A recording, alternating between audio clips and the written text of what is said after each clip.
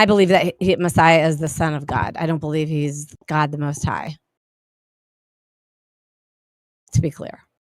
Why wasn't it the daughter of God? Well, I mean, Mary was a virgin, so like, I don't think she's supposed to be revered, or it's like the God of mother of the mother of God or anything like that, like the Catholic Church. I think Christianity overall is a gay man religion. I'm not a Christian. I didn't say you. I was talking about Christianity as a gay man religion. Well, I mean, you could have your views. Yeah, it's about soft, gay, sissy men that can't fucking look after themselves, that aren't fucking confident enough that when anything goes wrong, they have to pray to their gay, sissy God. So it sounds like you're mad at God. Yeah, it does. I'm mad at people that can't fucking stand on their own 2 feet. What are you talking about? Why would you be mad at somebody? Why couldn't you just be like, okay, that's cool. That's your vibe. God, gay God, man's chauvinist, gay God, religious bullshit about how if you can't do something yourself, you got to pray to this magical fucking unicorn, unprovable thing that's up there in the sky with a personality and rules. And follow this book that's written by men, but I promise it was written by fucking God. Yeah, That's good what I'm vibes. talking Can you about. just good vibes? Can you just calm down with the profanity placement? Yeah, it sounds a lot like you, Rick's guy, to be honest, when you're freaking out too. Hey, what profanity are you on about, man? Like I've heard Dude, you people need to take say a break. Good 1,000 vibes. times worse words than I've spoken just now, and you'd never say anything to them. Yeah, profanity aside, how would you describe it's just yourself? clear. Real quick, I know you heard me talking. Is there a? Yeah, it might be a pause. I was going to say, profanity aside, it's clear that he has some kind of emotional issue. Something happened. He's lashing out at God or whatever this No, I'm just like I can't. preconceived religion view is That's in his not mind. it. It's not about God. I have nothing against God. I have something against the Okay, people I that meant believe. to say Christianity. There's something that happened where like you whatever straw man you have of Christianity, you're trying to attack. 100%. Well, that's what you're on about, right? The whole thing, this whole discussion is about Christian ethics and morals and stories. But what does it bother you if somebody believes in something? How is it that it brings up a visceral, angry feeling? I just got into the conversation and it feels like you have an attitude towards me. No, I don't have an attitude towards you. I'm sorry if you feel like that. I have an attitude towards people that are preaching like fairy tales. It's just the same as preaching that we live on a wet fucking spinning water ball globe in a vacuum. That's the same thing. But what is it that are people mean to you that have this faith? It's just preaching lies, preaching rubbish, preaching stuff But that it's kind of is not provable. it's kind of not the same. I get where like people that preach it will tell you it's fact, but everyone knows like it's a religion, so you can choose to believe it or not. So it's not the same in the regard to what's forced down our throats about a heliocentric model, you know? It's exactly the same, and they're hitching it together with the flat Earth, saying that it's a biblical thing. It's a biblical flat Earth. I don't want to be on the side where if you keep preaching it for the next 10 years, everyone's going to think that all flat Earthers are biblical literalists, and that's not the boat that I want to be like segregated into. That's how I came to the shape of the Earth. Hi, Gio. Go ahead. Oh, I was just gonna say I've heard people say that already. Like people say that they try to link it to Christianity, and say, oh, it's all just Bible believers. I'm just saying that's people have already been making those comments for a while. Well, how do people explain the the firmament or the container. Yeah. How do you The explain demonic bees? Bees are like the number one. What is it here? Hold on a second. Let me just get to this. I think it was like in April or something. Bees have officially been named the most important living species on Earth. pollination. Yep. Like, I don't know. To deny, I mean, you don't have to like a particular person or entity or God, but I mean, don't you think that there is a creator, a designer of some sort? Good vibes? I think that I am, and that is it. I am. Like I believe like a part of my paradigm is universalism. That's like step one. Any other modality I can tag onto that, but universalism. If you understand that you are the first witness, your lab frame is you. You are the one and only reference frame that you can actually deduct down to like the ultimate lab frame. There's no other frame greater than your own perspective. Okay. That's so funny because I recognize myself as an idiot. I know, right? Like, I'm like, okay. Like I look at the more I learn, the more of an idiot I feel, to be honest. So I don't I think this mean, is you can empathize and sympathize and imagine and put yourself in someone else's shoes and look at yourself in the mirror from another angle. But at the end of the day, all that you perceive in this world is coming from you. Isn't that a bit nihilistic, though? I mean, I No, don't it's know. fact and logic Where do you get that from? from me. Where else would I get it from? Mm. Oh, so you created a universe, and that was included in the cosmos. Wait. So you That should be are interesting. sunlight? Yeah, but can you just but can someone have their own spiritual journey and not have to be codependent on Yeah, another absolutely. system? And Well, nobody's but I saying mean, that the opposite of that, Jill. But when he but says that he everything that he perceives in the universe comes from him. So he perceives the sun. So the sun is from him. Could be. You'd have to. I mean, yeah. How the fuck do you do that? Can you please show me how the sun is perceived and is from you? Good vibes. I'm just saying. Yeah, I well, want the answer. I want this Well, answer. I 'Cause, I mean, mean, shit. If you're saying that you because you perceive the sun, therefore the sun is from you, and the winds is from you. Where did they come from, and how did they get there? And how am I experiencing it? I was gonna. Good vibes. Did you want to respond or? Yeah, I'm about to. I was talking from the perspective of consciousness itself. As consciousness is all one, divided fractally, we all share the same beginnings. We all share the same fate. You can't What even I can see explain is consciousness. that Sorry. there is one with many perspectives. It's like having like a bunch of flowers, and every petal is a different perspective from the same beginning. Yeah, you can't even explain consciousness, man. How did conscious even happen? Do you know what consciousness is? Where can I get No, a do cup of it? you? I don't. So Do you, you? I just Conscience means with you have knowledge. nothing to argue about if you can't prove it yourself. Yeah, exactly. So show me your proof of consciousness. How did it come to be? The only evidence I have of consciousness is from my perspective. I cannot give you a perspective that's not mine. So there has to be some type of creator that created all things. In other words, gave conscience to every single life, and somehow the seeds that just come out. I mean, even just a seed, bro. It's even harder Yes. than that. Nobody can There recreate that. doesn't have to be. There doesn't have to be a deity, God, creator. There can just be manifestation itself.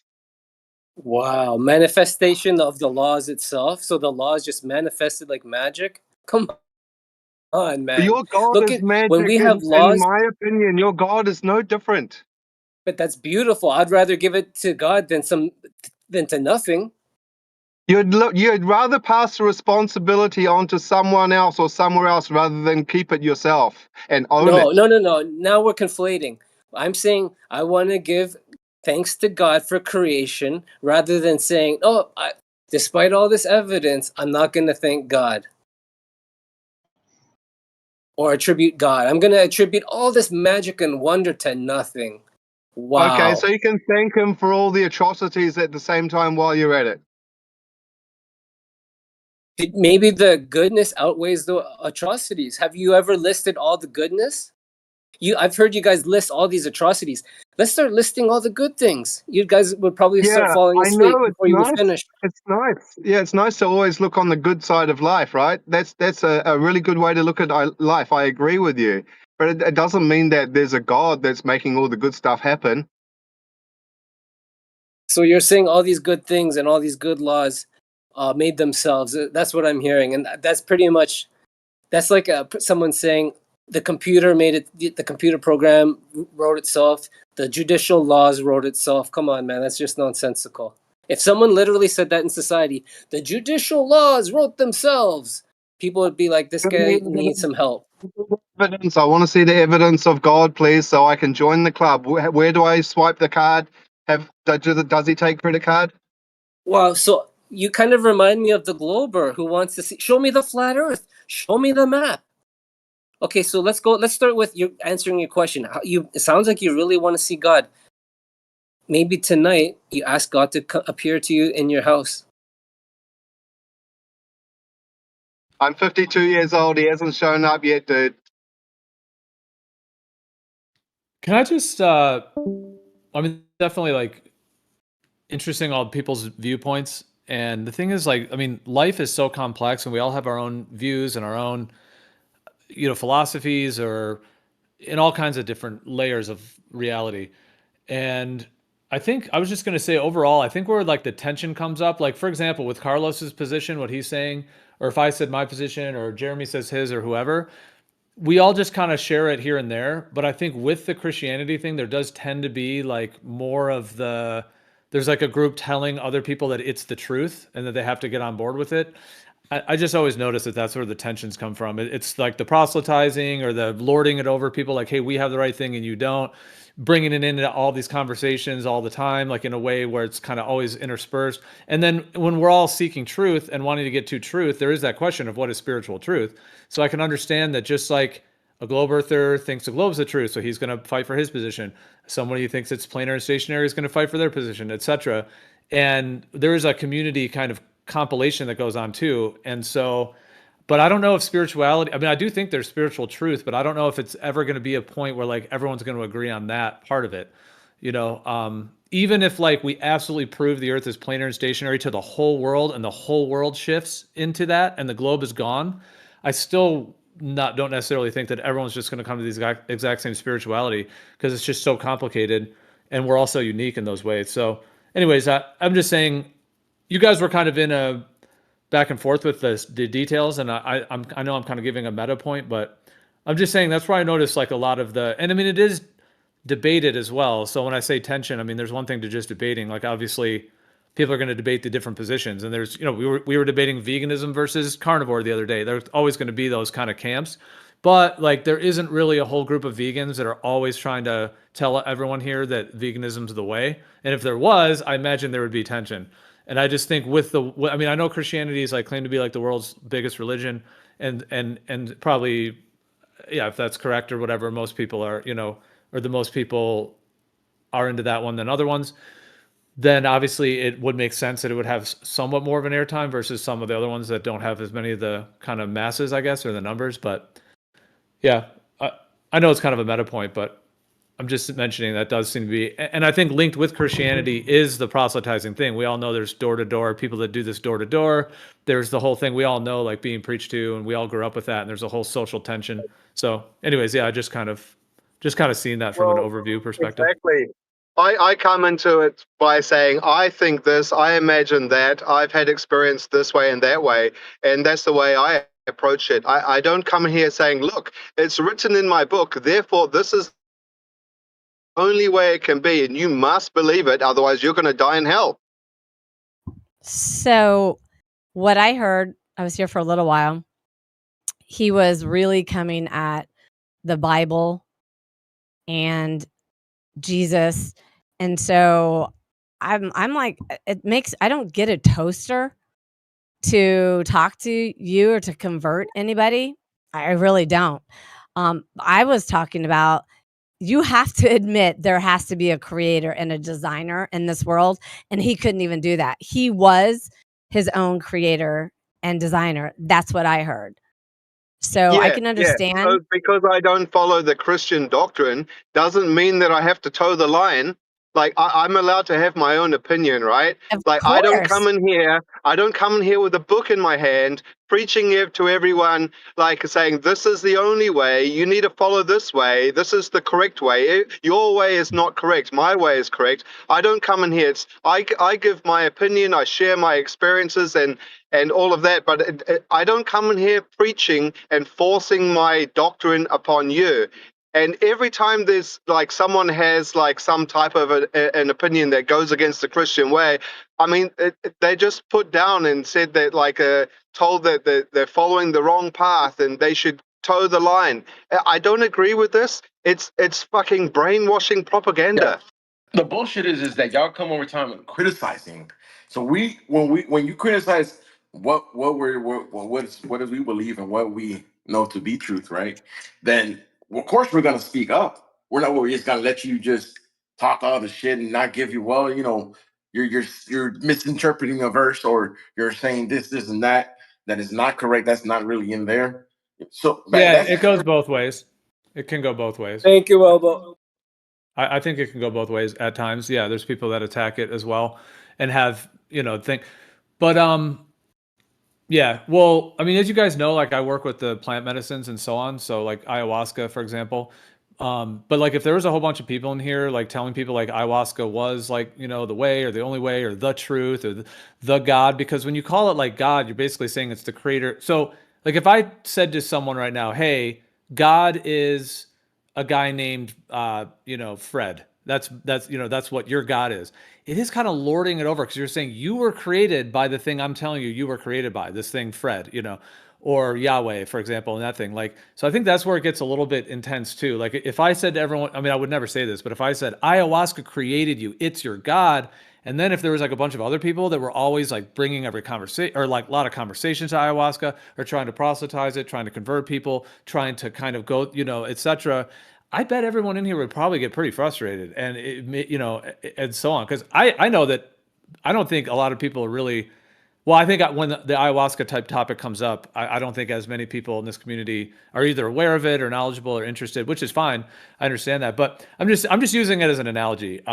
Meaning that if that was the case, if people were coming in here saying ayahuasca is your God, you have to go consume it, you have to drink the sacred medicine, you have to do it at least once a week, or else you're going to go to hell or the afterlife, or God's going to send you off to, or ayahuasca is going to send you off to the lake of fire and you're going to be extinguished from reality.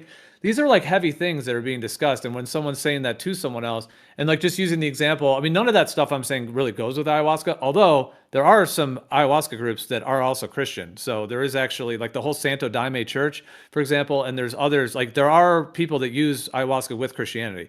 However, it's generally not like proselytized in that way, or they're not out there telling people like ayahuasca is God and so on in that way. But I'm just using it as the analogy. And I'm just saying, if that was the case, like in these discussions or in the community, and there was a bunch of people saying that, for example, I think it would probably cause like at least this part of the tension. I mean, the other parts of like what you guys are discussing are getting into philosophy and how we all see reality. But I'm just saying from that side of it. But I do hear what Elbow's saying as well. If I may, Oh, Gio, real quick. because we have a lot of Go ahead. globers going around these Discord channels saying it's the globe. Basically, I'm trying to help get them out of their cult. So I get it. Some flat earthers in this community don't speak to people in real life, and they don't want to engage in the debate here. They don't want to convert anyone. They just want to be on the sideline. But there are going to be people who literally want to help these people who are in a satanic, dangerous cult. And I'm one of them. I literally want to help these people recognize the dangerous satanic cult that they have allowed themselves to become a member of unknowingly, and I want to help them leave. But I get what you're saying. Not everybody is active in the community. Some people just want to be sidelined. Some people actually literally want to help these people. And thank you. So Gio, real Elbow, quick, I go would like ahead. to. Oh, I'm sorry. I thought it was Elbow. Go ahead. So Gio, I get the correlation that you're trying to make, but I would just push back and like just accepting Jesus, and it's not analogous to taking a substance that's gonna you know make you trip or whatever.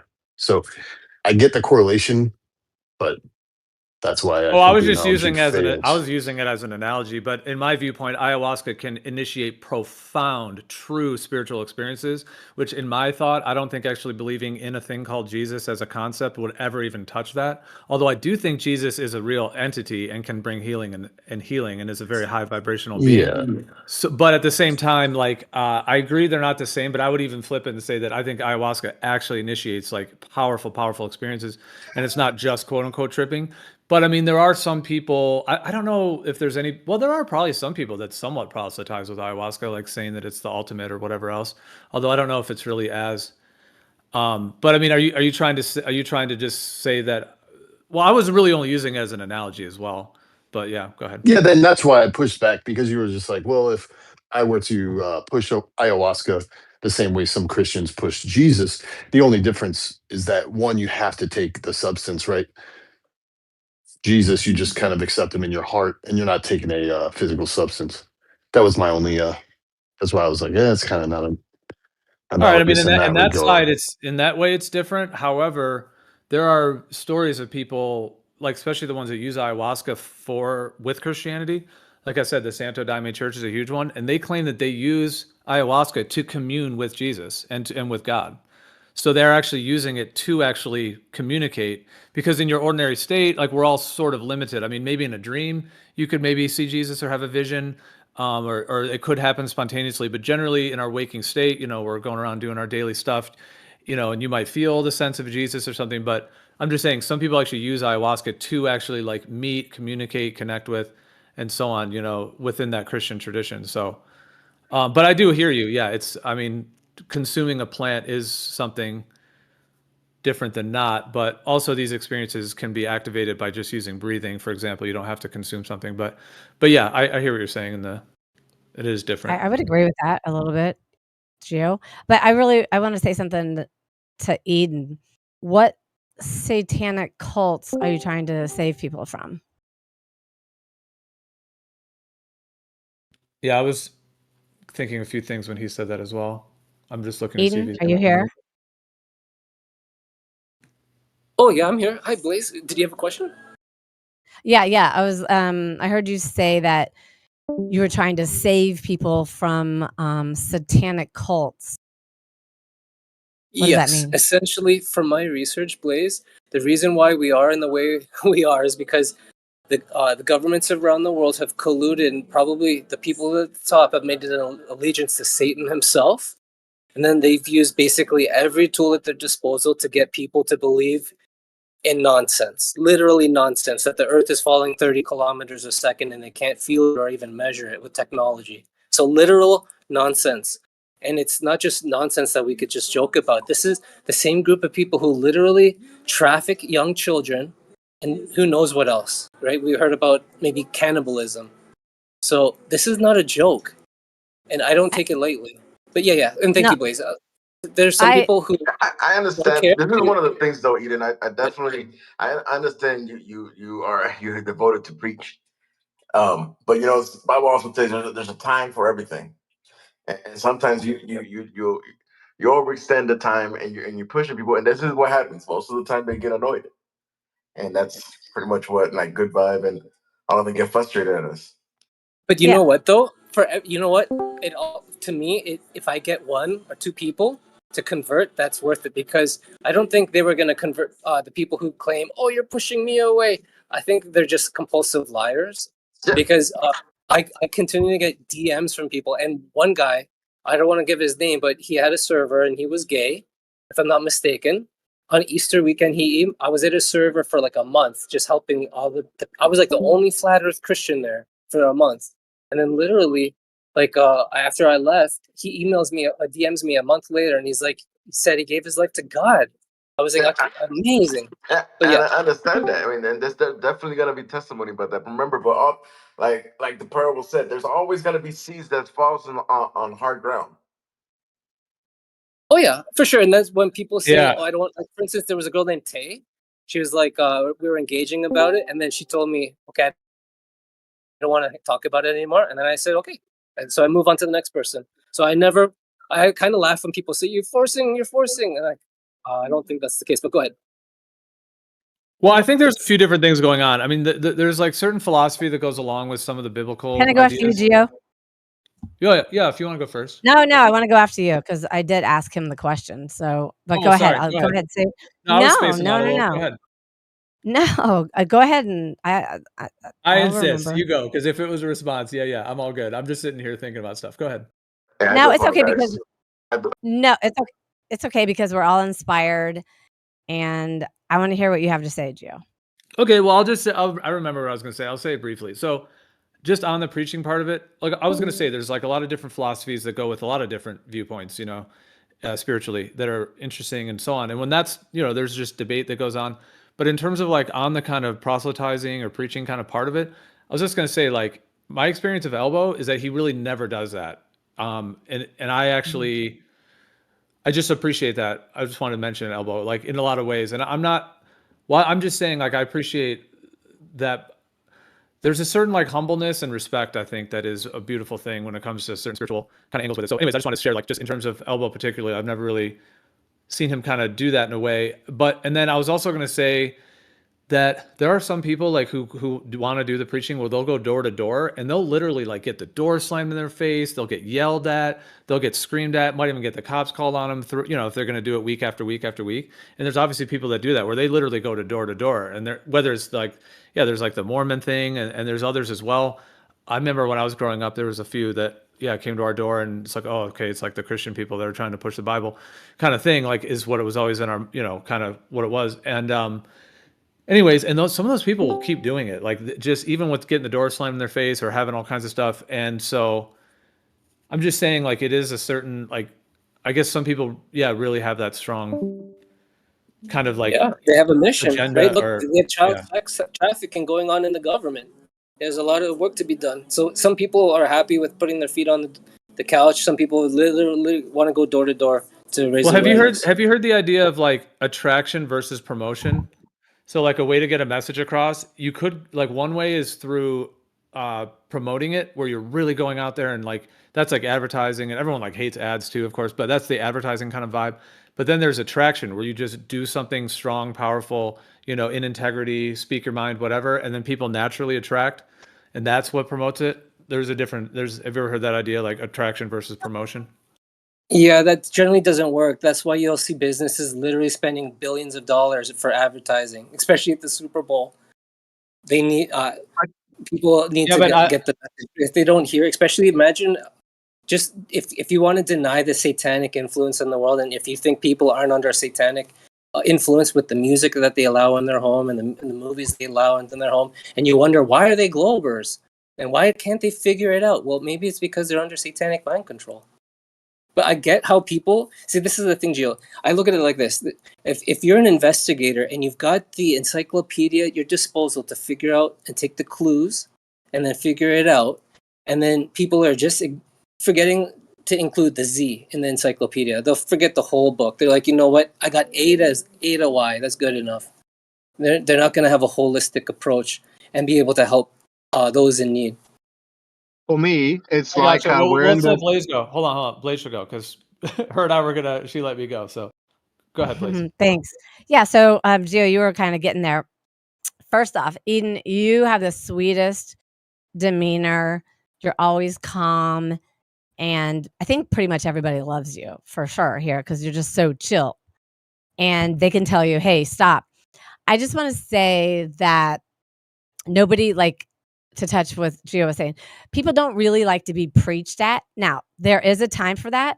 street corner preachers, evangelists, yeah, I don't know, but sometimes they reach people like in a moment, or they're drinking or something. But I think that, I don't know, what comes up for me is like you use that word satanic a lot.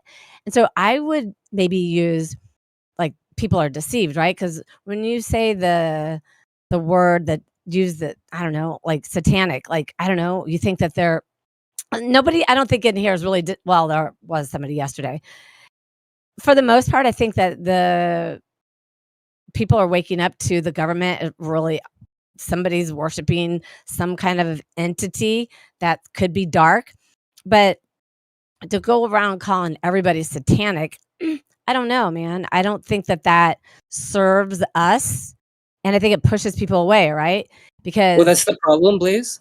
That's Mhm. the problem I've witnessed from people who are probably lying to themselves, and they don't know how they just mishear things. So when I say there's a satanic influence out there, what they're doing is they're either not paying attention, or they're twisting what they heard and saying that I said that instead. You know what I mean? Like, for instance, I'll say there's a satanic allegiance within Hollywood, and they'll say, "Look, he's calling everyone satanic." Do you see how? Do you see where that happens? And that's very frustrating because no one's calling anyone satanic. I'm just pointing out the um, satanic influence because it's like if there's an elephant in the rooms that are literally stomping on people, and everyone's like blind to it, someone has to call it out. yeah, well, I mean, I kind of say dark forces. Um, I don't like to use the word satanic because I don't know. I don't want to call. There's one accuser. We both know that there's already one accuser. I don't need to be that accuser in that league with him. I'm trying not to be. Um, I'm just saying the set apart spirit is the one that's supposed to convict people. You just keep being the light and easygoing person that you are. And have you ever thought about going on a street corner, maybe grabbing a buddy and going out there and talking to people? Absolutely. I've talked to like on a particular corner. Yeah, I'd love to do that for sure. But I'm still studying, so that's what I'm doing Well, now. But yeah, but you could just go out. I saw some guy real quick. I saw some guy on a video. Just he went to San Francisco and he said, "I'm gonna interview 100 millionaires and ask them, about Jesus." So he asked, most of the people that made money. He asked them like how they made money, did they have faith, and then did they believe in Jesus? And like hardly any of them did. So it wasn't like he was preaching to them, making them wrong or anything. And that was it. Like there was no confrontation or anything like that. And I'm not trying to tell you how to evangelize or proselytize or anything like that. But in this small community, I've been hearing like satanic stuff going around a lot. And I'm not sure, I wasn't sure if you were calling people on the server satanic or, the world leaders and Hollywood and things like that. yeah, So, what you will find, Blaze, is people saying that I call them satanic. I'm just saying they're twisting my words. Either one, because they're either compulsive liars, or they're trying to undermine me, or they're just bad. They have poor comprehension. You know what I mean? I So think a lot of stuff is demonic though. Like I think it all is. absolutely, It is. A lot absolutely. is. Yeah. For sure. Everything, Yeah, like a I lot think is, that's the but cause of almost all the problems. no doubt. And it's in the delivery. I mean, if we're And going to some go around saying everything, if people don't believe in a God and who sent a son and all that kind of stuff, they're probably not going to believe in the demonic realm yet either. But So, the demons don't care. The demons don't care if they believe. well, Yo, Yeah, I And don't and in know if this you and guys. community, Demons are in this 100% community, real. Demons are dude, real. like in this community, it feels to me like over the last 10, 11, 12 years, it's like there's this Trojan horse that's come in like Sharia law style, and it's just like taking over our thoughts, whereas there's only one way or the highway. And I don't think that we need to like conform to this like paradigm because we should have more free will without having it proselytized to us. Yeah. Do you think demons are real? Yes, I do. Have you had experiences? Yes, I have. then why Sorry, wouldn't there be the I opposite? missed what you said. No, Well, I'm just saying, like, it most people doesn't I know mean have that some they're. experience. I mean, the demons or whatever you want to call them, the entities. It doesn't mean that they're the opposite to the Christian Bible God, or No, anything yeah, to no, do with God. I'm not asking you. I'm not even asking about that. I'm just saying, like, well, okay, well, if there's something demonic, then it stands to reason, right? That the opposite exists. But outside, because we experience things that we would associate with some type of demonic oppression, and we also experience the opposite. Like we experience Those, love. We experience love. We know what it's like what it feels like to be like truly selfless, or to help others that are in need, or when someone like comes and helps you when you're truly in need, or when someone like truly cares about you, or if you've ever had a baby, stuff like that, right? Yeah. So I mean, a lot of people just kind of frame it as like good and evil, or like love and yeah, but dude, hate, or are whatever. these exclusive to the biblical God though? No, I don't try to convince people that don't want to hear it, bro. So I don't mean, maybe you can ask someone else, right? Like I don't. I think like the good and evil and spirits and like demons and stuff. It's not exclusive to Christianity, man. Of course it's not. Of course not. In fact, the idea that that doesn't exist is so retarded that it only became a thing like 100 years ago. So like for all of mankind's history, they've known this, and obviously the whole world wasn't Christian for all of mankind's history. So yeah. But like the question would obviously be like, is any of the world religions true? And if so, which one is it? And you know, I mean that you have to study. I actually think that you have to just ask God. Have you ever done that? In order for any other That's a religion great to idea. be true, Christianity has to be false. But if Christianity is true, every other religion is false. Well, this is the thing about Christianity, man, is that like it actually explains all the other religions very well, right? Like, I really don't see that with other religions. I'm open to someone. I actually hate religion, so I actually hate like the religion of Christianity as well. But anyway, One of your but just in general, right? Like Christianity does actually explain all the rest of the phenomena very well. I'd actually say the best. I'm open to hearing any alternative, but I'm not going to be particularly persuaded by just like a generic, like, oh, God's an energy, the universe, or anything like that. That doesn't really cut it for me. It's clearly much deeper than that. There's Yep. specific intention, there's a personalization to it. And if people have ever pursued that, then they'll know that's true. But like, for example, if you like one of the most compelling arguments for the Bible is the span over which it was written, and then the allegorical synchronicities, despite being spanned out over, thousands and thousands of miles and centuries, right? And so, like, a human author couldn't even really replicate that. It's like truly mind blowing. And then it wasn't even just like a bunch of people got together and did it. It wasn't like there was a book and they're like, I'm going to add a book to the rest of the books. There was no book. There was no Bible. They just wrote their own thing. You know what I mean? And then like it all got compiled and put together and was like synergistic in a way, which is very fascinating. And then if you look at like all the other claims throughout all of history, they all claim that there are beings that came from the sky, that came down and intermingled with man, that they were worshipped as gods, that they had children, the children were giants, and that the giants got smaller with each of their offspring, and they were worshipped as demigods. And this story is told all across the world. And a lot of the religions are polytheistic, and they actually worship these beings, these deities, right, as their gods. So, like, Yeah, and I don't. how do we make sense of that, right? Like, uh, they can't really like all be the gods, right? Like the gods over there and the gods over here can't both be like the true benevolent, all powerful being that created everything, right? So that's why Christianity is pretty compelling, even intellectually for me, right? Because it's like, oh, well, it explains all that. It's just like those were actually the angels that were supposed to watch over mankind. They came down, and then man just like, wow, that's a god, and then their children were demigods. So what Yeah, can't but there those be? What stories can't there have be been like told. I was a, also trying hen, to get in a if I henotheistic could. setup where you've got the God, the creator God, who then created a bunch of minor gods, like Yeah, henotheism, you could. where Yeah, that yes, actually is what happened. That is what happened.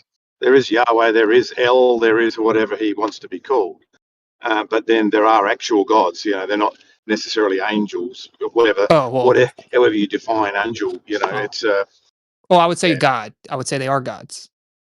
They are gods. That's like what the scriptures call them too, lesser gods. lesser gods. Yeah, but of Lesser course gods, they yeah. have to be lesser gods, right? Because there has to be like Yes. a primary mover, right? But like Agree. this is a rabbit hole I'm falling down right now, right? So like if you guys have ever heard of like Rh negative blood, this is related, right? So like Rh negative blood is wild, dude, right? Like it's a super small percentage of the world. It's something like Yeah. 6% of the world, okay? And then you have 1%. That's me. Okay, you have A negative, and then you have B negative. B negative is only 1% of the world, and then you have AB negative. That's like 0.5 to 1%, right? That's me. AB negative. AB negative, yeah, that's crazy. That's the most rare. And then B negative is also very rare. Those are both like around 1%. AB negative is more rare, and then A is a little bit more common. And it's like disproportionately present in Europeans, right? But not just Europeans. Like it's in some Asians, stuff like that, but disproportionate in Europeans. And what's so crazy is I never cared to. Okay, so I kind of just knew intuitively that I had a negative Rh negative blood because like if you've ever researched it, they have like certain markers. So like red hair, blue eyes. It's not a given that you have Rh negative, but that's associated with it. Also like intuitive capabilities, stuff like that, right? Like like what some people will call like say psychic capabilities, but intuitive capabilities, hypersensitivity to electromagnetism, all these different things, right? That I could just tell, right? But I didn't ever wanted to get my blood type because some creepy Mason asked me what my blood type was one time.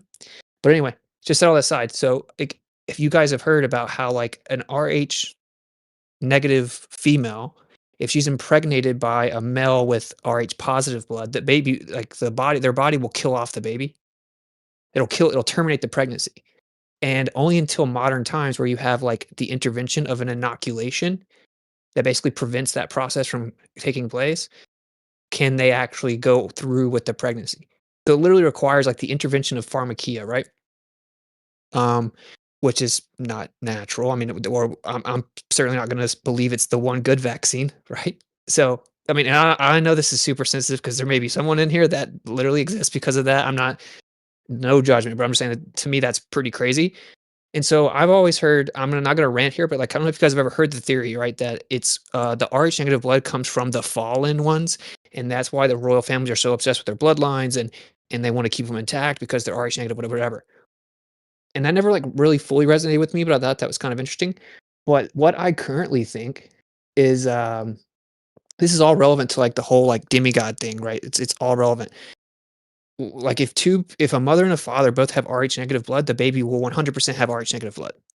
So let's say that you wanted to create a certain group of people that were distinct from all the other group of people, and you had to keep that group of people's bloodline pure so that a certain person could be born of it, then you could literally make it where the females of that bloodline cannot be impregnated outside of that bloodline. Quite literally, like physically, it would maintain the purity of that bloodline and would prevent them from being impregnated by any of these other entities, right? So I actually think that Rh negative blood might be an Israelite tribe marker. And what it did was that would, in theory, right? Like that would ensure the Messiah could be born of a pure bloodline. I don't know if anyone's ever thought of this. And then it would prevent them from being impregnated and having giants, right? So I don't know. you're trying to say that the Israelites have this blood? It's just a theory, right? I'm saying I think that makes the most sense, yeah, because like if you look in the scriptures, like there were no giants in the Israelite tribes, right? Like all these other places had giants, but Israelites never did. And the whole story is that the Messiah had to be born to the tribe of Judah, right? Through the line, the Israelite line, right? So it's like it would keep the blood literally pure, meaning like if there was a female, like okay, like Mary could not have gone and got impregnated by someone else that wasn't of that bloodline. She literally physically couldn't. Her body would actually terminate the pregnancy. That's like a real phenomena that happens today, which is insane. And it's the only blood type that's like that. Everyone else can have babies with everyone else. And an Rh negative man can impregnate whoever he wants. But an Rh negative female can only be impregnated right by an Rh negative male, which is crazy. So And are these the same Israelites that are in Israel now? no, I don't think so because I don't know about Ashkenazi blood types. I don't know anything about that. I think that everything to do with modern ethnicities and genetics is a total deception. I think there's so much intermingling that we would never know, and I think that all the the genealogies were destroyed in the temple. And Well, I think the Ashkenazis are from Ashkenazis are fake. I think they're imposters. The Ashkenazis are the Jews that are not Jews that claim to be Jews, but are in fact synagogue of Satan. That's what I think. They don't yeah, follow they're the from the Torah. Caucasus. They're from Poland, Ukraine. They converted to Judaism. Well, I don't think they even follow the Torah, right? They don't follow the Torah. They follow the Talmud and the Kabbalah, and they believe in the tree of life. And they basically worship the tree of good and evil, and they think the good of evil and tree of life are the same. And they don't actually believe in the Torah. They just claim to be Jews, but in fact are not even in terms of Yahudim, meaning like followers of Yah, right? Because it's you get grafted in. Anyway, that's like a whole thing. But I don't know. Any feedback on that? What do you guys think? I'm trying to like figure out this theory in my mind, but I used to always think, oh, Rh negative blood. That's so weird. They're obviously different than everyone else in the world. So like, are they like from the Nephilim? And I kind of just defaulted Why to would that. I'd heard that. I just Mhm. quickly throw in with it, like, if you believe in an omnipotent God, why would bloodlines or blood types matter to an omnipotent God as to where the Messiah is born? He can make the blood and the DNA do whatever he wants to because he's omnipotent. So I think you're kind of limiting God's power by saying Uh-uh. that's why he did that, so that Messiah could be born from a certain something. God could have made Messiah born to anyone anywhere and be however he wanted it to be. Don't you agree? Yeah, but he would have had, yeah, but it would require intervention of free will. So like my personal belief is that Yeah, no but he matter does that all the what, time, bro. I He disagree. does that Oh, all the so time. totally disagree. Like my belief is that under no circumstances ever, in any circumstance, will God ever impose on your free will. Never, ever, to the extent that he'll literally let you go to hell if you want to go to hell or wherever you want to go. He's never going to Didn't impose he? on your free will. Okay. Um, I'll give you a couple of quick examples. Mary was made pregnant, whether Yeah, and she an wanted angel it came or in. not. What The do you other mean? thing, Wait, just what do you mean the whether other, she I said wanted it or two. I not? said two. No, I said two. I said two. The other one is Pharaoh. Like God repeatedly hardened Pharaoh's heart, which means that Pharaoh's heart would have been softer, probably to let the Jews go after all the, the different plagues. But God, what did he do? Hardened his heart, hardened his heart. So he did interfere with Pharaoh's free will. Okay, do you know what it explains to you what hardened heart is, right? Which is whenever you repeatedly choose, it uses the example of sexual morality at one example, but just in general, when you repeatedly choose like separation from the creator or like what is right or sin over him, repeatedly consciously choosing that, and specifically after it's revealed to you and you still choose to do it, eventually he will just give you what you want and hand you over to a hardened heart. So we're told exactly what the process is, and that's what happened to the Pharaoh. And then Paul calls it a seared conscience and actually seems to suggest there's no coming back from that. So this idea that you can kind of just wait forever until your deathbed is totally not biblical at all. It literally says that you can be handed over and there's no coming back. So like, yeah, it says he hardened his heart, but it tells us throughout the scriptures what that process is, which is like, again, it actually exemplifies free will, which is like, if you consciously choose repeatedly that you prefer, you're like, dude, who are you to tell me what to do? I'm not going to live by your rules. I want to do whatever I want to do. If you truly feel that way and choose that, eventually he's just going to let you have it. And that's what happened to the Pharaoh. And then Mary But, was come to by an angel, right? but She wasn't like forcibly raped or something. I have get some back to the input get back after. to the Exodus. Okay, I'll just be. That's all good. No. Go ahead. I said after you. Sorry.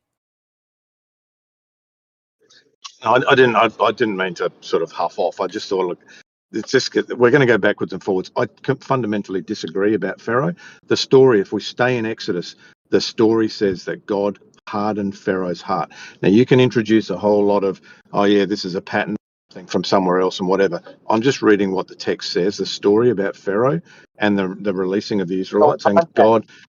It says that God hardened his heart. God hardened his heart. God You're hardened his heart, cherry which picking means though.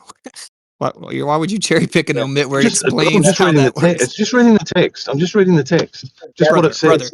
Brother, you're just reading a certain little bit and cherry picking it out. Like if it didn't explain in the Bible what that means, then sure, I'd be like, okay, I guess we have to just guess what hardened heart means. And your point, but it tells us how that happens. Like it tells us why it happens and happens. Look at what the Pharaoh did before he said he hardened his heart. Look what he was doing. He was mass murdering Christians, enslaving all kinds of people. He was ruling like an insane person. Like, it wasn't like he was a super nice guy that loved Christians, and then God was like, "You know what? I'm gonna make him evil." That's not what happened. That's not what happened, bro. There weren't any Christians. There weren't any Christians back then. Okay. It's a couple of thousand years before. Yeah, you're right. There was no followers of Christ in that sense, sure. Not really. Technically, there were still Christians because Christ is the Word, and so, like, the Word became flesh, but there was the Word before that, and even before it was written down in the Torah, it was on their hearts, and so if you followed the Word, then you were a Christian because Christ is actually the Word, but, like, that's semantic, I don't really care. You're not really engaging with the point, right? Like, hardened heart is a process that's explained. That's all I'm saying.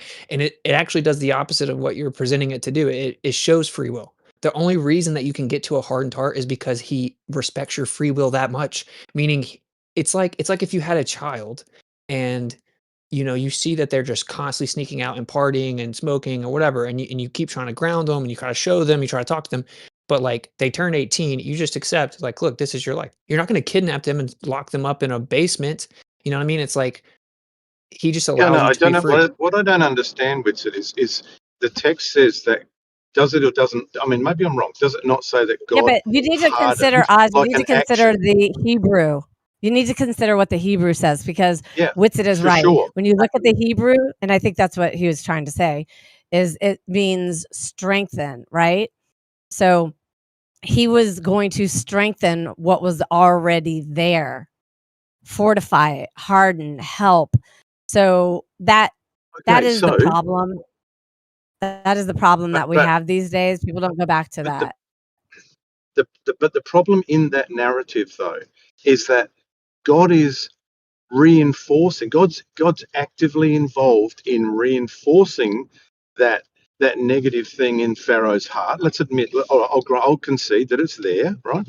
But God is actively involved in amplifying it, shall we say, in order that Pharaoh continues to not relent.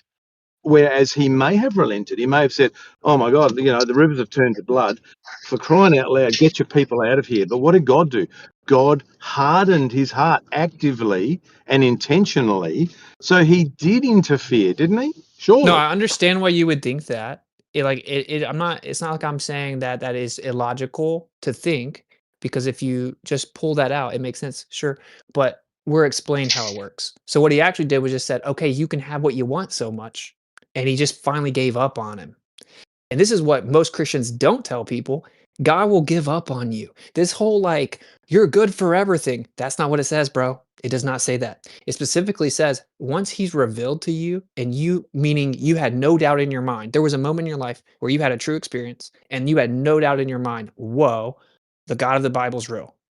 You knew that, and you actually had conviction and change and all this, and then actively chose, knowing, oh well, I know that God's real and I had that experience, but I still want to do this, basically like playing games with God, right? Or being like blatantly, like basically mocking him or taunting him, or like blatantly intentionally rebellious. You can only do that for so long before he's like, okay, look, life is like a whisper, or it's like a fleeting moment in the terms of how long you actually exist. But if you're actually going to throw away the eternal for this little temporary thing, you're free. I will let you have it. If you actually think like having sex with everybody is that big of a deal, you can have it. If you actually want to just run around acting like a crazy person and like manipulating people and whatever, like, if it means that much to you, right? I made you with free will. I will give you what you want. And this is why when people ask, like, why are all the evil people that are so rich and so wealthy? They had to, it's like, yeah, because they only get like 100 years of it, bro.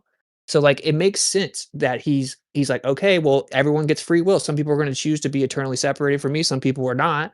And if you make the choice to choose that over me, then it makes me sad, but you can have it. And when he does that, when he just finally hands you over, he's handing you over to your own wishes. He's not actually doing anything to you. He's handing you over. Once he hands you over, there's really no coming back at some point, which I will never tell someone that they're at that point or anything like that. That's what I won't do, but it does make it pretty clear that you'll have a seared conscience and a hardened heart, and that there's no coming back. And so, anyway, that's what happened with the Pharaoh, man. I mean, he utilized him, yeah, but the Pharaoh chose, and like also, if you even look at like Egyptology and like historicity, throw the Bible out. Like the Pharaoh's like main subscriber, like historian, basically, he wrote about like the Hebrew people and that they performed magic because they had this magic word. And what do you know? The magic word was Yahuwah, right? Or Yahweh, as some people would say, right? Yod-Heh-Vav-Heh was their magic word that made them perform miracles. So the Pharaoh was very well aware of these Hebrew people, the God that they worship, and the fact that they were able to perform miracles worshiping that God. He was fully aware of it, and he chose to persecute them anyway. So he made his choice. He laid in the bed he made, bro. So let me That's like the ask you a epitome of question, free will. bro. Do you Mhm. do you honestly believe that God chose a certain people to reveal His word? Like, of all the people in the Yeah. world, God chose the Israelites to reveal Yeah. Himself, No, y- Hebrews. No. Well, or yeah. Hebrews? Yeah, well, what I think specifically is that he chose a lineage for the Messiah to be born, right? Like for example, if you were going to reveal guidance to people, right, then you would choose a group of people to reveal it. Like, and that's where the prophets are, and then they reveal what it was, and then he protected that lineage so the Messiah could be born pure, right? And then if you really go down the rabbit hole, it says that Noah was the only pure one left in his generation. And there's obviously the interpretation that it means literally pure, like literally the only one pure left. And everyone else had only evil on their mind continuously. He was the only one genetically pure. I mean, people debate that, whether it's like genetic or not, right? But that's pre-flood. So antediluvian, and then you have like post-diluvian, where you still have like this insurrection. You have the Tower of Babel, which I mean is really indisputable. You throw the Bible out, and the Nimrod guy existed. Throw the Bible completely out, Nimrod existed. Gilgamesh, Nimrod, he was written about all over the world, right? And he was like 2/3 God. He was a demigod. He was like 19 feet tall. He was like 7 feet wide. These are like extra biblical sources that all corroborate the same guy. And I get so, that, but wouldn't it make more sense, more logical sense for an all-knowing, all-doing God to reveal Himself to all the people in the world? well, Wouldn't that that's be more of the That's what logical? that's what he did. That's what he did. He did that. He like regularly revealed himself like physically in like physical interventions in what people call the Old Testament. You eventually get to the Messiah being born, and then he actually bridges the gap from the entirety of the world to the Father through the Messiah, right? And so then it's like he's our high priest. Literally, everyone can do it. Everyone can just go straight to the Creator, basically through the mediator, straight to the Father, right? So yeah, So, but sorry to interrupt, but the Chinese didn't get the message. The Indians didn't well, get so the message. Essie, yeah, they did.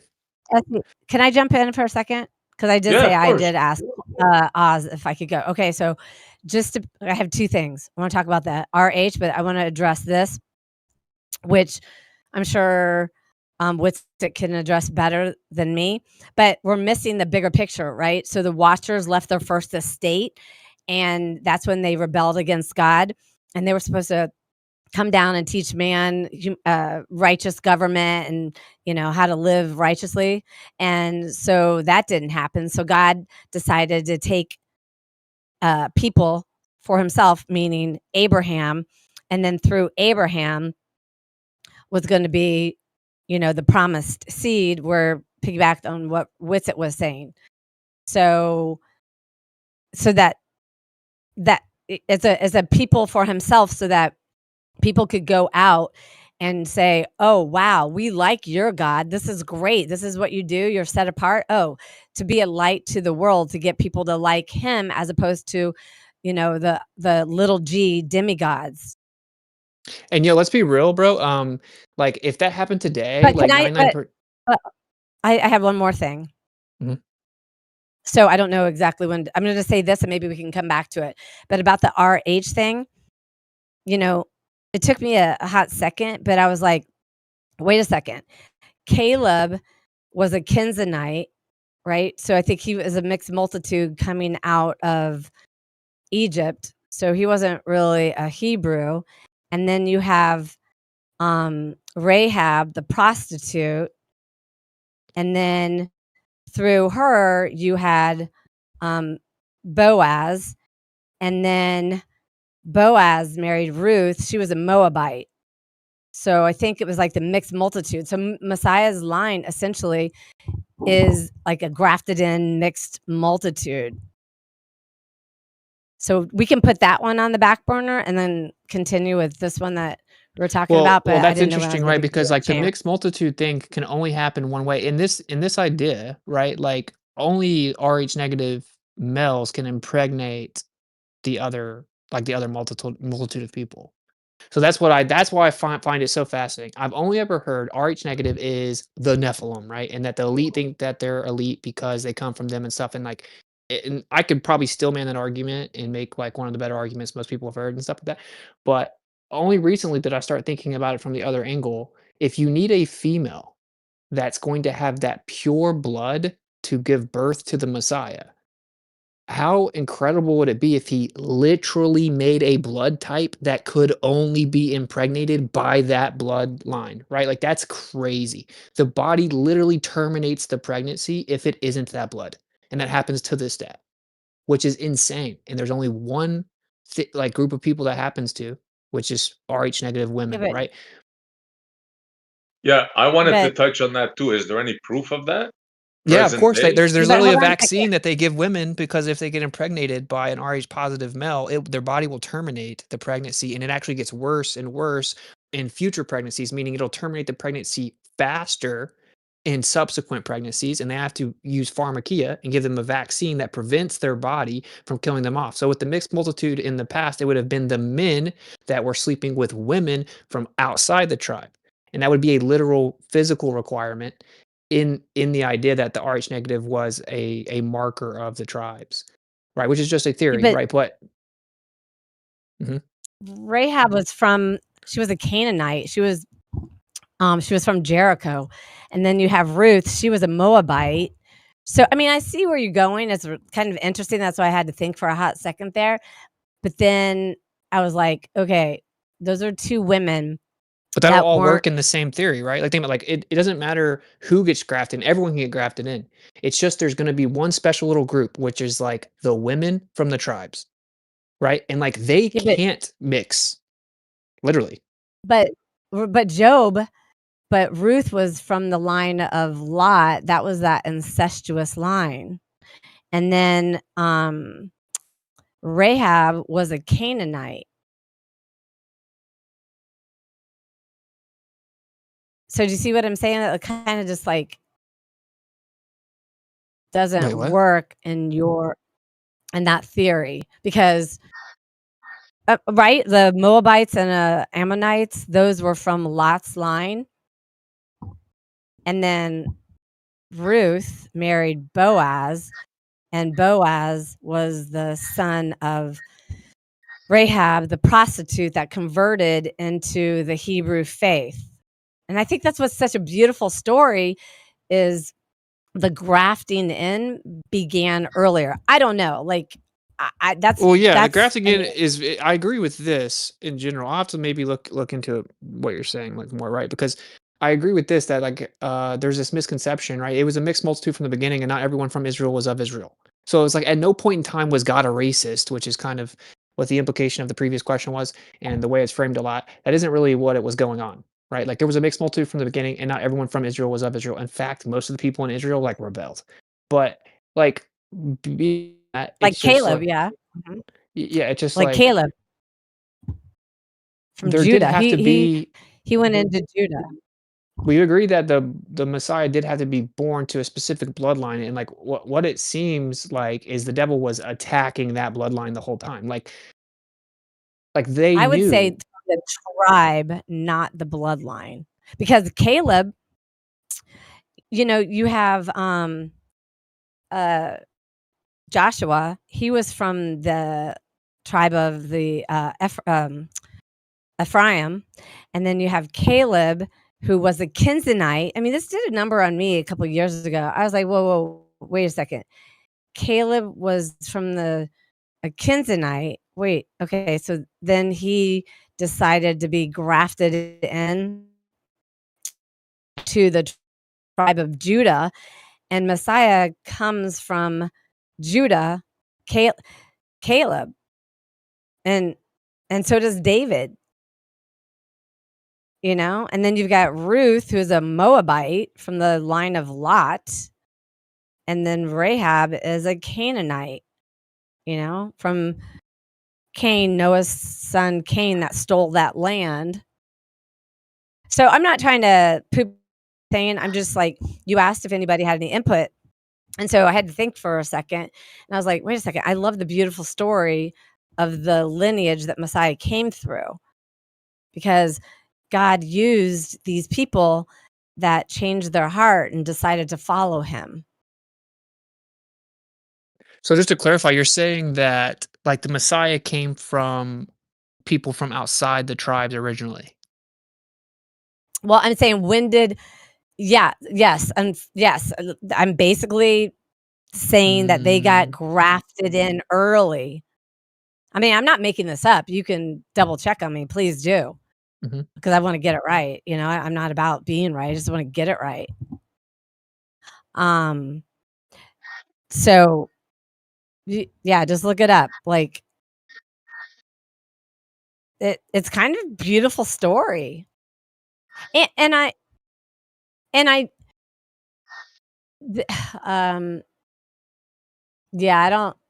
think being Hebrew just means crossing over, like you can agree, just crossing over into, following the Most High, the God of the Bible. I believe he is the God of the Hebrews. I don't believe God's Hebrew. Yeah. I So believe he is. yeah, so you have Go ahead. Ruth, like you're saying. I think you said Ruth, maybe. She was Yes. Moabite, yeah, and then is the great grandfather of David. But of course, lineage is really tracked paternally in the scriptures, right? No. No. Yes. Yes. So Yeah. So Boaz was the son of Rahab. Remember Rahab, the prostitute that helped the spies? And they said, listen, we will save you and your home, but don't leave. She hid the spies, and they said, keep the red thread and don't come outside, and we'll save all you and your family. You remember that part. mhm. She was a Canaanite, wasn't she? From Jericho? Sure. Yeah. Yeah. So I think that was the first time I'd ever But heard this that is what I'm theory, saying which I though. think Like is like any woman outside of those tribes can be impregnated. Like the only limited group are the women that were from the original tribes, like genetically. Meaning, but see, that's what I'm saying. They're not. uh, well, uh, They're yeah, not you're from right. the You original did. tribe. Well, you did give an example. Like what? One example, I think. I'm trying to look it up right now. Of like you're saying a woman that was born of the original tribes, because you have to go to the first time that there's like a mixed multitude where someone from outside the tribe is coming in, right? And if you get a woman from outside coming in, an Rh negative, let's just with the theory, right? The Rh negative man could impregnate her, and they're gonna have babies, and then they can keep having babies, and then you'd be like, well, he's technically from the tribes, right? But still kind of not, and it's mixed. That's where we get tricky But because it's I'm like, literally telling you the line that Messiah came from is these people were grafted in because they had a change of heart and they followed the God of the Hebrews. Literally outsiders converting. yes, yes, I get this. What's going on, dude? Well, I was trying to figure this out, where like, okay, like Gary Wayne, for example, I was watching an interview with him, and he's talking about the same thing that I've heard a lot of times, just this idea that Rh negative blood um, is from the Nephilim, and that the elites are so incestuous and obsessed with their bloodlines and keeping it pure because they're Rh negative, and they believe it tracks back to their celestial ancestry. And I have always specifically not went and figured out my blood type because I knew intuitively that I was Rh negative, and I just like didn't want to even like care put it like any significance on it or whatever. But I was watching that interview yesterday, so then I like Amazoned a freaking blood test and like paid extra for it to get here real fast. And Nice. yeah, and then I'm like B negative. I think my dad is as well. Both my daughters are like positive though. And so I started looking into it, right? And like if a woman is Rh negative and she gets impregnated by a man that's Rh positive, their body will terminate the pregnancy. But if you have an Rh negative male, he can impregnate anyone, and then an Rh negative male and female, they will automatically have an Rh negative offspring. And so that's pretty fascinating, right? And like that only like 6% of the world has Rh negative blood, and then B negative is like 1% of the world, and then AB negative is like 0.5% of the world. Now this is going based off of like the claimed population numbers, which I don't even necessarily believe those, right? And then it's largely European descent. There's some Asians. It's largely European. And so anyway, it's just like a very fascinating thing. So then I started flirting with the idea, well, oh, what if it's not the Nephilim, but it's the tribes? And then what that would do is ensure that you could have the Messiah born uh, to that pure bloodline, right? Because the women can literally only be impregnated by men from within that bloodline. But then she was pointing out the different like grafting in that happened early on, right? The mixed multitudes.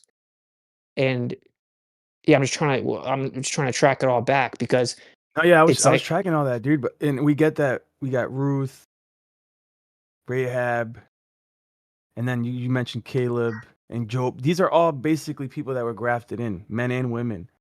But like, yeah, it was a patriarchal lineage that mattered, dude, between Levi and Judah, specifically because from Levi and Judah, that's where the Messiah would come from, dude. And what you're saying does make sense, dude. I don't. It's a theory. It's a cool theory. I don't know even if we have scriptural precedence for it, but well, I'm just saying, like, what's crazy about it, dude, is that if you read the Bible, right, you got Noah was the last pure one left of his generation. And obviously, first time I heard this idea was Rob Skiba, right? But the idea is like, oh, no, no. Everyone just always assumed it meant like he was pure of heart because it tells you that everyone else's thoughts were evil continuously, right? But like, he's saying, what if it means literally? Like, as in, the Watchers came down, they intermingled, everyone's DNA got tainted, and like he literally had to like press the reset button, and he had to pull the last pure one left. Now I don't even know if I do or don't believe that. It's like in the air for me, whatever. But in that idea, like that shows you that the whole world ends up getting tainted genetics, right? And that kind of fits in with the 1%, 5% of the world or whatever, right? Like that it's it's a minority placeholder or marker or whatever. And then you have like after the flood, you still have the same issue. And when you look at all the giants, you don't have giants in Israel, but you have giants everywhere else. Israel never has giants. The tribes never have giants. Am I tripping on that? Like they're always surrounded by giants. They're always having to fight giants. Giants are always bullying them or kidnapping them or eating them or taking their land or whatever. They're always being told to go fight the giants, which is what makes the scripture stories so insane. Like the Jericho story is so much crazier when you realize that it was literally a city of giants that they could never beat in a million years. And he told them to march around with like blowing chauffeurs, right? You're like, well, okay, that's what's up, you know? And it actually worked. Well, that's crazy because it's like they were giants. And so that's the part of the scriptures that was removed, and most people in this room probably know that, right? That the story is way crazier than people realize. But anyway, I'm just saying all that to say where it's like, oh well, if this was the case, it would prevent the actual tribes from being able to make giants. Like the women couldn't get impregnated by a watcher in that situation, if that was the case or whatever. Which I don't know, that gets really in the weeds because then you're like, well, how would an angel take shape as a man, and then in theory they have to be able to create DNA, right? They would have to be able to pass on DNA to create a demigod or a Nephilim, and so then I don't really know. That part's confusing to But me. I don't know. can I interrupt? The last chapter of Second Samuel talks about an angel smiting the Israelites, and David said, hey, I know that I've sinned, so let your smiting hand be against me. So in order for an angel to have a smiting hand, he must have bone and flesh, Uh-huh. right? Well, So yeah, obviously, yeah, according to yeah, the last chapter of Second Samuel, they are yeah, flesh yeah. and bone at least. Well, I mean, they had sex with women, right? So at the least they can take shape like that, and almost every time that you see it, they look like men, right, in the scriptures. So they can definitely take shape like men and impregnate women. And I would think that's what everyone's being conditioned with superhero stories. I literally think that's just about the watchers, right?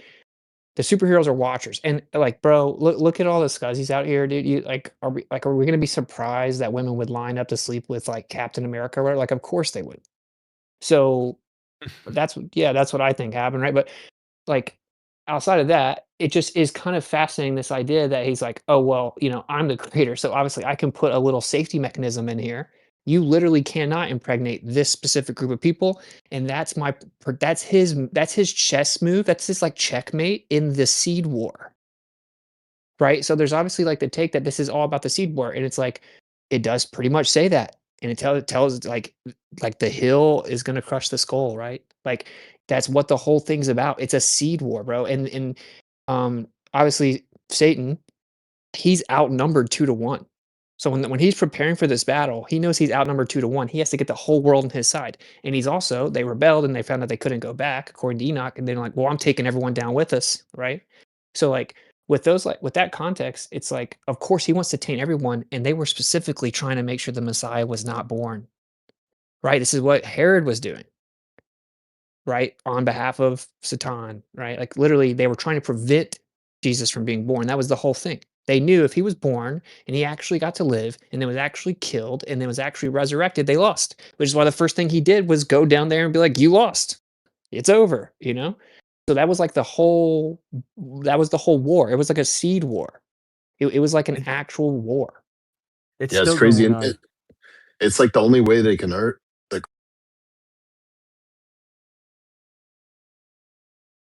blaspheme him and go against him. And that's the only way they can even have any impact on him, right?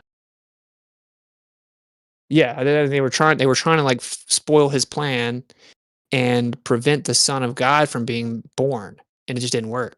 So now all they have is this Hail Mary of the angels getting unchained, and once the Euphrates River dries up, them representing themselves in some repackaged deception to the world, unifying the world against the one true creator, and going to war with 1/3 of the angels against 2/3. So like they're outnumbered 2 to 1, but they're going to have all of humanity and all the AI crazy technology and robots or whatever that they make with them, you know. Some say there's still a breeding program going on, dude, with these entities, and they're Well, it would make sense. they're harvesting fetuses, taking sperm. I don't know how much you Yo, believe in the whole UFO stuff, dude, but if there's any truth to that, there still is a breeding program, and Satan is trying to make an army. yeah, dude, are you Go ahead. familiar with Gary Wayne? Yeah. Okay, Genesis 6 conspiracy, right? Like book that freaking changed my life. Dude, he wrote a second book, and it's specific for Christians, right? Meaning like it runs all of his years and years of research of extra biblical texts corroborating like what people have been kind of conditioned to think is crazy, like giants, fairies, hybrids, Nephilim, stuff like that, and runs it through like the Christian lens. And then he just released a new book where he co-authors it with this guy, where they basically write it as a fiction novel. It's about the end times unfolding through that paradigm using AI, and that there's basically a messenger, a female that the creator uses, and she like kind of reveals to humanity what's going on or whatever. So he's doing an interview on Danny Jones. So like you guys can look up Danny Jones, the I seen clips podcast. of it recently, yeah. Yeah, it just came out, and it's crazy. I mean, Gary Wayne's is like a freaking walking encyclopedia. He was supposed to be in my summit a couple times. He's just super busy, and when he's writing his book, that's all he does, And then when he's announcing his book, that's like all he does. But anyway, he's cool. I've talked to him a couple times. That dude's crazy smart, and like he will blow your mind when he breaks this down. There is no way. It's past the point of plausible deniability. Every civilization said the same thing, bro. Okay, so this is what happened. This is what the history of the Earth is, right? A half second because I got to go. You do need to correct your script on one aspect, though. People that are RH mothers that are RH negative can give birth to RH positive children, but it's only the first one that you can do that. After That's what that, Google says. Yeah. any No, that's not subsequent true. RH positive children would have the issue. You need to refresh your script. No, that's okay. actually So not true, dude. And I got yeah, anecdotal experience with that. yeah. Google will say something like what he's saying, which what Google It's AI not an issue overview of Google. This is an issue of Right, chill trained doctor, out, medical school chill out. experience, and people that have actually delivered Okay, babies with it. then you should definitely let me respond, right? Since you're so much smarter than me. It's not an issue of smart. It's a matter of Oh your my facts God, you're incorrect, and you should freaking know out, about it. bro. You're freaking out. Okay, so yeah, Google AI overview will say that it's less Not Google AI overview. It's less likely to terminate the pregnancy on the first one that basically the only chance of it being able to actually have the baby is the first one, because after that the body will have been able to identify the antibodies so efficiently that it'll kill it off very quickly any subsequent pregnancy. Okay, that's a very cool story, but can you please present a case study that actually shows people that happened to where they weren't actually given the inoculation? Because every woman that's impregnated and goes to the doctor, like all women do nowadays, right? When this is discovered, they're immediately given the vaccine. It's not a vaccine. It's not a vaccine. One, it's ROGAM, and it's meant to turn down the immune response to specifically that particular rhesus factor and things that have been formed in the immune system already. And the reason why they do Witsit! this, and the reason why they do that is Me! because they cannot confirm. Well, he finished. And the reason why they do this is they cannot confirm that this is the first pregnancy that she has had in today's day and age, or if she had a pregnancy that auto-aborted. So Wait, I'm Time out. sorry Are that you you really saying don't that know it's much on the Time out. issue. Time out. Are you saying it's guaranteed that the first time that they'll successfully have it? It's not guaranteed that any pregnancy will successfully Okay, complete, Witsit, because regardless if you're it's trying RH to positive or present RH it. Wait, negative. time out. And if you had You're listened to the rest of what I said, you would have understood that. No, you're trying to present it as though like the first time she's impregnated that it'll like I never said that. barring some other complication that it'll have it. It's only the subsequent ones. That is completely false. The first one is like a couple % chance. And by the way, these numbers are super speculative because there's really no case study, because all women that go into the doctor are given the shot so that it doesn't kill their baby. ROGAM has not existed that long. You can Okay, cool. actually Give me go some back. give me some There's data. all You got a sorts of. paper? Do I have one offhand? No, but what I can tell you, Witsit, is that this asking me for it right off now. I get why you want No, to do it. take You your don't time. want to be Take your wrong on the time, issue, man. Take your but you time, are man. wrong on the issue, Witsit, and I'm Well, just trying believe it to or not, let I'm not you going to know take your that. word for it, brother. So if you want to send it That's in the fine. You don't have DMs, to take my word for anything. What the fuck do I care about well, the you word just of a appeal college to your dropout who can't authority. figure out how to keep his own shit Bro, together? you realize that the wealthiest people in the world dropped out of college, right? I give a All of shit them. less. All of them. All of them. All I of give a them. shit less. All Okay, the so please greatest stop. minds spit I on give my a shit work. less if the most successful people on earth dropped out of college. You are not one of them. I So can I make an don't give a argument that fuck you what you actually have have to to be say. You are retarded to not stay in comparable to me. college. So, yeah, can we get back to actually what Witsit had to share before he was interrupted with your little critique? Thank you. Well, like Some of the Yeah, much So you can eat a dick, respect go to fuck Austin. yourself, take the Thank cactus, you, All put it right, Austin. so sideways, and then when I you're guess done I'll with have it, to jump on mute the you fucking now. pot. Well, let's just say so. I did see this when I was looking it up. It said that like, what it specifically says is that the subsequent ones are like way less likely to be able to survive because the body has now seen it. It's just like the first time you get like quote unquote the flu or whatever, right? Like the second time your body is like going to fight it off way sooner, right? Or even the idea of chickenpox or whatever. And this is this major asterisk on virology, so I don't need someone jumping in about it. Okay, obviously don't believe in virology. That's not the point. It's just that when you come across a certain type of illness, the first time your body is more susceptible, the second time it's more used to it, right? So like, Are you on 2 times speed? well, no, I just knew you were about to interrupt. So anyway, the point is that isn't really relevant. It's just the same thing that modern like scientism always does, where they make a claim, but it's completely unsubstantiated, right? Because again, in practice, women go to the doctor when they find out that they're pregnant. And then when they discover that this is going on, they immediately give them the shot. So it's like, that hasn't existed for okay, cool. Please go show me the case study of all the women that this happened to beforehand, because what it really would be in real life would just be like the woman would think she had a miscarriage, right? But women have miscarriages. She's just gonna have a miscarriage, and it's just gonna be it is what it is. And so, like modern science won't even claim that they can really prevent it past the first one without the shot. Like they'll admit that there's basically a 0% chance that it could ever actually happen with a subsequent pregnancy. So it's like they're admitting that the woman's body will kill it off basically 100% of the time after the So first my kid's pregnancy. mother's RH negative, and her grandma was RH negative, and her mom was like one of like I don't know several attempts. And our kids we had to get the same shot because obviously I'm not RH negative and she is, so there's that. You Everything you're saying is accurate. Yeah, I know multiple people. scientists have not claimed anything Witsit just said. Why is he Hey, saying what? brother, please don't interrupt Witsit, okay? Witsit I'm is not. the king here. I talk. He wasn't Witsit is talking. the king here. Don't interrupt him, brother, okay? I didn't interrupt him. He wasn't talking. I'm just giving up 2 cents that what he just said, scientists never claimed. Oh, you want to specify? Why do you guys still do this? Just like baseless nuh-ahs and believe me, bros. You did this. You just did it. You're No, the I one that didn't. did the What? You're What the do you one want that evidence said for? What? scientism. You What do you want? said scientism claimed that after the first miscarriage, you're is likely not to have another miscarriage. I did not You say just that. said So that. you misunderstood. Stop right now. So you misunderstood me. It's okay. I said the exact opposite of that. I said what modern scientism, first of all, I use scientism to explain the claim, right? To identify the claim of like, oh, trust me, bro, they could have the baby without the shot, which is what the previous guy was saying. But I said that even in modern times, it's admitted in the mainstream that after the first attempted pregnancy, right? The subsequent ones basically have a 0% chance of survival, which would mean basically 100% chance of a miscarriage. They So I never said, said that either. No, nowhere in science says that. so Nowhere. you're Point just out. so you're just double No, speaking. brother. So Point out. admit that you were wrong and misunderstood me first. Okay, I am going to admit that I was wrong, that I misunderstood, but you said something that was patently untrue as well. Okay, So so go whatever. ahead and Your point out. whole hoo-ha the first time was just completely That's ridiculous. But okay. we That's can. fine. That's fine. Okay. I'm an honest person. I'm not like Yeah. you Okay. that talk crap all the time. So now point out the point that you just made. Point to the link. Go ahead. Okay. No problem, dude. And I actually have you ever researched this? Before I go get some information, have you ever Oh, researched don't it? worry about getting it for him. He never Yeah. It's retrieves okay. It's okay. anything. It's okay. It's He okay, never brother. retrieves Don't anything when pretend, asked on himself, and even when you don't pretend provide it, with he'll it. never read it. No, Well, I'm no. just curious, right? I'm just curious. Before I go get it, have you ever researched it? Yes, I have, because I have 5 Okay. children. I have Oh, 5 freaking you have. children. Okay, so no, How brother, is that relevant? Or hold is on, the hold mother of on. your children Rh I have negative blood? 5 children. No, check this out. Check this Is out. Check this out.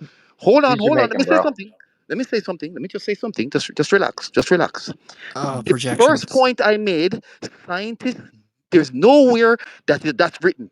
The second point you made, there is nowhere that's written either. Okay, bro. The first point you made was something I never said, and it was the opposite of what I said. Okay, well, we already covered that. Brother. So You did say that, brother. no, I obviously didn't. My whole Brother, point was you spit on your wife, brother. my whole point is literally that the first time, I don't buy the claim that the mother can have the child ever.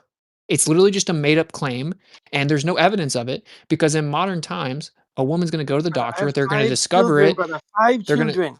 they're going to discover it, and then they're going to give them the shot, or they're just going to miscarry very quickly, right? So like whatever. What we do know is that even admittedly, right? Like the subsequent ones are like, you have to get the shot or this baby will die. And they tell them that with the first pregnancy as well. As soon as it's discovered, they So, say you have to get the shot or the baby's going to die. so I will say this, Witsit. My kids, the mother of my children, her grandma, when she had her mother, there was 7 attempts prior to her mother being born, and that shot didn't exist at that time. So I don't think it is 100%, Oh, you know possible. what would be crazy? There is an implication there that would be crazy. But if that's true, then that would debunk me. Right? I'm meaning I know what you're saying is true, but what I'm saying is like either I'll just say it, right? Like so either she was impregnated by somebody else or that was Rh negative, right? Or like and if that it's easy to prove that because then that child would be Rh negative. And so like Yeah, her if mom's. her mom's Rh negative. So you're saying No, like so her mom's not Rh negative. Huh. Nope. She wait. is. So the mother of my kids is Rh negative. Your dad is? Oh, that's interesting. Huh. Her dad is, but her mom's not. Yeah. Yep. That's Bro, pretty you call crazy her the because mother of your kids, and she's with you, and she's what the fuck is with? that's pretty crazy because She said typically mothers don't pass it on to their children, fathers do. That's what she just said. yeah, well, so it's all pretty crazy because like if they're both Rh negative, they'll pass it on. But if there's an Rh positive, sometimes typically the Rh positive will pop through, right? But if it's more distinct to fathers, then that makes even more sense with my theory earlier, which is pretty fascinating. The tribes being the paternal lines are tracked. I don't know. That's pretty Yeah, crazy. but don't forget, Caleb was a Kenzanite.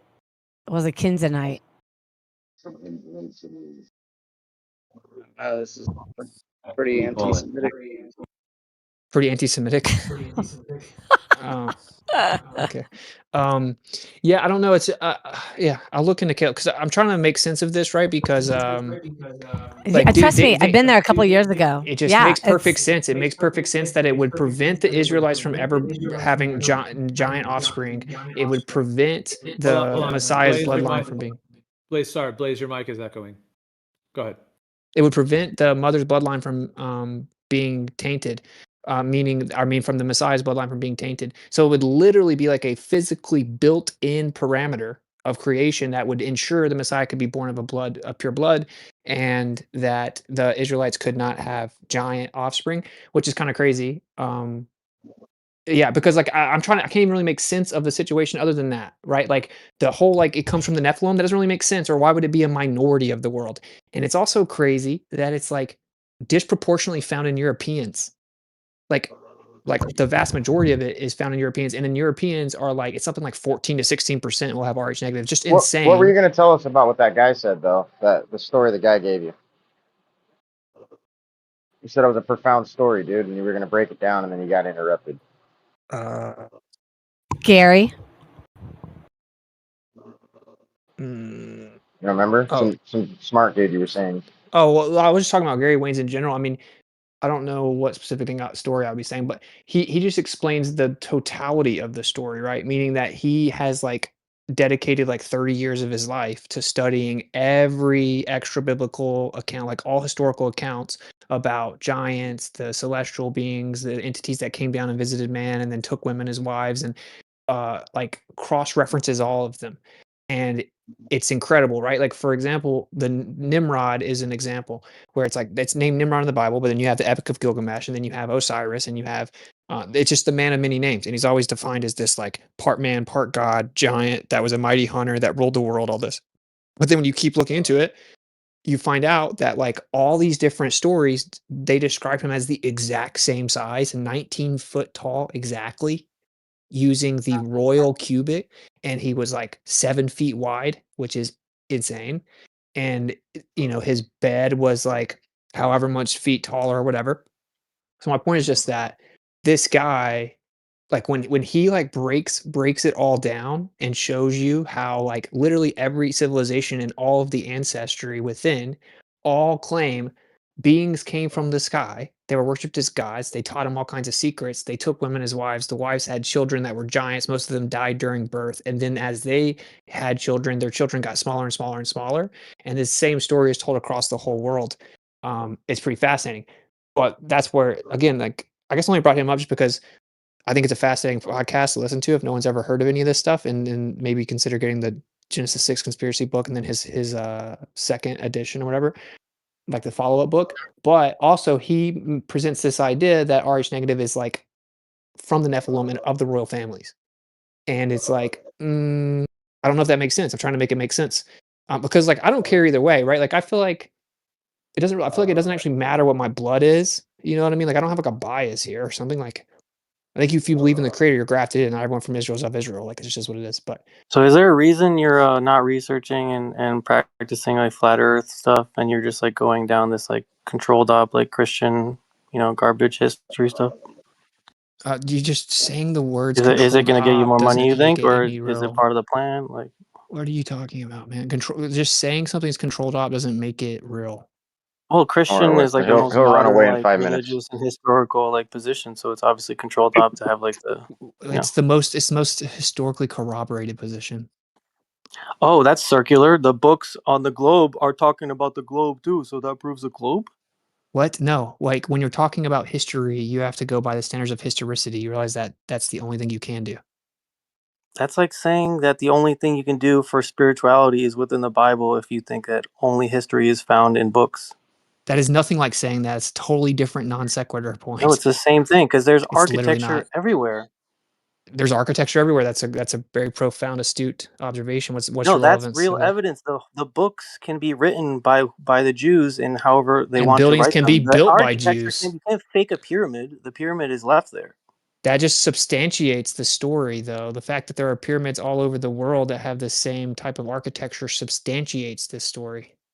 That's just circular, saying that we have an explanation for Just what saying these things are buildings are. circular doesn't make it circular, bro. That was kind of circular. Like I just like you're just throwing words around, man. But like the thing is, That throw the is what Bible out. talking Just is. throw the Bible. Hey, just throw the Bible out for a second. Throw it I completely out. Okay. In terms of history, right? Yeah, we have buildings, whatever. We still have to speculate how long were they there, who found them, who knows. I agree with probably your idea that a lot of these buildings that were in America, they were here for a long time and they were found and then they were lied about and some of them were burnt down, all that. Whatever. I think that there were Right. advanced civilizations all So the across the world. cathedrals, why would they still have the same correct like why would the cathedrals be used for the same purpose now if it's a lie of what these buildings how long these Well, buildings for are? that's an all or nothing fallacy anyway, as though like No, that's just a some good argument. no, not all buildings that are pretty must have come from the same time Buildings period that or are something. There's pretty. that's what your argument is. But like Cold this is the watering down thing. my argument. But no, I'm not. But this is the thing, right? Throw the Bible out. Who cares? It's not even the point right now. It's just that my whole point was not about the Bible, it was about extra biblical texts. So it's like the only alternative to this is to just completely ignore history altogether and not even try to figure out what has actually happened. Sure, some people like to do that. I don't. I think that's retarded. So, like, what I see is all of our myths, quote unquote, all of our fairy tales, all of our child stories, they all have the same archetype. They all have the same storyline in different ways, and they all point to the same things that happened before, right? And then when you look back at all the civilizations across the whole world, separated by thousands and thousands of miles, hundreds and thousands of years, like these people that, ostensibly had no contact, and yet they're building things the same and they're making the same claims about beings that come from above you and they came Yeah, I'm down and interested. I think there's a lot of similarities in these stories. I think a lot of it might come from some truth of what happened, but you're taking all that and then adding it to your worldview of the most modern interpretation of the Bible, which is mistranslated, and then claiming that somehow proves like your version of Christianity and what's going to happen in Israel and stuff. okay, I don't know, it's just claiming it's mistranslated doesn't really mean much to me, right? Like Oh, we can go into that. no, okay, well, like you'd have to claim that the Hebrew language is completely fake or something, right? Because I don't That's need anyone exactly to what I claim. Thank you for okay, well, that's a that's good start. retarded because we have artifacts Why from is that retarded? 2800 years ago in the United States alone that are Hebrew. In Hebrew or Aramaic? Paleo Hebrew. Paleo Hebrew. Yes, which is the That predecessor just to the means Aramaic. Babylonian cuneiform Hebrew, which is what people see now. So, like, that just goes to show you that we were completely lied about the America in general. There were Hebrew people here almost 3,000 years ago. And that also makes this idea very fascinating. The Europeans, and then, who are the Europeans? And the Europeans suddenly were So brought back to America all of a sudden. All of a sudden, I'm certain guessing Europeans were brought to America. That's pretty interesting, right? Because so we what's up? so we would both agree, right? Meteor, the moon rocks are fake. Dinosaur bones are fake. But you, for some reason, think the historical Hebrew artifacts that are claimed to be 4,000 years old and were in a clay pot, those are real. 2,800 years old. But the difference is they blast the moon rock claim and the dinosaur claim in textbooks and all over the mainstream news, and they literally suppressed the Hebrew artifacts. And almost no one in the world knows that, like, the Americas had more Suppressed. Hebrew artifacts than almost anywhere else in the world. You seen Ken No, Miller's version on Hebrew and the fact that he doesn't think it's as old as it's claimed to be? no, but I would believe that again. It requires distinctions, right? Because you have the Babylonian cuneiform, so you have the Hebrew people. They're captive in Babylon, and this is where you end up getting them mixing all kinds of Babylonian magic into their beliefs. They then get the Babylonian Talmud, right? And then you get the Babylonian cuneiform version of Hebrew, which is what we currently view as How Hebrew. would you know the order of events of those things? What this was documented by the Babylonians themselves, which, mind you, was actually still intact, like in the beginning of the 21st century until America went over there and destroyed everything. So it's not even up for debate. Thousands of people for centuries have gone and looked at it. There are pictures of the stuff, bro. It was a museum, and then we went over there and we literally raided the museum. The US military literally went there and raided the museum and then said, "Hey, look, we're on top of, so and so's grave or whatever." So And this is like all come out. And then the US military returned some of them, but they only returned like 20% of the artifacts or whatever. They went in there with a specific checklist of what they wanted to take out of the Babylonian museum, and that's what they took. So it's like, and then they said, "Oh, we found the grave of Gilgamesh." And then 2 months later, we go in and invade. Is that a coincidence? No, it's probably about some goofy towers in New York City. Like, nah, bro, we're in a spiritual war. These people know that Gilgamesh is the one that ruled the world. They want him to come back, and this is what everything's about. And this is who Osiris is, and he was dismembered into 13 pieces, which is why America had 13 colonies, and they couldn't find his phallic, and they gave him a gold phallic to try to impregnate himself with his sister, and that's why you have the Washington Monument, which is a phallic symbol in the capital of the 13 colonies originally, right? Because it's the capital, the missing piece of the 13 dismembered body parts of Gilgamesh or Nimrod or Osiris. It is their god. It's their deity. This is why you have the word God in the first place. On the back of the dollar, it says, "In God we trust." God, G-A-D, is the Babylonian deity for fortune and luck. So all roads lead to Rome, which all lead to Babylon, and the people in control believe in Babylon. That's why the Jews that are in control believe in the Babylonian Talmud, because everything tracks back to Babylon. And this doesn't require us to just blindly believe it. There are physical artifacts all over the world. So I mean, I'm not like a conspiracy theorist in this like derogatory term that's used, where it's just like I literally just take my brain out of my head and just say that nothing is real. Like, no, things are real. You know how insane it would be to claim that someone like went down like hundreds and hundreds of feet and created a bunch of fake artifacts and then mimicked natural Wait, weathering? what? Like, so you agree that the artifacts That's we find crazy for you, are but real? Moonrock's Apollo mission, that's fine if they fake that. That's effortless to fake. Oh, it's effortless to make a fucking Dead Sea Scroll, bro. What? No, we're talking about artifacts, bro, like cities that have been Yeah, discovered I'm gonna underground. make videos on fake artifacts, but you're not gonna do that because you're not gonna make as much money as you would, doing what you're Why doing. are you talking about money? I haven't even made content You in a obviously year. are just doing it Hey, for money, dude. hey, You're not a real person. buddy, your argument's retarded. I haven't made content in 18 months. I know, and now you're researching this, and you're gonna start doing this shit. So your argument's literally retarded. You're claiming I'm doing Someone's something for jealous. money. You're He's just that's jealous, dude. You're That's saying I made literally a jealous content for hater. money, but I haven't made a content jealous for a hater. year and a Yeah, half. you want the same thing he has. You want You're just fame, a and then you're fucking projecting it. That's cheerleader, all you're bro. doing. Yeah, I'd really like to. I It's hope you do funny make though. content on this. Actually, Yeah, but Witsit. it's I funny think though. this is. The Hang on, argument Will. isn't about the content, Oh my god. and he just Cheerleaders, made dude. it to a Every time, content. dude. Fucking cheerleaders. Like, I mean, like the argument is about Why don't money you and guys content. just go Sorry, and fucking sorry, fake Andy. after Go him? right Leave me ahead, alone, Andy. dude. Let me talk to him. You're Q not up. talking. Are you? What, Bro, you're not we adding can hear. anything, We can Q up. hear you. You're just Like, being a dick. unzipping. Let's Well, let so you had Andy a way get in. better He's trying to argument. get in. Like, Hold on, Q up. Let's let Andy get in. Thanks, Essie. I am curious about this because I have got sort of it's a hidden sort of conspiracy theory right in the back of my head somewhere about the bloodlines of the sort of old world, well, not old world, but old European dynasties. You know, the bloodlines, the sort of Habsburgs, the Tsars, the Tsars of Russia. Today, Junior. So I have got my own sort of idea about a sort of ruling aristocracy as well, and whether they came from certain bloodlines. So I'd love you to look into that. Actually, that'd be yeah. far more interesting than Flat Earth, I think. Yeah, I mean, I think that that's not they're even the both argument, interesting. though. I mean, this is all that is not. All this is non sequitur to what the actual thing was that he was saying that they're made up. The language is made up.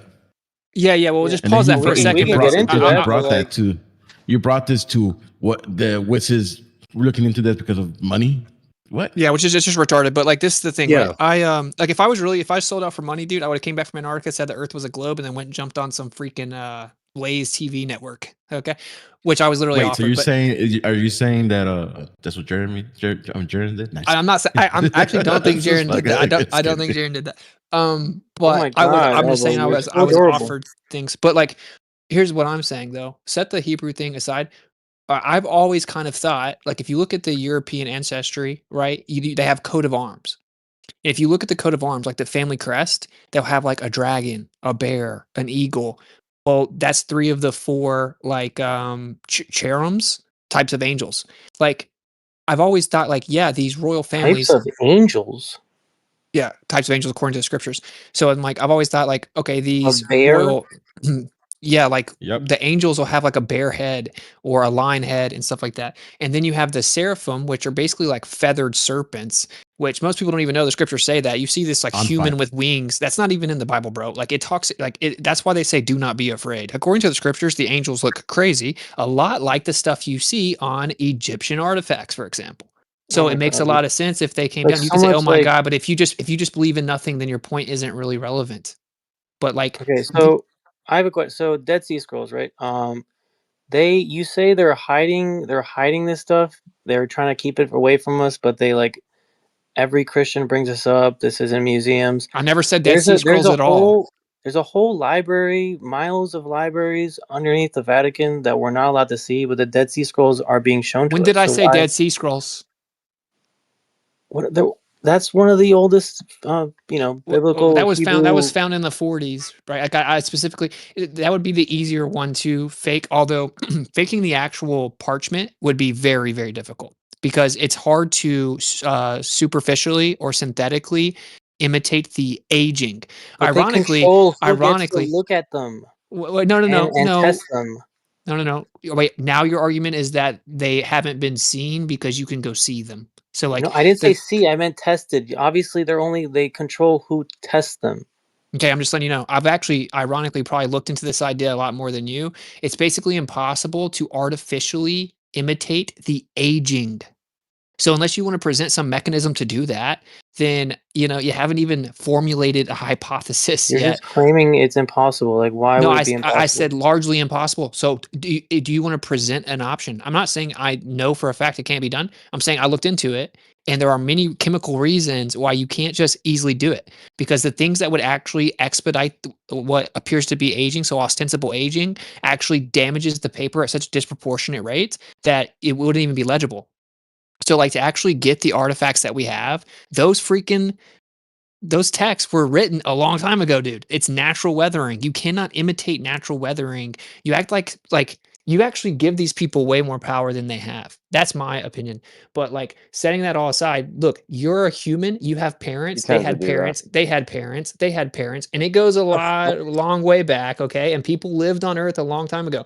And on the one hand, you Yep. want me to believe that these people were super advanced and built pyramids we can't replicate, and we can't even pick up the stones, and we don't know what they did and how they did it. At the same time, they put a bunch of cartoons on walls that are retarded, or people just went and faked the cartoons on the walls, which we still can't do either. But the pyramids were real. It's like no, or they were Who are just you? Are you advanced. debating yourself right now? No, I just presented to you your argument and then what I was didn't wrong say with it. any of So that. now you can rebut it. Now you can rebut it. Wait, you just talked to yourself. Okay, so you can even like still man Just what I plug his said. ears, So dude. this is the thing, right? Yo, man, what, Like, dude? It's like it's just all circular reasoning. Like you're just okay, making hey, claims. are the Egyptian pyramids advanced? Yeah, okay. Okay, are they difficult to replicate today? What does that have to do with Just what answer kind? my How is question, dude. this? No, because I can't just Yes, actually yes, treat you yes. like an Impossible. intellectual equal, Impossible apparently. for our civilization to do it. Okay, so then whoever built that was much more advanced than we've been led to believe, right? Yeah. Okay, so they had a lot of information and knowledge that we don't. So it's like from like 0 to 100, dude. This is like the fucking. Okay, so then when they also tell us what happened and what was going on at the time, is it possible that they still just had knowledge that we don't and have been lied to about? I'm gonna have a key card in 10 Wait, what? seconds, Yeah. and then I'm What does that have to do with anything we were debating, bro? What, bruh, it's the whole point. It's just one example of the whole point. This idea that all of history is fabricated is retarded. If all of it was fabricated, they wouldn't have had to lie about everything in Egyptology. They would have just told you the fake story they made up. Instead, they lied about the whole thing. They All lied about how controlled pyramids were. op, dude. What? Why would they tell us a fake story about 40 years of 24/7 slave labor and pulley systems and all this stuff? That's Why for would? the normies. That's for the most normie. And then they have a second layer of deception, Very good. which is Controlled that op. yeah. So because the truth is that actually it didn't even exist at all.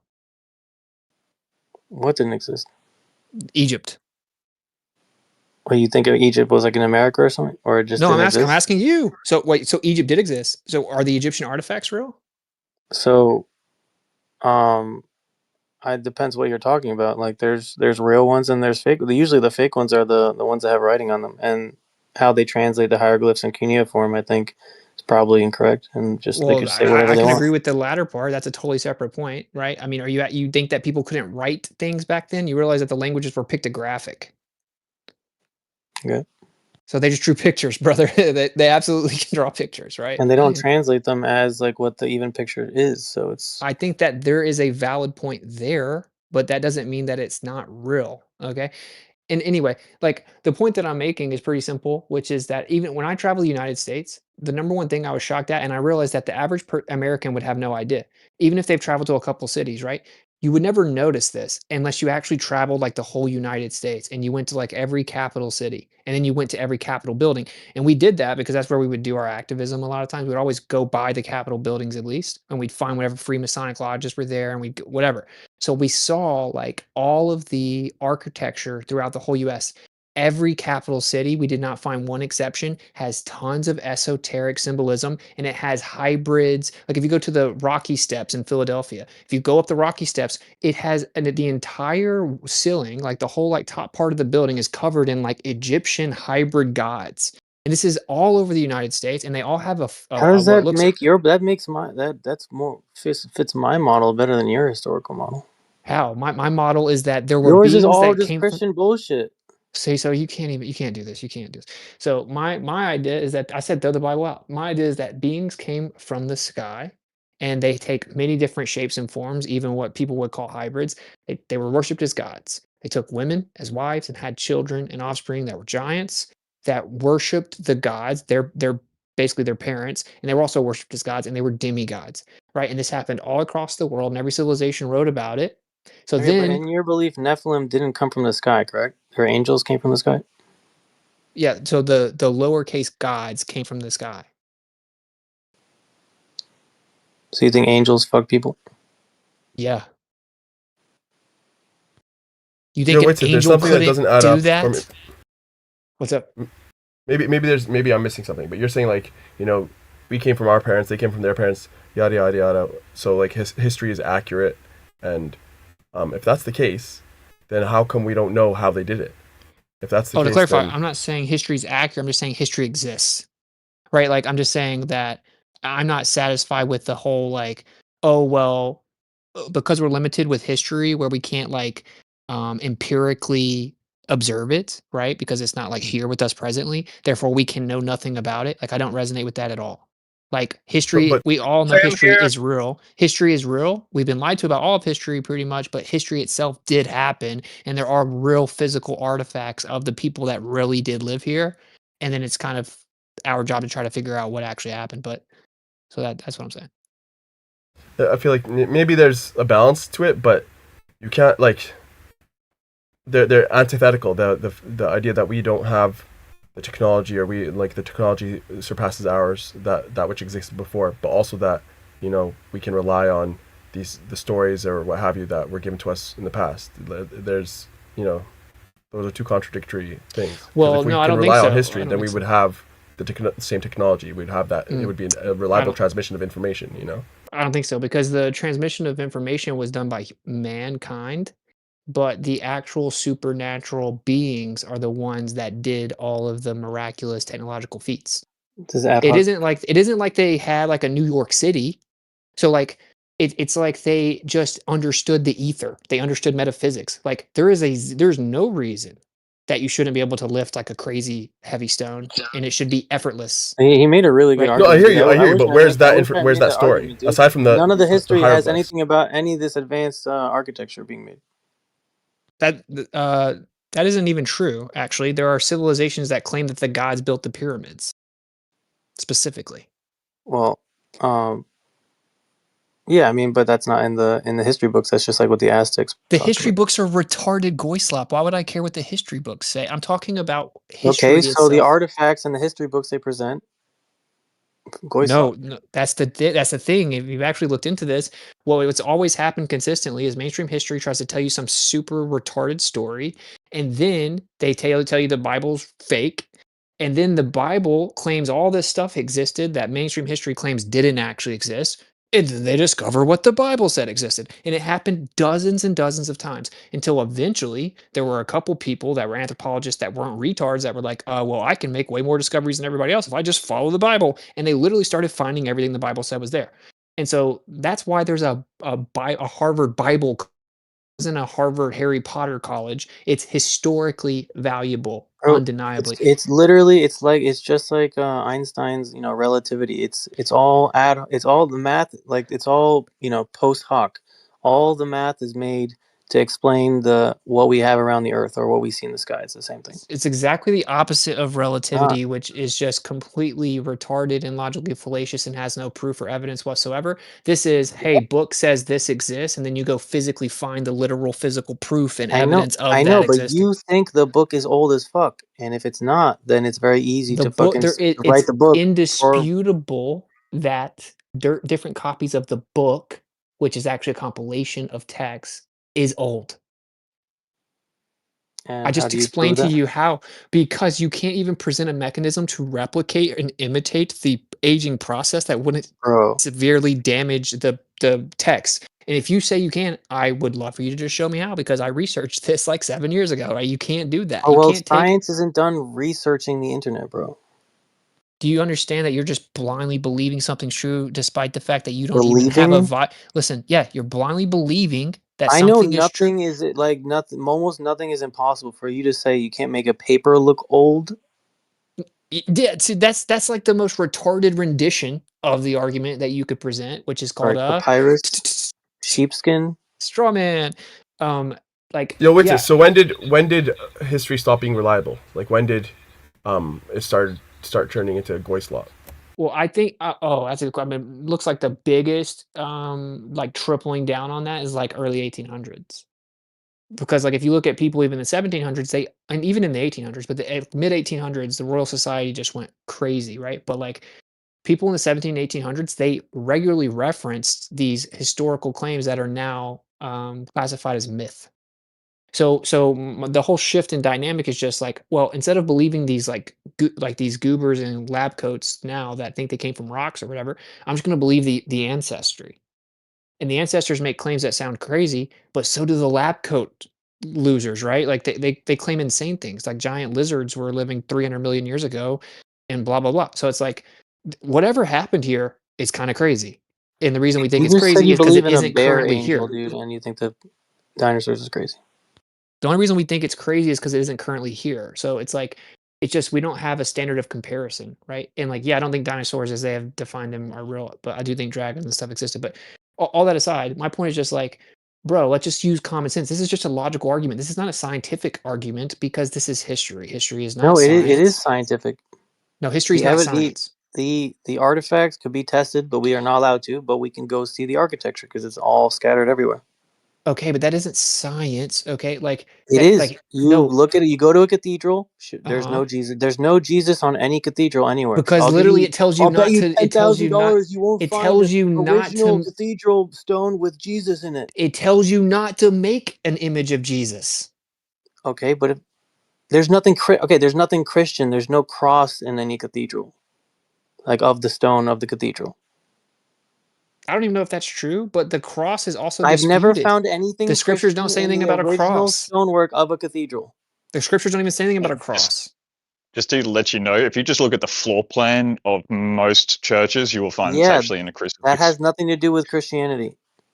You say it's not Oh, there, you but just moved it's in you the just floor That's moved the plan. not goalpost. the whole cathedral is like is like a plus sign because the two anode and cathode are on left and right. Usually Oh my one or God! two. Please tell me that you're not making this argument. What, bro? Plus and There's negative no. signs. You know those are just completely arbitrary. There's no positive and negatives in nature. That's nothing to do with actual electrical field theory. That's not a real thing. There aren't floating Bro, every plus single signs. cathedral has the big tower and the two towers on the sides. Okay, but plus signs and negative signs in electrical field theory weren't a thing.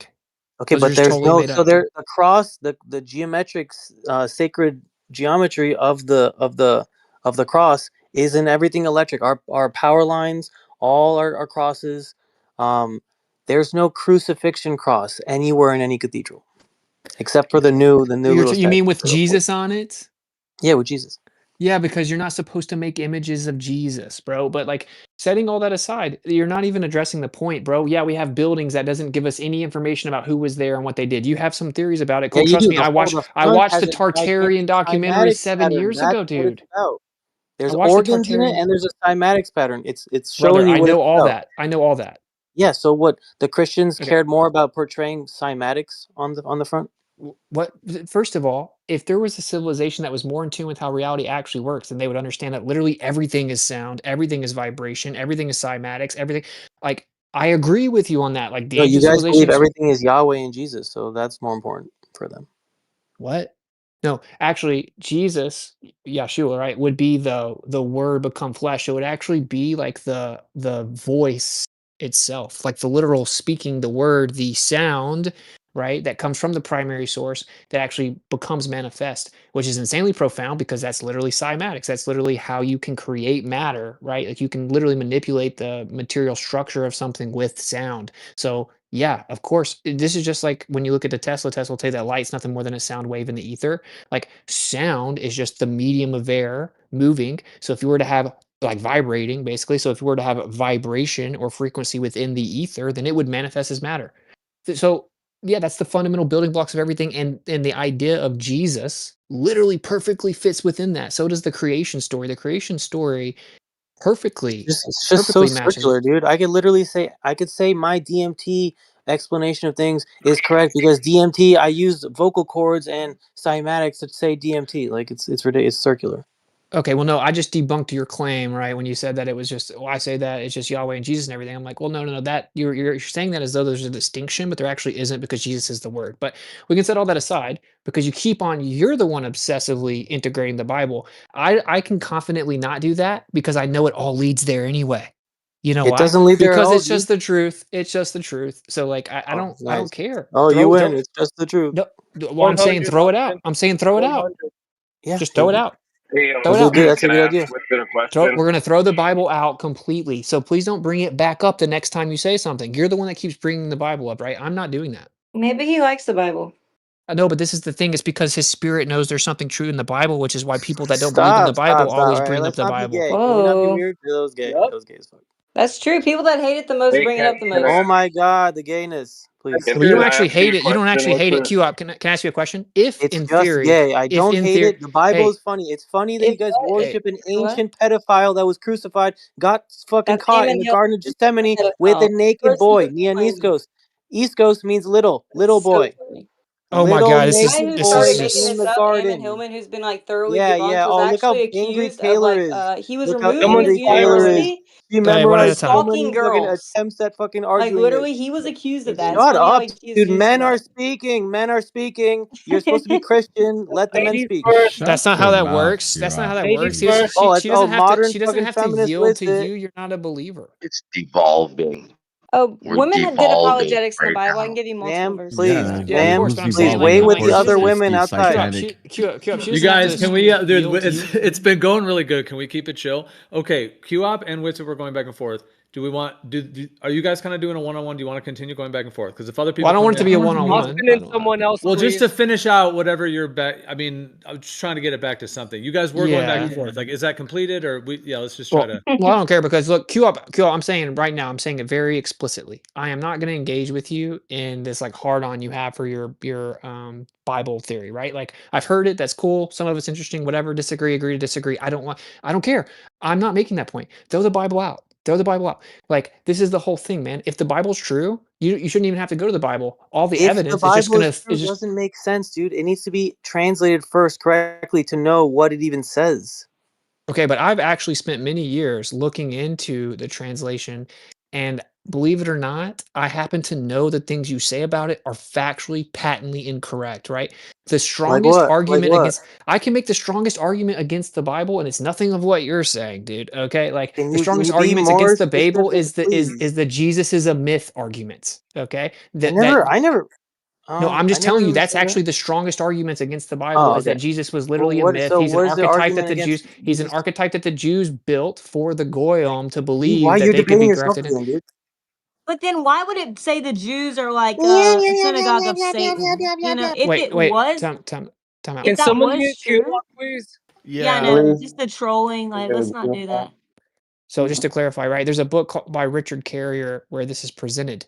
I obviously wholly reject it. I think it's stupid, but I'm just saying it's the best argument. This argument that it's entirely This is not a one-on-one. mistranslated This is a one. is Well, I think. incorrect. All right, let's let Q up respond. Can I ask Just Witsit a no, let's let question? Q up. Hold on. Go ahead, Q up. He did. Just go ahead. You didn't get to say your point yet. Bro, he scatterguns so much, dude. It's hard to remember what I was gonna say. So, would you agree that only the Mark version has the naked boy in the Garden of Gethsemane? That's not in the Bible. This is That's what's not in the exaggeration. Bible. What? What's Something not in about the a Bible? naked boy in the garden. You just made that up. Okay, so if I show you it in the Bible, then Yes. what? He's talking about Then I'll whenever concede they you're went right. to they went to arrest Jesus in the Garden of Gethsemane, and the guards were like tackling people, grabbing people, and it says that they grabbed a man like who was there, and like A his man? robe, or a young man, I don't remember the description. It wasn't definitely wasn't a child. And then he ran Oh, it away definitely without wasn't his a child. garment, which shows the fear that they had for literally to like for them to grab you and you to Yeah, run dude, away. you It really worked shows on this of them going and excuse, huh? arresting them. It doesn't say the guy was like naked to begin Your with. It excuse, literally you was work, the is guards this what you tackling work him, on grabbing. every day? Try to Well, add to no, this excuse? dude, I have no fear in any way that the story that Q-Op's saying that Jesus was a pedophile in the garden is true. The Romans were all about pedophilia, my guy. I don't know if you've researched what's going on.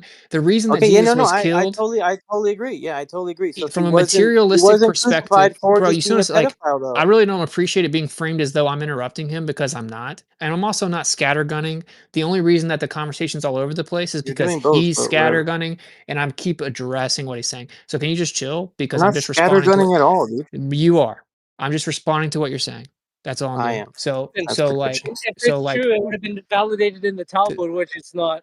the secular argument would be that Jesus was just Your a debate now, you're rebel. arguing with yourself again, dude. Bro, Oh shut up, my Q-Op, hold on, you guys. god, Can we dude. just Shut do up.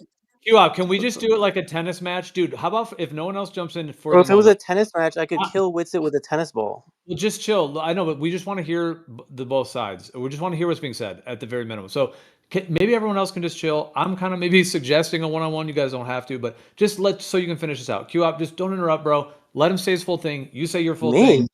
Yeah. Just both, everybody. Okay, I just go asked ahead. him a question and Taylor started answering. Bro, Now he's just debating oh himself. my god. I know, but that's what Okay. I'm suggesting. If it's more of an open panel, it might be a little bit more wild at the moment. And if you guys don't want to All do that, right, that's I fine. tap out. I tap out. I tap out. This is too hard. Good. Okay. Yeah, well anyway, so let me just All right. address what So let me just address this first. I got two for Witsit if he's up for it. I don't know. Okay, He's just debated me. Okay, he shouldn't have to debate multiple people back to back. But Yeah, he I was just about want to to. say Can I just make something. the one point that I was making? Okay, so here's the thing, right? Q-Up was just what he does is he shifts his arguments as they get debunked, right? So the first claim was that the Romans went and got him because he was a pedophile with a little boy that was naked. They went and caught him in the garden, and that's why they took him.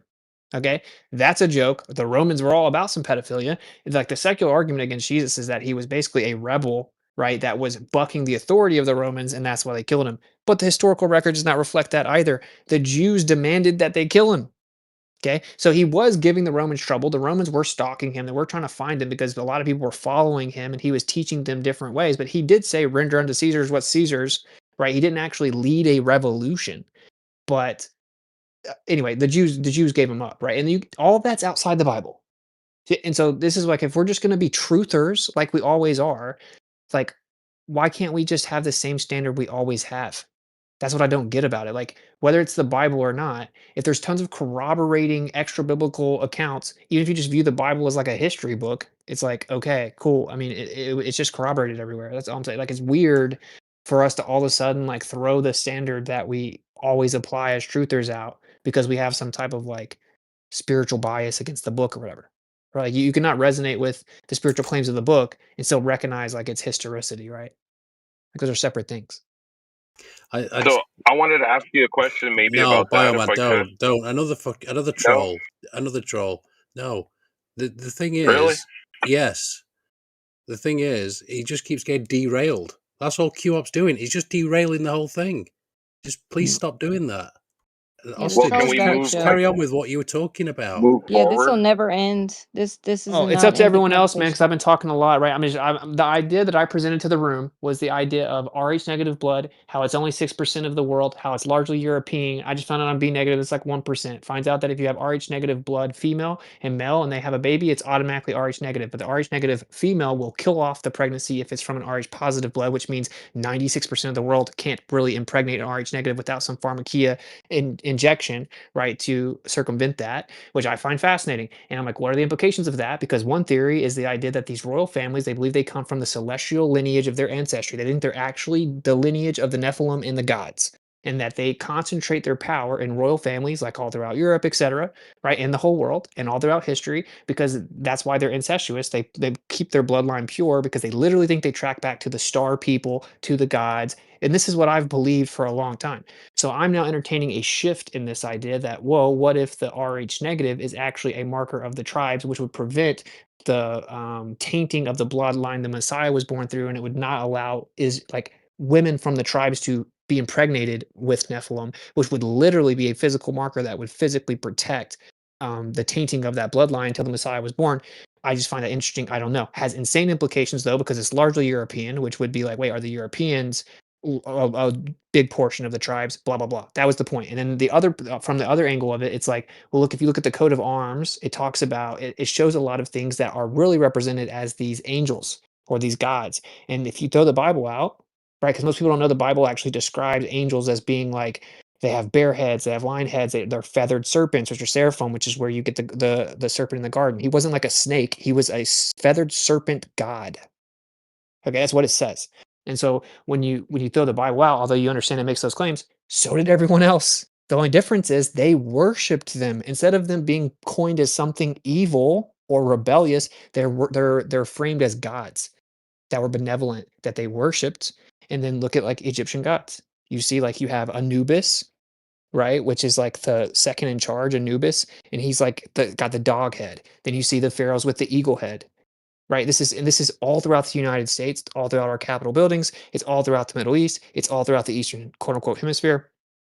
It's all throughout the world. That's all I'm saying. So it's like there's something here that's way bigger than people realize, and I'm just trying to figure out kind of like what's the deal with the blood, because to me that's pretty fascinating, right? That's a thing. Yeah, I think it. What was that guy's name? Was it? Did you say his name was Wang or Wayne? Gary Wayne. And Wayne. I'll drop the link to the interview. Perfect. Thank you, Watson. I totally agree with you. I'm sure, as do many others. The fallen angels in the Book of Enoch are in the Dead Sea Scrolls and Ammon's vision. They're actually described as looking like a likeness of an adder or a serpent. So it'd be kind of like some of these angels were kind of described in a reptilian nature, like the fallen angels. Well, it would seem to also imply that some of the good angels are also serpents, right? So like this is the thing. It's like 1/3 of them rebelled. And like if you even look in Jude, right, which directly quotes Enoch verbatim, right? Like the seventh from Adam, as the seventh from Adam prophesied, right? And like verbatim quotes Enoch, it says that they left their initial heavenly estate.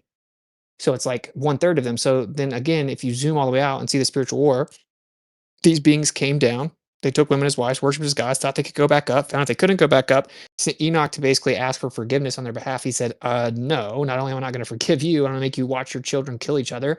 Then locked them up, chained them up under the Euphrates. And the end of Euphrates dries up, allegedly, right? And then they come back out to reign. But they're down 2-1. They're outnumbered 2-1 because 2/3 of the angels in the heavenly estate didn't leave. So then 1/3 of them got together. They came and landed on Mount Hermon, right? People say Herman, and they literally made a pact together to basically make Nephilim, to take women as wives and be worshipped as gods and to reign over the kingdoms of the earth. And they made a pact together that they're going to all stick together and take the punishment together, and none of them's going to snitch, basically. None of them's going to turn. They're going to all take it together. And everyone except for Azazel actually took women as wives, is typically the interpretation, but who knows? So they're outnumbered. They have to get all of the world on their side to try to fight them in the end. But my point is, like, usually people think like, oh, serpents are the bad guys. But that's not necessarily true, because it just says that 1/3 of them came down and some of them were seraphim, which would imply that some of the seraphim didn't come which would mean that there Yeah, would be like the good fiery dragons. serpent. Yeah. Yeah, like around God's throne, they got the cherubim and seraphim. Seraphim are like fiery serpent, the literal interpretation. But yeah, that is interesting. I don't know if like yeah, I think that would be true. Everything you said was true, by the way. Yeah, I think But they're yeah. like feathered too, right? So like Yeah. feathered serpents, like it's pretty crazy. It's pretty crazy. And like if you go back and look at it thinking that, and they're always like, do not be afraid. Now when you look into what is the government doing, they're doing disclosure of aliens, right? Well, like most people in this room know that this whole idea of this gigantic universe is completely BS. And that is Is for it sure the Austin? case. What's up? Oh, absolutely. Sorry, did you want to finish your thought? Like, I'll jump in after. Well, yeah, just like so what they've done is they've come out and they basically started seeding the idea of 4 races of aliens, and this is now like mainstream government declassification, which is insane, right? And it's Yes. talking about the Greys, it's talking about the serpents, it's talking about the Nordics, and then it's talking about like the praying mantis. Okay. And so as you start to think, it's like, wait, if you look into this description of the Greys, it's actually like the small beings that travel around on crafts, and they're written about all around the world. I definitely encourage people to look into the work of Gary Wayne if you haven't. He's basically spent 20, 30 years compiling all of these ancient texts, right? That you can obviously go fact check, and it's gonna blow your mind. It's gonna blow your mind. This idea of like fairies or little grays that run around in spaceships, it goes back thousands of years from multiple civilizations.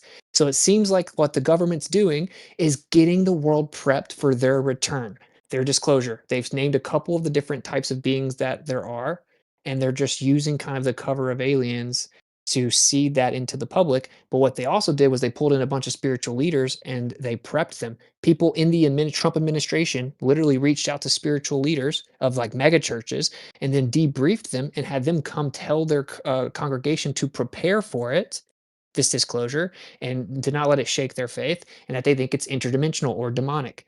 So it's kind of crazy. It's kind of crazy. Like they're literally preparing us to accept an alien disclosure. But if you actually look closer, this alien disclosure are the exact descriptions of the entities that came down from the sky back in the day and then Yep. made giants. Absolutely, and in Austin, what I'm noticing is with a lot of people here, sometimes they're like, "Where are these entities? Where are these demons? I don't see them." And I try to remind them, maybe they're not. You're not on the front line to see it. A lot of people, do you know, during war, even during the World War II, there were places around the world that were far from the front lines, and people, when they're far from the front lines, it's not. They don't smell it. They don't hear it. They don't. It's not smacked in their face. You know what I mean? It doesn't smack them in the face. The reality, but when they go to the front lines, like Hollywood, the government, it becomes evidently clear where these people, Yeah. these entities are. Yeah. That's why I find dragons very interesting, right? Because if you look into the idea that there's like a giant dragon in the ocean, you look into the idea that like even this idea, I find the idea fascinating when you look at the actual geographical structures and it looks like there may be giant remains of dragons. I don't know if that's true, but if you look at the Chinese calendar, right, it has uh all real animals and it has a dragon. Why would they put the dragon there? But they don't have a panda there, which there's a whole conspiracy that pandas are totally This made is up. But interesting. so like The they only have real animals. seraphim. Yeah, that is true. The seraphim, it actually isn't fiery serpent. I'm looking at the word it says fiery ones. And then the cherubim are the ones that were described in Ezekiel, like with the wings. And the cherubim they also put on the Ark of the Covenant. And I think it kind of can resemble the body like structure of a man. And then yes, seraphim fiery ones, but I'm not sure what that like description would be. I'm gonna send you this so you can check it out. Reminds But this is Yeah, interesting. so you have reminds me of seraph the as the root word, which is serpent or poisonous snake, and you have like burning when it's in the Hebrewic context. Okay. Like seraph is the Yeah. verb form to burn. Yeah, but what about serpent? Well, so like the noun seraph, it literally translates to serpent or poisonous snake, but the verb is to burn. Okay. Yeah, I got you. Yeah, yeah, because like but those Hebrews are like that, very right? Like the different same word. things. You got to pick one. They're very different things, yes, but like if you go to like the book of Numbers, it refers to them as fiery serpents. That they put on the stick, Moses, yeah. That was a Yeah, fiery in serpent. the wilderness. Yeah, But and isn't that then a different word than the seraphim? I think it's Like in still Isaiah? seraph. It's seraph. Okay. Gotcha. Yeah. And then you also have like the vision of Isaiah, where the seraphim are described as having wings and like feet and faces, like physical features. So, and then if you look into like this is again where I keep mentioning Gary Wayne, because you have to go outside the Bible. The Bible tells you like certain information. It's almost like it just tells you the bare minimum information, and look at how much is in there.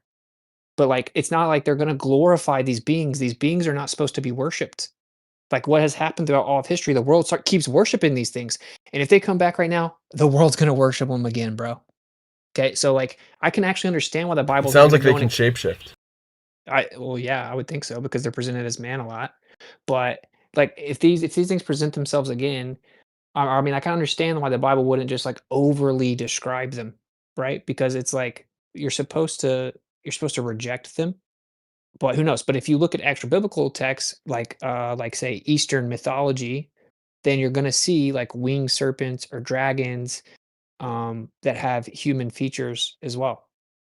So it's like this is what Gary Wayne does, right? Gary Wayne looks at all these texts and then shows it. It's just like Nimrod's a good example. You have Nimrod, Gilgamesh, Osiris, whatever. These are all different civilizations. But when you see that they all describe the guy as 19 foot tall, that's a very specific claim.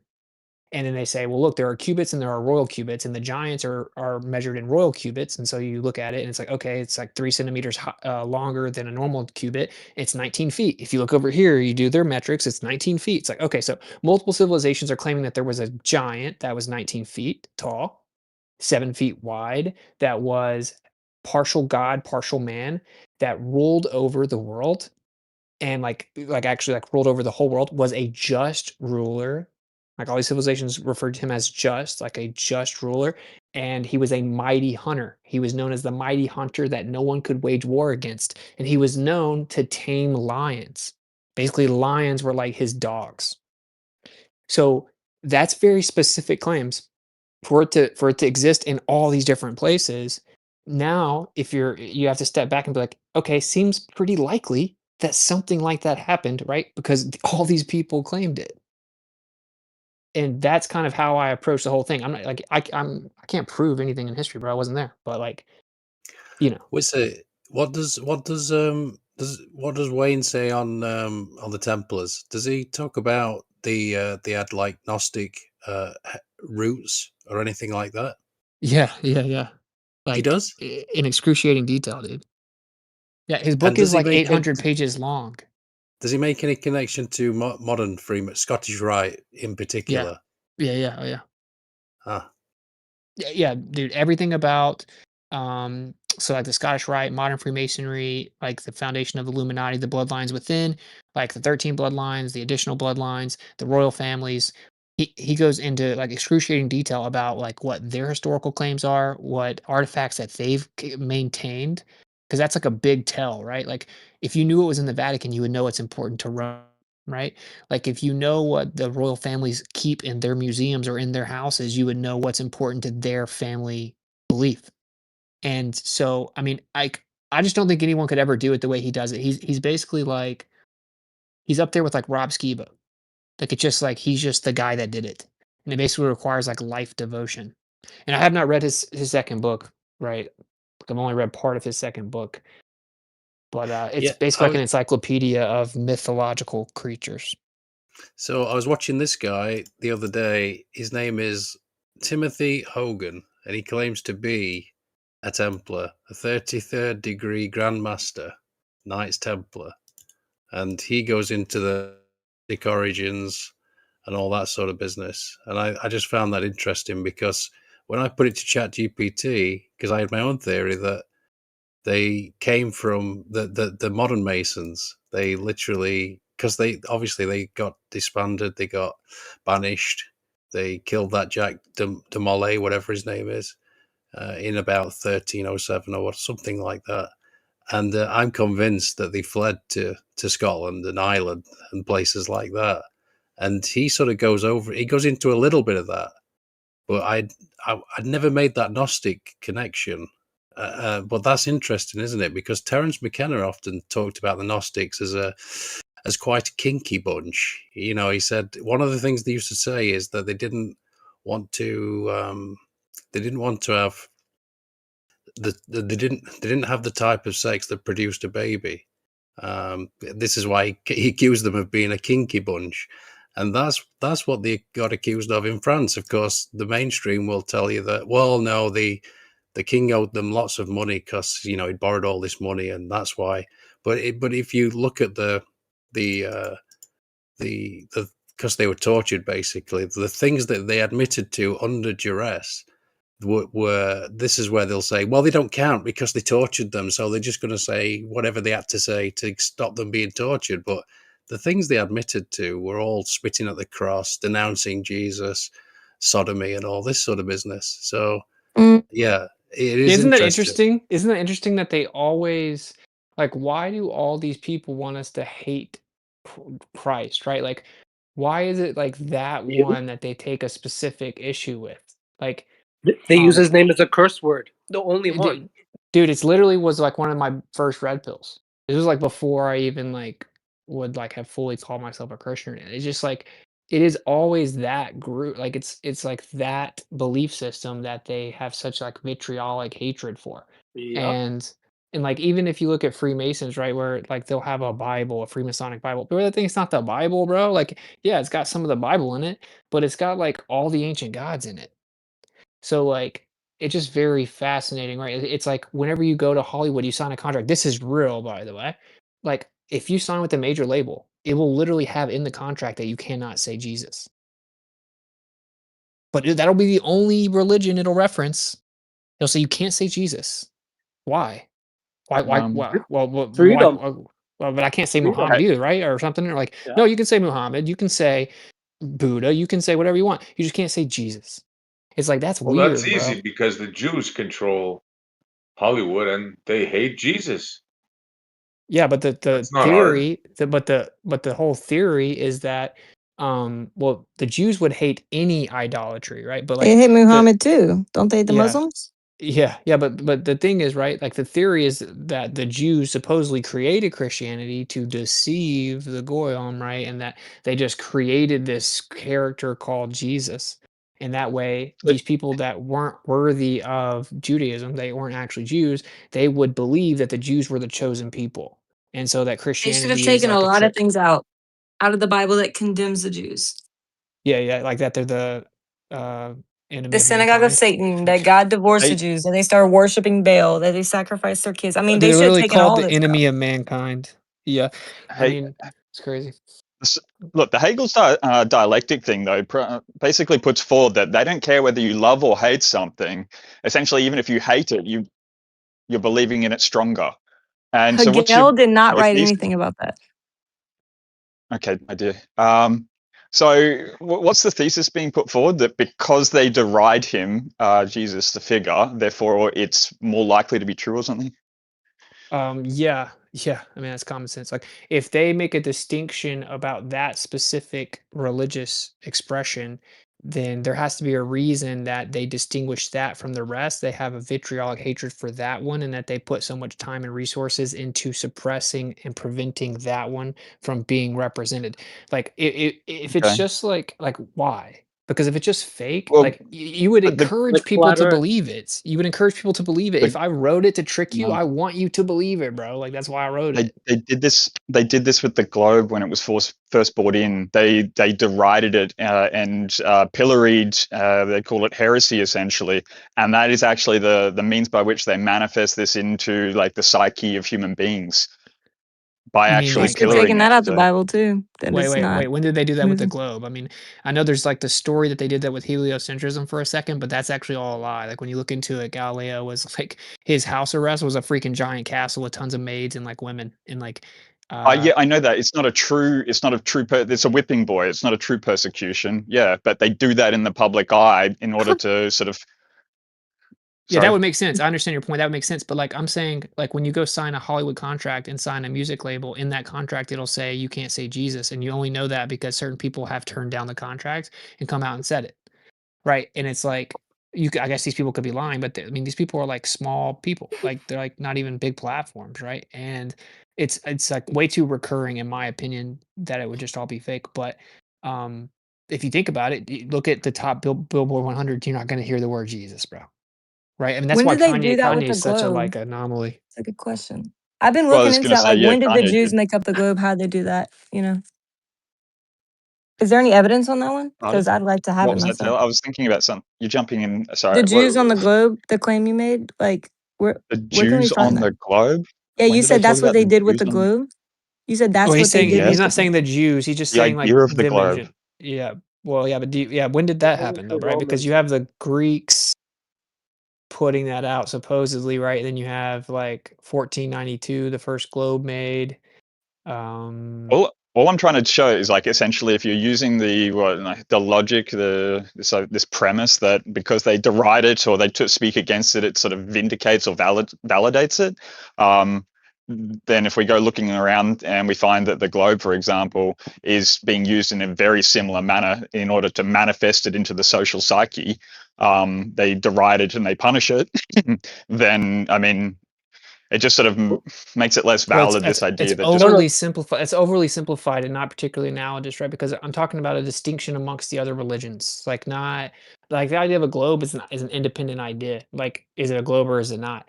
I'm talking about like a specific derision of one religious claim, right? Like one religious figure, as opposed to all the other ones, and they have no issue with the other ones, but they specifically have an issue with that. It's the same thing with like you know, the Flat Earth. guy that won the Yeah. Masters, and he thanked Jesus, and they cut the broadcast, and that's happened like 30 times.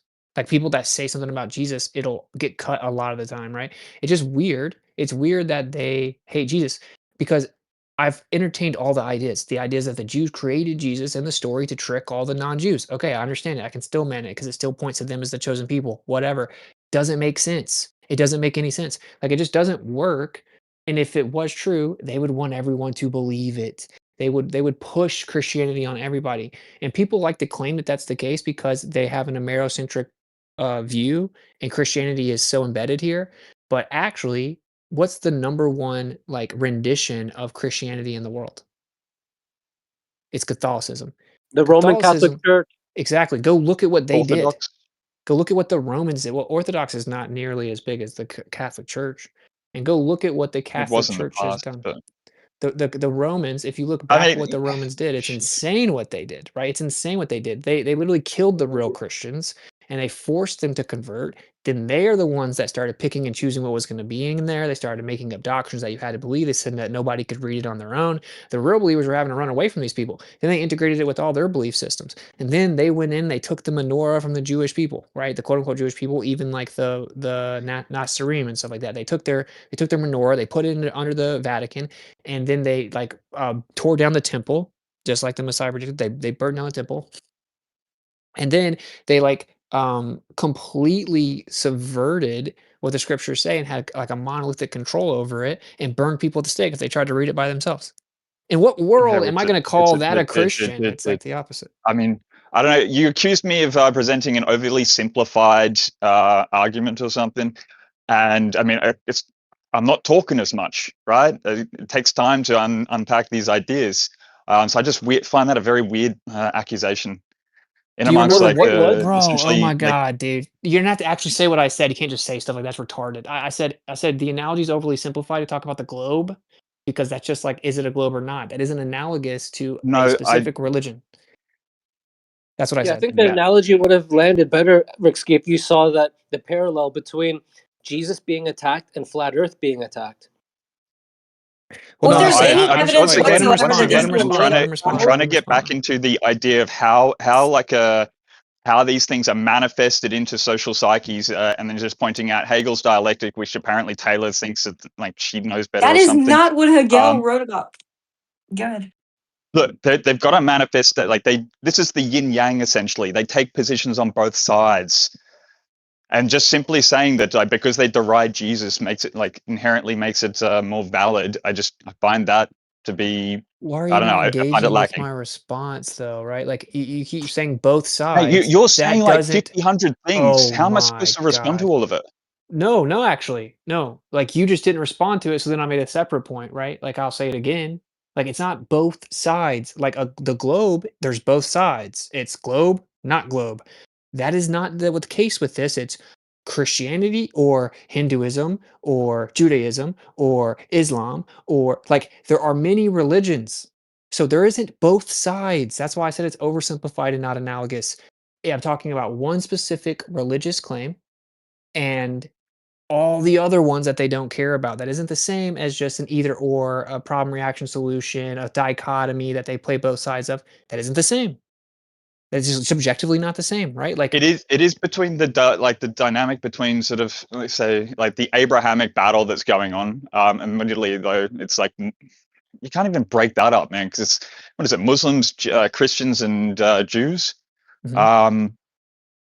And then even like within those groups, they have their own little battles that are going on. So I don't know. Yeah, but that's actually a good But point, though. That's a good point because, like, there is like two major groups of Islam, and they kind of go at it. But when it comes down to it, they both believe the same thing, and in the end, just Islam takes over. So when it comes down People, to it, flat earthers go at it. Every group they're goes at it with each other. they're completely on the same page. Is my point. Like, the Muslims are actually on the same page. You have the Jews. You have like Orthodox Judaism, which there's a subsect of that believe that the Jews are not supposed to be back in Israel because they were kicked out. It was taken away from them. And that's like a small sect, and then you have like just all the other Jews. But with Christianity, you have a concerted effort to make the biggest rendition of it completely wrong, right? So, like, and by force. The Yep. Roman Catholic Church did that by force and literally murdered the real believers. That did not happen with the Jews. That did not happen with the Muslims, right? Like, in every scenario, Christianity is like distinct from the others. Like, it's attacked more than the others. It's separated more than the others. Like, they're cool with you believing other things. And if you're gonna believe in anything to do with the Bible, they're gonna try to force you to believe their made up version of it. And what do you know? The made up version of it bastardizes everything that it says. So it's like, I don't know, like, even if I'm just, like, coming from this from, like, an agnostic perspective, which is how I originally did come, this is what, like, piqued my interest. There is a distinction with the Bible, right? So then I have to, like, try to think logically, why would that be? One of the answers certainly that makes sense is like, oh, well, there's truth to it, and they consider it like they're opposite, they're, like, opposed to it, whatever, right? Like, they don't want you to know it because it's true, and they would be perfectly fine with you believing all these other things. I'm sure there are other explanations that people can come up with, but it's just like the same thing with any other conspiracy topic that we talk about. Why is flat Earth deprioritizing the algorithm? Like, why is certain things kicked off of YouTube? How come when you pointed out the vaccine was poison, you got kicked off of every platform? Well, because the vaccine was poison, right? So, like, it isn't like an unprecedented idea that the powers that be suppress the truth, and that it is typically an expedited path to what the truth is, to hone in on what they're trying to make sure that you don't see, right? Because that's typically where the truth lies, is where they're trying to prevent you from getting. Yeah, remember what uh, Obama say? We have no time for the flat earth society. He called out the wrong group. If anybody has evidence that people okay. made up the Bible or manipulated the Bible, please bring it forward. Any evidence whatsoever that this was some I've like been thing that was made up trying. by the Jews, like specific evidence. Please Okay. DM it. I've been trying. Sure. Can I give Just one one to other Witsit? Yeah, go ahead. So, Witsit, you had said that the Bible seems to be the most true because of how it corroborates. But I was wondering if you're We doing aware this? of the argue. So I can't do it, or what? You gonna like Fundy mute me? What? He made a claim, right? Oh, I You're mean, you gonna like kind of interrupt bastardized me? my claim, but whatever. If you got a point, just say it, man. How did I bastardize it? Did you not say the Bible corroborates and seems to be true for you? No, I said what? Corroborates what? No, I said that extra biblical texts corroborate it. No, earlier before this new argument, you had Yeah, said about the Bible how its I said, okay. historicity seems to be Yes. Yes, I said that extra biblical texts legit. corroborate it historically, and the historical claims within it are consistently verified, which is not even disputed, you know. So I have one dispute then. It's in Chronicles 121. and 2 Samuel 24. I don't know if you're aware of the census story by David. But it's not logically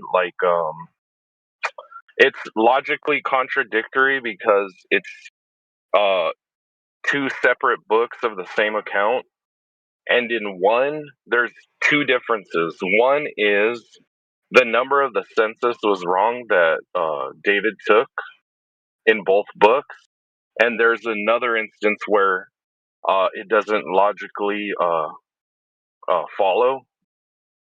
Do you remember my response In to this? so so can we let Witsit answer instead of like you I just don't like think it's going trying to do to? anything. Well, let me pose my argument and see what he thinks if it's still like logically sound. So Did in you First get Let me there, let me Chronicles, hear that, Taylor's after. bro? Like, I'd like to hear it, but like, can you get to it? Yeah, he yeah, was good. I'm He was about pretty to finish. direct. He was pretty direct. Okay, go ahead. Like where I'm at right now, as you said, There's you one said other like thing. Chronicles Hold on, 121 I and got Second one Samuel. other. Oh my God, I Yeah, was can just Yeah. you trying to read the recap what you said, dude. I was literally trying to help you, dude. Yeah, put them all on the table so we don't have to do circles of verses all night long Okay, because so this from could go what I forever. remember of what you said, Chronicles like 121, 2 Samuel 224. I may have got the verse wrong. I don't know. That there's a census story Yeah, you about got it right. David. There's a census story about David, and that you're saying it's logically contradictory because it's 2 separate books of the same account, and that the number of the census is wrong in both books, and that it doesn't logically follow something else. You didn't finish, so just go ahead. Yes, you got all that right. Exactly. And there's one other thing. So I said there's 2 things that don't logically follow. So one, in First Chronicles 21, it said that Satan stood up against Israel and moved David to number Israel, right? But in Second Samuel, it said that Yahweh's anger towards David um was the reason why. Wait, can you repeat that? Well, So repeat that. What was the first one? so so in the first one, it said that Satan was the reason for the census, but in Second Samuel, it says that it was Yahweh. Oh, it says his So it's anger, it's so that like Yahweh's anger. so he'd allow Satan to do something. So that's not a contradiction. no, but in Second Sam, yeah, it says in Second Samuel it's because of Yahweh, but in Chronicles it's because of Satan. So it's like 2 different. Wait, you said it's And because of Yahweh's anger. So like, yeah, when if Yah's angry at you, he will remove his provision and allow Satan to do something to you. Those don't contradict. no, but there's That Correct. 2 logic. different like entities that's the reason why, right? But they don't Yeah, just contradict like though, with because Job. Yeah, like Yah can choose to allow Satan to do something to you. So like it can be because Yah's angry at them, he allowed it to happen, and simultaneously be Satan that does it to them. Because he would remove his provision as punishment because he's angry with them. And then Satan would do But That it. what logic. about it? No, not And for really. the first one, Samuel was It would counting say military that. men only. You have a misunderstanding of logic then. Yeah, and then also I know the thing about the census is not an argument either. Are those only 2? Because like I've already heard this before, and like I'm not gonna know the specific numbers or anything off the top of my head, but from my understanding, it's that it was literally talking about specific subgroups. Like the authors were listing different groups. Like and maybe it was in Chronicles. They're listing like different groups, like of like the military, the men in the military or whatever, right? And so the numbers aren't the same because they're not talking about the same groups of people in total. Yeah, one of them is like active No, military well, men. And they have different like so in implications for the First verses too, which Chronicles, we explain. sorry, First Chronicles, it was 1.1 million and 470,000 Judeans. In Second Samuel, it was 800,000 and 500,000 Judeans. So they got the number wrong in both of the books, which No, So but wouldn't be Chronicles gives logically sound. Samuel says fighting men or mighty men. That's a different description than the total Yeah, of the able-bodied men that Chronicles described. So so one you of have like them the is just like total. Yeah, reserves and the active duty. yeah. there's Fighting also men is in Samuel. It's a little bit more specific. it could also have inclusions of women and children in one version and non-inclusion of women and children in another. I think it's But specifically isn't like a it's census? like it's the active That is a military and then possibility. it's like the And active waving at you. military. It's the active military and then like the like able-bodied like military age men or the reserves. Because I've heard this before, and I will say this right, like bruh, out of the amount of historical claims that's not going to cut it, right? Because there isn't obviously a plausible explanation. I just said it, and I could research it and probably have a stronger argument, but that's good enough for me right I now. gave So mine like, as well. I mean, it makes freaking hundreds and hundreds of arguments, man, and it makes hundreds of historical claims. It should be wrong all over the place, right? And it's not. It is. This, That's not the only one. well, the two that you See, we're just gonna go named to are not different ones. I'll give you time contradictions, to dude. research So it. I can't expect you to Oh, like just automatically, find a good viable reason why it's different no, I'll in promise. on both I'll accounts. promise you. I'll give you my word that I will research it more in depth. I'm only like vaguely familiar with the argument. I've heard like one time, and Yeah. the answer I remember is that it was just different groups of people, meaning like certain military people, and then certain like military age people, meaning like active people and not active, not necessarily active, which would Yeah, it make says I sense. It that didn't would in make the catch sense that the that text. though. I number would just be said it was. close to the same. Yeah, so it They says it in the gave text. In numbers, 2 right? Samuel, it says, "Go and number Israel and Judah." In 2 Samuel and in 1 Chronicles, it says, "Provoked David to number Israel." Now, is Israel and Judah equal to Israel? So in Chronicles, You won't okay, answer so that. Sounds like no, because in contact. Chronicles it gives two numbers as well. It gives the 1.1 million and then the 470,000 Judeans. So both accounts, it does give what you're asking, both. Yes, But yes. the This is number's yeah. I did. different, I like remember. I said. In Yeah. Second Samuel, it's 800,000 and 500,000. So it's different. Yes. So it's Yes. I not remember. I historically remembered that. accurate or Well, first of all, like we agree the numbers I are pretty think close, right? consensus You have was 1.1 sorry. million Israel in Chronicles, and then 800,000 in Samuel. Then you have 470,000 Judeans in Chronicles, and then 500,000 in Samuel, right? So the numbers are not, for starters, they're not like wildly off from one another, okay? But they are supposedly the same story being told in two different accounts, so they should be the same.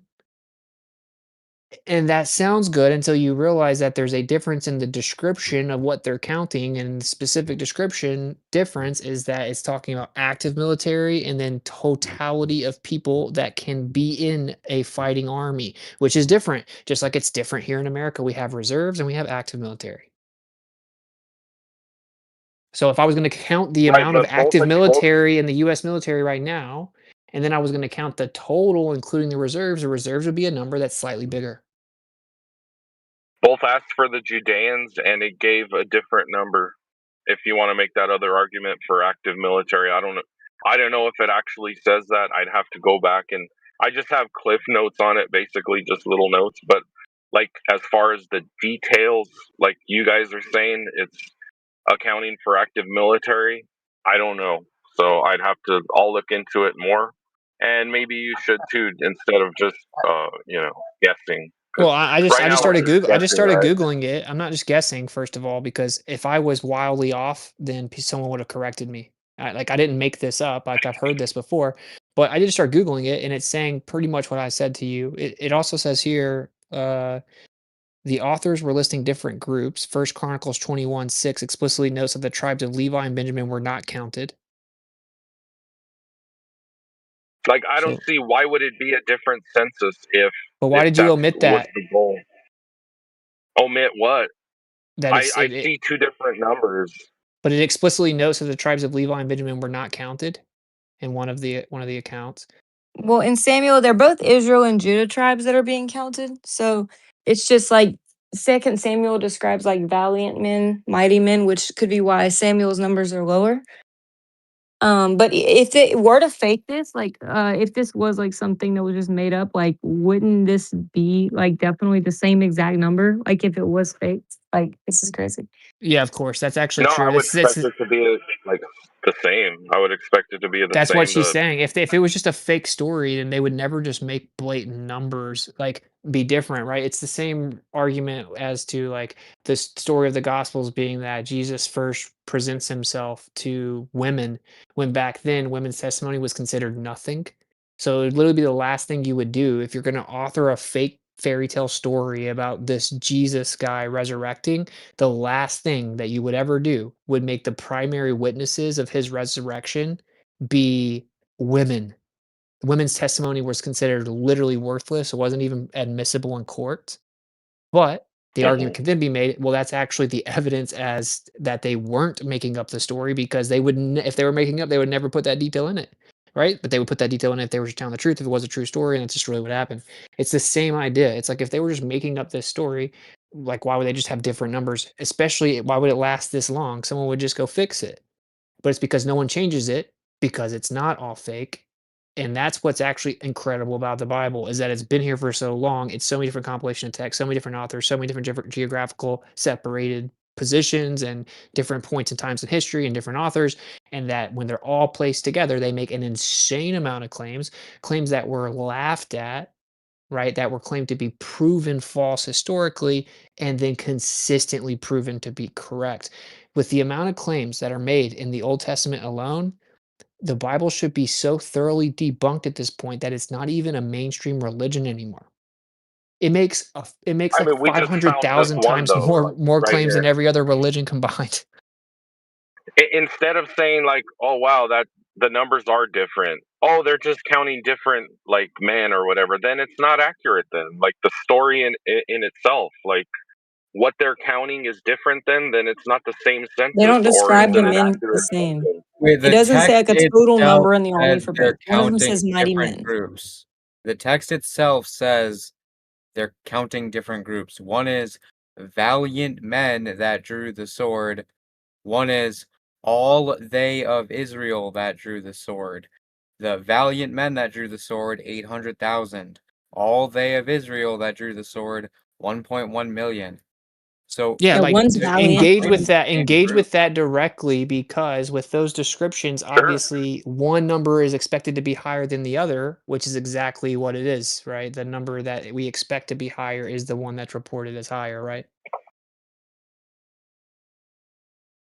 Well, it's different to me. It's still illogically like accurate as of like a historical uh Wait, before we get there, or like, can in event good that faith took you place. engage with the Yes, with the I'm saying why argument? are they counting different things? If it's a census, they Well, should be counting one thing.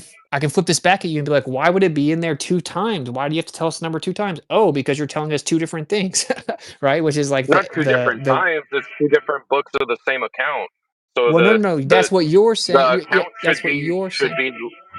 Oh man. Okay, That's what go you're ahead, bro. saying, but he just debunked you by showing you the different description, right? Which is like one is describing a specific type of warrior and the other one is not. And the one that's describing a specific type of warrior is a lower number, which makes sense. So can you engage with that though? Can you at least admit Yeah, that I based would on the like to. descriptions? Okay, well, you keep saying that, but you're not. I'm just going to ask you directly. Can you at least admit that based on the descriptions, that the number we expect to be smaller is the one that is smaller? Sure. Yeah, I'll admit to that. Is that But if that's the then best I criticism of the also Bible? got. I mean, we're doing pretty Can, good. can I? Well, let him go. Let him go. I'm just wondering why they were counting different things. If the census is one thing, why are they counting the mighty men and then the other one is who could just draw a sword in Israel? Why Because is one the says census all, different on one two different says books? militaristic. That's it. It's like saying Christians in Earth Awakenings who speak versus everyone in Earth Awakenings who speak. Obviously, the everyone in Earth Awakenings who speak would be a greater number, right? Yeah. So your Sure, I'll question is grant you why? that. Why Why is you're it now asking different? us why did the Why are they authors think counting? it was important to make that distinction? Like, okay, good question, man. I mean, it kind of is interesting to me. I find it interesting because now I know that there were a certain amount that were like way better warriors. So now I get a better idea of what was actually going on, right? Like now I Well, know a more specific description. couldn't there be Ron, for people that were valiant that couldn't lift a hang on, sword? please. The thing is, the author of First Chronicles and the author of Samuel, are they the same author? That should be addressed first. That's a good question. I don't know. Well, I think And that if Very it was important. I the think same questions like author, that are then why largely is it? disputed. So. Well, can you address my point, my question? Could there not be people that Yeah, were sorry. valiant who couldn't lift a sword if those were the two things being measured? What? How can you be a valiant warrior and you can't lift a sword? What? A soldier of valor is literally like an elite soldier. It would be like the Black Ops. No, it Yeah, they could be wouldn't. like military Yes, it intelligence, would. That's people what that it means. plan, navigators, map No, people, no, no, like no, any no. of those sorts of Valiant things. warrior. They go to war. No, So, like a but Yeah, I think Sparta, back in like the those days, war 300 was a would be a little spec different ops, than it is now. not a valiant We warrior. don't have Black Ops in 1200 BC, bro. no, it's just an analogy, man. Like the valiant warriors would just be the strongest warriors, right? Like the most capable, the most elite soldiers. So But of there's no course they can pick up category of swords because that's what picking they up a fought sword. with. Both categories, there's drawing of the sword, right? One is valiant, whatever, valiant men, valiant warriors, blank, who drew the sword. One is all of them that drew the sword. So Oh, what so is okay. this?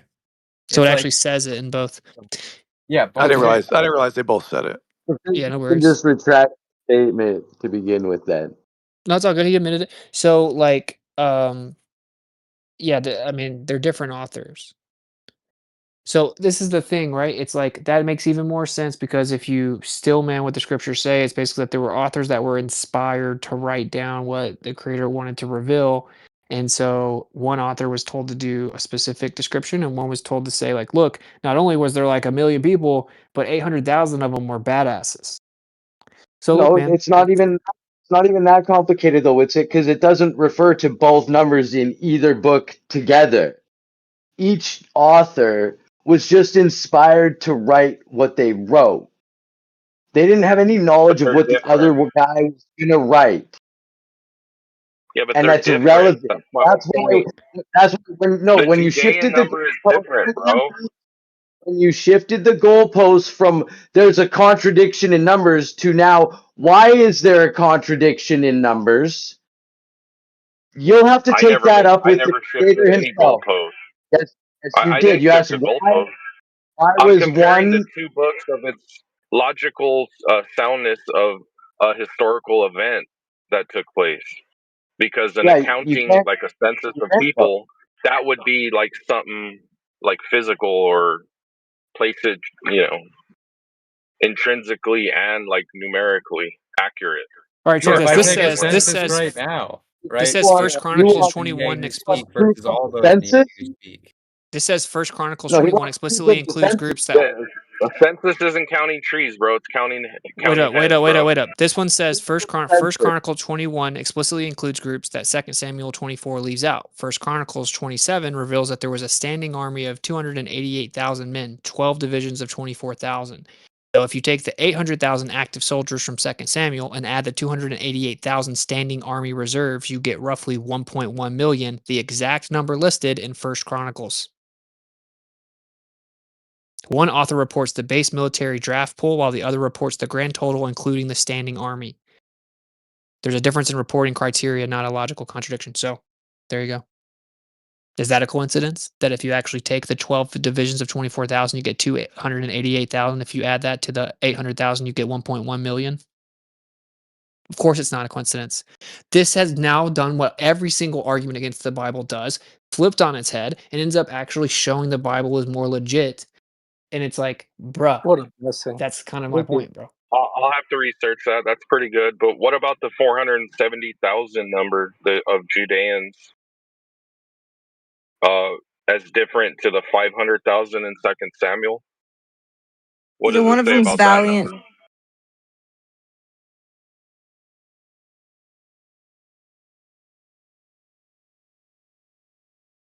number? One of them are described as valiant men. So, Is there a like, was point there to like all an this? extra box? Hold on. Was there like an extra box for that? Or was it just Judeans? Or was it valiant Judeans? Like, I don't know. I'm confused. See, the Yeah, we know. 470,000 and the 500,000 really means nothing to me, right? For 500,000 to be like an even round number, like what are the odds of there being exactly 500,000? So like when somebody reports it, like if there were 470,000 and then an author said 500,000, like I wouldn't consider them inaccurate. So like even before you can laugh about it, but like the main one of like 288,000 just totally backfired, and it showed that it was insanely accurate. So like for me, right, you could say the same thing. Well, 288,000 plus 800,000 isn't exactly 1.1 million. Like that's like, dude, so far beyond grasping at straws. Like if you would only do this with the Bible, no one would ever do that with any other historical account.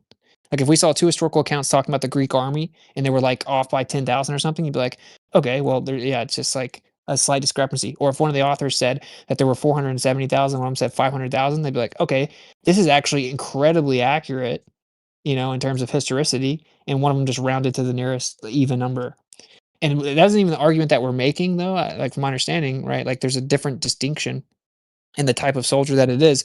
But like the one I was more interested in is the difference in 1.1 million, 800,000. That's a huge difference, right? 300,000 men is significant. So do you see my point? Like if it's like 12, if it's 12 groups of 12,000 or of 24,000, so you have 12 groups of 24,000, it gives you 288,000, and you add that to the 800,000, you get like 1 point, not quite 1 million, right? Like you get just under 1.1 million. So it Yeah, would be it's like making that 12,000 off, argument. right? Yeah, but that would be an insane argument because of course you just leave that extra little off when you just say 1.1 million, right? Because you're just rounding to the nearest like number. Yeah, that would be like, I don't know, like out of like 100,000 or like 1 to 100, right? We could break it down like that. It would be like 1% off. But Dude, this yeah, this is a little this to is leave something a little 12,000 different. to leave If we take 12,000 out of 47 a million out is of nothing. 100 and 50 out of 100, this would be like 3%. So are we okay with the fudge factor? I don't know. I would want my census to be perfect. I know the United States census isn't perfect either, so I'll grant you that. Yeah, it's only 1% off, and the other one's like 3% off. Oh, it's not even Okay. close to 1%. 12,000 is Well, no, not it'd be 6. 1% of I'm sorry. 1.1 million. I'm sorry. It'd be like 47 out of 100 and 50 out of 100. Okay, 3%. I'll give you that. But it's still inaccurate, like in my book. But it's a I good say it's argument less than against it. 1%. No, I guess actually I 12,000 will is right say. at 1% of 1.1 million because 10,000 would be 1% of a million, right? Because 10,000 times 100 is a Yeah, I million. already did that. Yeah, I that's know. what I said. I was just correcting myself. So yeah, anyway, this doesn't do it for me at all. If anything, this was like pretty awesome because it turns out it literally describes this separate group, right? With 12 groups of 24,000 gives you 288,000, added to the 800,000 gives you just under 1.1 million, which is what it says in Chronicles. So it's like, what do you know? Um, now this is That what is like good. this is what like a non-biased person would do. They'd be like, well, let me go look at all the other historical censuses that have been reported and the different accounts of them and see if the numbers are always exactly the same. And guess what? They are not. And guess what? They oftentimes round up. In fact, they typically do. You're never going to find. Are we even going to believe that it was like exactly 800,000 or 1.1 million or any of these numbers? Of course not. Like it wasn't 1.1 million 722. Where like it was just exactly it was exactly 500,000, exactly 470,000. It wasn't 470,929. It's like, bruh, they just rounded up. Like, I mean, that's how they did it. So I don't know. I don't find it particularly troubling at all. But this is the real thing. Like the historist, this is what I'm saying. Like that actually shows how strong the Bible is, man, because it makes so many historical claims. And trust me, if like atheist historians could debunk it, they would have been done that. Which is why most atheist historians utilize the Bible as a historical text. In fact, most atheist historians refuse to throw out the Bible because if they do that, they have to throw out Paul as an author, and they use Paul for his extra biblical text because he was so consistently accurate as an author in the Greek region that they're not going to do that. Right? Like it's so indisputable that Paul is like a historically accurate author, and he's so utilized in mainstream modern historicity are like just they're not going they can't pick and choose, right? They can't say like, oh well, we use Paul to corroborate all these other secular claims, but he must be wrong with all the stuff that he wrote that's in the Bible. So the Paul alone makes because this is how when I first got saved, I literally obsessively watched atheist historian debates against the Bible, like obsessively. Like probably watched like 50, 60 hours, and just like read everything they wrote. I was just like obsessed with it. because I wanted to be able to defend my belief. Abe. And dude, 99.9% of atheist historians, and I'm not appealing to consensus or authority or anything like that. This doesn't make it true. It's just a fact, though, that 99% of atheist historians readily acknowledge the historicity of the Bible, right? And trust me, they would I had love to one not other be able one. to do that. I had one other one. It's one of my newer arguments. I don't know if you want to hear it. Before we go to that newer argument, can you look into the Satan was the antagonist in He already Chronicles responded to and that. Yahweh was Yeah, I'll look into it in further. I'll trouble? look into it further, but Yeah. like my initial response to that seems like that makes perfect sense. It's not contradictory. It's a false dichotomy. And if Yah is mad at you, what he does is he removes his provision. And this is what's stated throughout all of the Bible. This is just like the Pharaoh claim, like, oh well, he does intervene with free will all the time. This argument was made earlier, like, no, the God of the Bible interferes with free will all the time. He hardened the Pharaoh's heart, right? Well, he typically maybe would have been softer and he would have let the people go, whatever. It's like, no.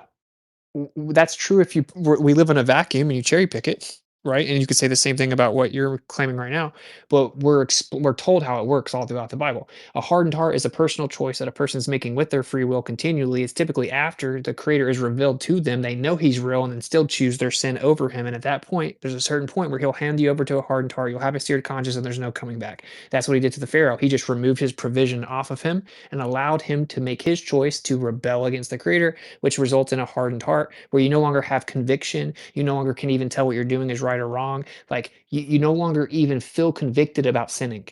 And that is a very dangerous place to be, because what's ever going to bring you back to the Creator? Same thing with this. It's like, okay, when Yah's mad at you or you rebel against him or you turn against him, then his provision is removed. If his provision is removed, then bad things can happen to you. Well, where did the bad things come from? Who's attacking you? Satan, right? So Satan's attacking you. Once you've rebelled against the Creator, he removes his provision because you're free, and now you can be attacked. Those aren't contradictory. Those aren't like mutually exclusive. So I have an argument against that. It's a free will argument. I know Taylor's gonna try and fundy mute me, but if I could just get it out without like being interrupted This about is a that. new Do you argument. think I This can can get go it? all night. That's what I was saying earlier. Well, shit. Do you want me to stop now? Because I mean, if you don't want it, Witsit, I can just pack it Well, no, up. But if you what I want me would to want pack it, though, what I would want though is for you to not just keep making these arguments once you hear them rebutted.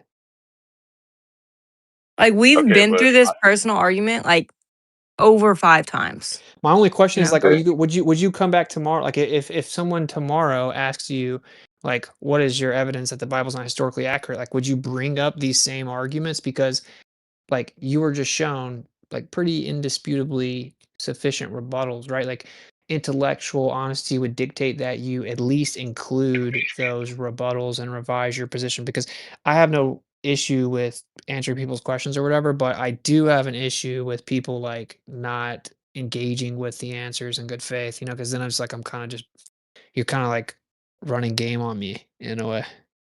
didn't I not grant you that was good enough, and we went over the percentages? No, you So why are did. You you did. I'm But just will saying, you like, are use you it gonna again? retire it? Are you gonna retire it? That's what I'm asking you. Well, I'm gonna go look into it further and get Okay, into fair the enough. details. But Fair enough. Fair enough. great. Like, Yeah, I mean, it's up so to the you had room because made a I've claim. hogged the mic. Yeah, I mean, my position on this is that Yeah, we did. the Sorry, guys. creator. No, I'm saying I hogged the mic, but I'm just saying, like, my position is what I said earlier, which is that the creator will never, under any circumstances, ever impede on your free will. That he never does, ever, no matter what. Well, So I that's had my an position. argument against that if I could pose it. Yeah, If I go could ahead. propose it. All right. So, like, if you look into the definition of free will, like just in Cambridge or Britannica, whatever, it says that free will is defined as uh, the ability to decide or to make a choice and have a outside force intervene. And there's also one that gives like a supernatural force to intervene. So it's that intervention, I think, that if Yahweh did to Pharaoh, it impeded his ability. So you had made a claim about like removing provisions, but like, Yeah. um, can I finish, bro? Yeah. He Like didn't say anything. well, he sighed. Like, No, I just come said on. yeah. I said yeah. I mean, I was kind of sighing You when I didn't said say yeah, anything, but Taylor. I was just Jeez. leaning. I was just leaning No, thank back. you. I was leaning back on Sorry. my bed. You're good. All right. I was So just in terms exhaling of while I said yeah. So go ahead. so this claim of removing provision, like Pharaoh wasn't even like Jewish or had anything to do with the law.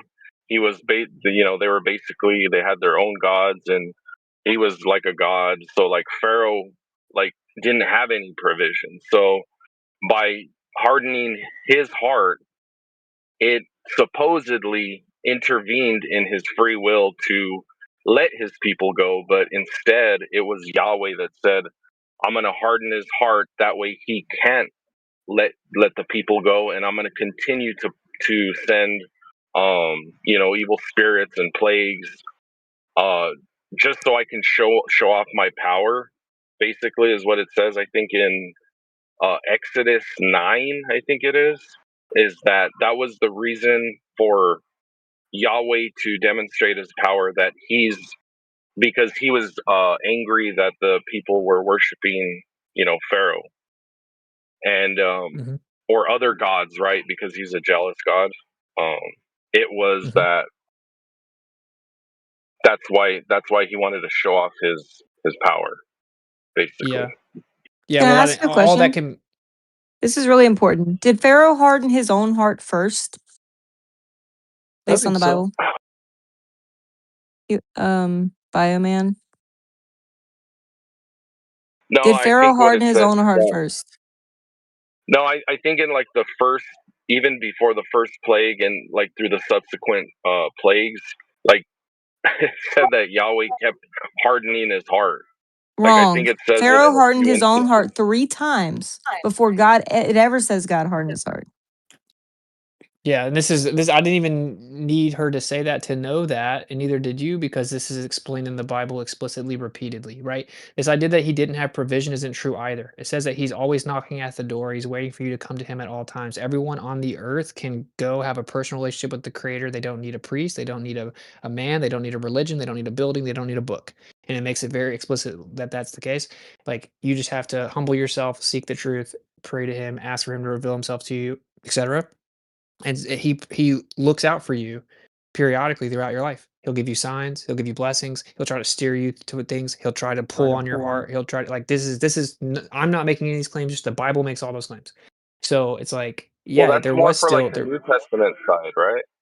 But No, not it's not for like just the Old it's not Testament just the, ways, because you would have to, like, I No, think Old in Testament too.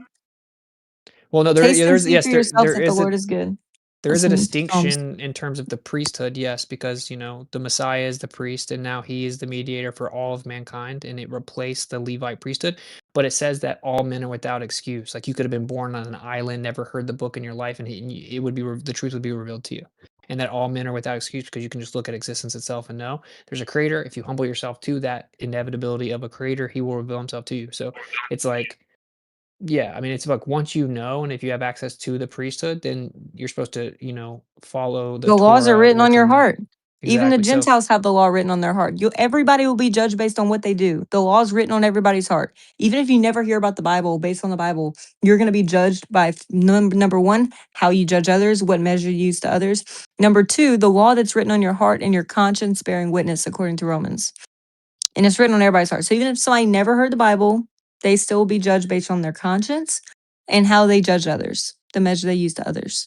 which intuitively probably resonates with everyone, which is that intention is like the most important thing ever, right? Which is like it doesn't matter how good you can talk or what you say or what you claim. Like the creator knows everything.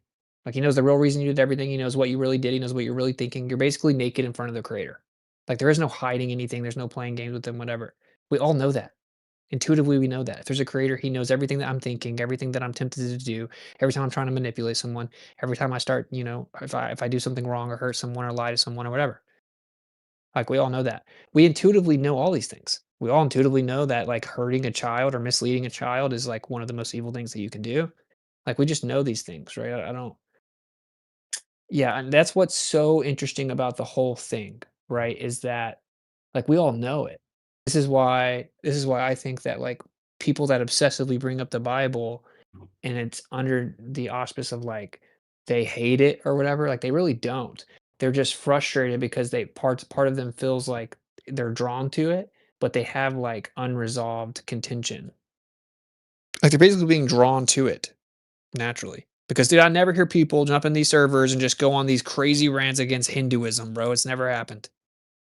I know. You know. Oh, I have plenty of gripes. I'm not convinced by Hinduism either. Like, Yeah, but I'm just don't get saying me you wrong, definitely man. don't have like tons of developed arguments to go against it, right? Because there's just something Sure, I distinctly do. different. I mean, okay. I do want one. I'll give you one real quick. Sure. So, like the notion of reincarnation, of how that's totally illogical, because if the point was to live a perfect life, right? And no matter how many incarnation or reincarnations it takes, when you come back, you have a soul wipe. So basically, all your memory is like wiped. But like, wouldn't that go against like the notion of learning? Because isn't learning like by trial and error, or learning from your mistakes? But every incarnation, your memory's wiped. No, yeah, but the So it's argument, the more argument, the argument is that you come back with it embedded in your subconscious from your previous experience. no, but how is it embedded? Like I your don't know memory's because I don't wiped, believe it. dude. I'm just like, how is it I embedded? It's know it's illogical. no, it's not illogical. That's not why I don't know. It's just because it would have to be whatever that deity is that's doing it. Whatever mechanism is creating the reincarnation is also embedding your subconscious because it's also responsible for you having a subconscious. But I don't think Hinduism is the best example. Maybe Islam is the best example, where it's like Islam is a huge religion, and I mean, obviously, this is like typically a bunch of Americans in here, and there's probably Christianity is probably the most represented religion. But that, if we're being honest, that isn't the only reason that people like always attack the Bible. They just attack the Bible more than they attack other things, right? And like, I would think that people would kind of question why is that? And I guess people probably just think, well, it's just because I'm in America and everyone talks about Christianity and it's what I hear all the time. And there's probably some truth to that, but I think it's deeper than that, right? Because whenever I engage with someone, I'm like, hey, okay, throw the Bible out, throw the Bible out, throw the Bible out, throw the Bible out. They just keep bringing it up. Like I I can't, know, man. there's nothing I can do about it, bro. It's like I would never do that to a Muslim. If a Muslim was like, dude, just throw the Quran out. Okay, I'm just talking about history. Just throw the Quran out. I wouldn't just start shoving the Quran down his throat with like gotchas. So, and I'm not saying But that directed at you. you had made positive claims to your Bible, though, that it corroborates, and I was, Yeah, trying no, I'm not. to That's what I'm saying. That's what I was saying. I wasn't even making specifically clear it's saying it all. to you. Yeah, because what happened was the guy that I kept saying throw the Bible out to kept bringing up the Bible, and I'm going to always defend the Bible. Like one of the last time I was in here, I made the same point. 'Cause I remember this was like a whole thing at one point. There's like this whole schism of Christians and all this in here, and like it's very obvious what happens is like there's a certain group of people that do always want to throw the Bible in on the conversation, and it's also understandable why. It's understandable why a Muslim would do the same thing. If they truly believe that what they believe is the truth, if they're good people, they would want everyone else to know. Like literally, you would be an evil person if you actually believed that your religion was true and didn't want other people to know about it. That's why the Jew thing is so weird to me. Like they're like the only religion like doesn't proselytize and doesn't want anyone in the group. It's like this is super weird. So like, Yeah. but then there's also the component of it that it's like even when people aren't trying to bring it up, other people start picking at them, and it's inevitable that they're going to respond because if they actually believe in it, they're going to defend it. It's just like if I pick at anybody's beliefs, if people believe that plant medicine is good and I just say it's all demonic and evil and stupid and retarded and it's like a bunch of infants throwing up on themselves in the woods of Peru or whatever, if I start talking derogatory about plant medicine, someone's going to get triggered and want to defend it if they believe that it's like if they have an anecdotal experience that helped change their life, if they've seen it change many people's lives. I usually bring up that example because it's a pretty good one, right? It's like anything that means a lot to someone or they truly believe is true or have experienced that it's true and it changed their life for the better, if you attack it, they're going to defend it. So it's like Right. It's, yeah. it's inevitable the cycle is going to keep repeating, right? So it's like I Yeah, don't know, can I I find it give much one more more real quick fruitful before to do we, that. can I give one more before, like if we continue the reasons why you defend your Bible, or, why people, suppress it or whatever. But I had one. It's one of my newer arguments. Wait, he claimed I'll the lay it out Bible in gets 5 minutes. suppressed? Maybe we get 10 minutes left if like QOP doesn't interrupt. But just real quick, can I lay it out real quick? Well, Yeah, you man. said he claims the Bible gets suppressed. Was that what he said?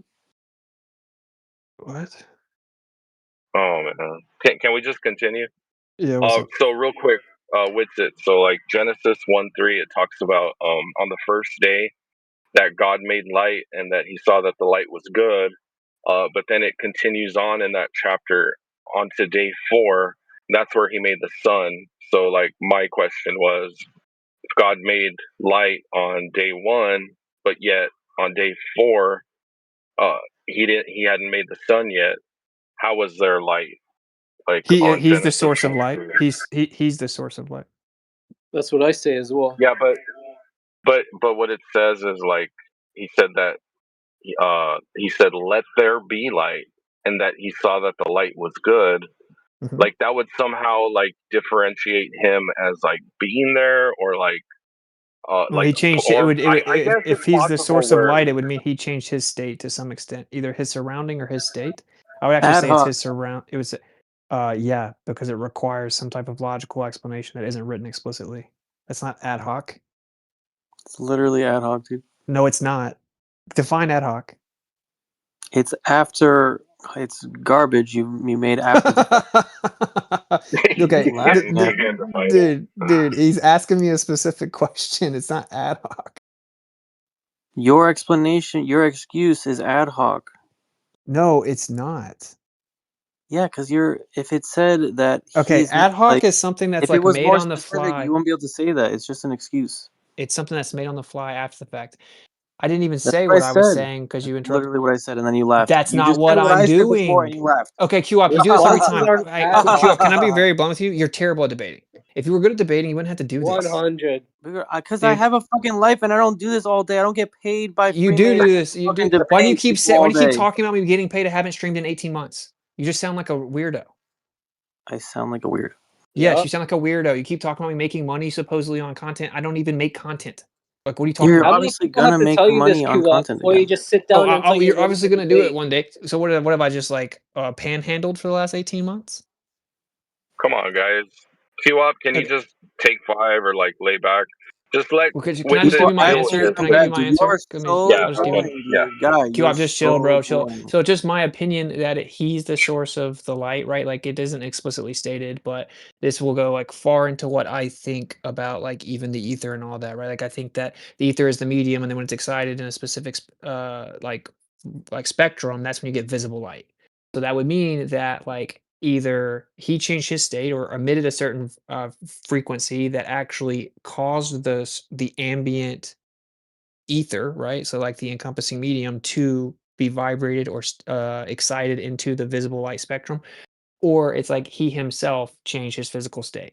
I would think, or it could be both, right? It's not even either or, right? But anyway, that would make sense that that whatever it is, he creates that relationship between vibration and ether. Because you can think about, you're talking about a creator at the very beginning. He's like creating the laws of physics. Like when he creates light, he's basically creating the laws of physics. Light explains to us how all physics works, right? So it's like it's actually a very profound claim that he No, it created doesn't. light. You know what I'm saying? Well, light is literally the staple and foundation of how we understand all physics. No, It's it's just a not. fact. It's just a fact, right? It's just a fact. So and that's why I always say, well, if we have a fundamental misunderstanding of light, then the majority of our understanding of physics is flawed, which is actually the case. But nevertheless, right? Like that's a huge claim that he like created light, bro. If, like when we look at all of physics, like our understanding of all of it's derived from light, whatever. So that would be one thing. So his existence, whether it be that he's emitting light himself and he created that process, or he created the interaction between his presence and the medium that creates light, which I would say that's what I would think. And then the sun is something totally separate. The sun is something totally separate, and it can also have light and be something totally separate. You know what I mean? Like, Yeah, like often when you build a house, right? First, you show up, you pick a date on the calendar, and then you make the space, you clear the space, and then you put up the framing. Maybe on day 3 or 4, you get the lighting up. Yeah, Couldn't it but also like be the blue sky, like the blue sky, as like a luminary itself emitting that light, like the daylight rather than the sunlight? yeah, that would be great. That's a crazy idea.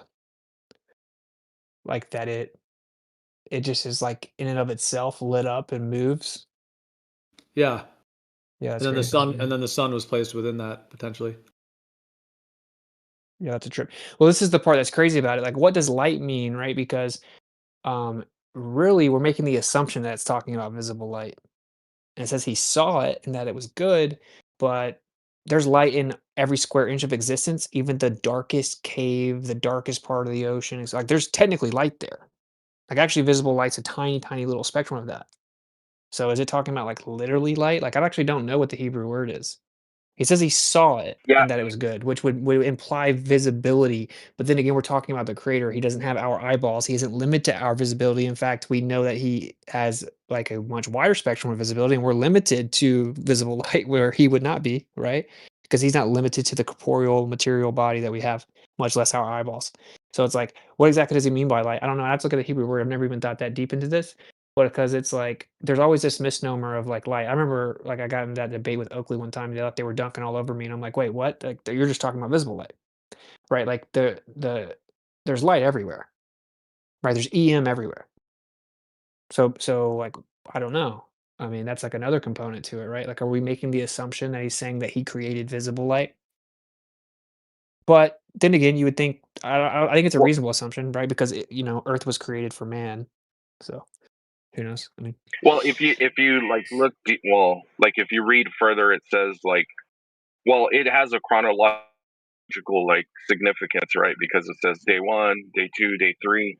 But on day 1, he had said that well, it says that there was morning and then evening, right? So like the first morning and evening, then day 2.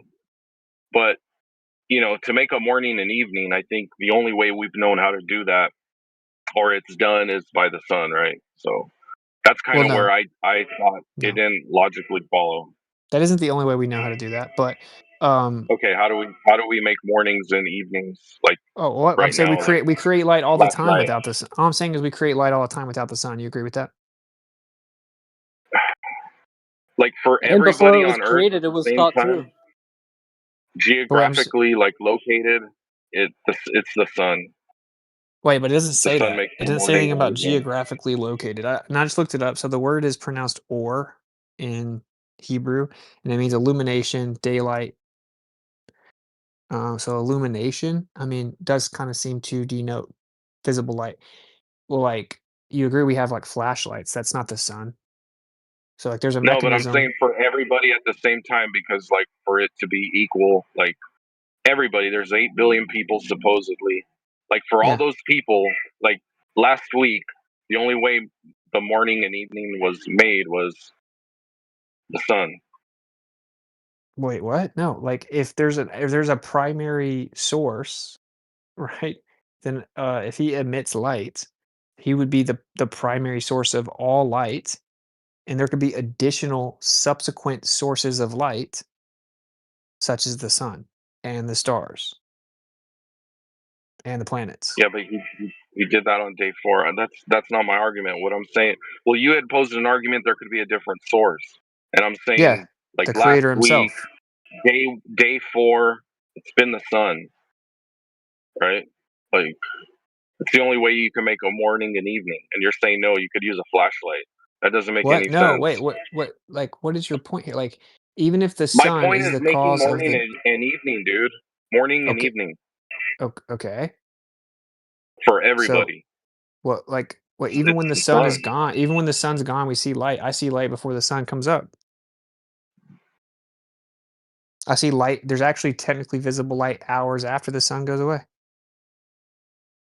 Yeah, but the source would be the sun. It's just Why? not It's like it's been closer it's to. been gone for freaking hours. Yeah, that's fine, but it's still coming from that same source, right? How, what? No, you're Or saying what? that. I mean, Well, it could be that the sun heated up a portion of the earth, whatever, and it's heat's dissipating. It could be like a do you believe that heat the transfer sun is thing. lighting up all the stars? The firmament. That could that could be. It sure could be. I'm asking what you think. Do you But believe would the that sun is be? lighting up all the stars and planets? I don't, dude. I don't know. That's a good question, but Doesn't it like seem like it's it. not the case, which would mean that there's another source of light that's actually illuminating those things? You mean like the ether or something? I mean, No, no, no. I'm just saying either like they're reflecting light or they emit their own light. I actually would rock with the second one, right? I think that they're all light sources. Like, and when you think about it though, it's like the perplexing part would be like, okay, if he's the source of light, we look up, it looks dark except for the things that are emitting their own light, right? That's the part that's like, I don't know. I want to get in for a second whenever there's a gap. Oh shit.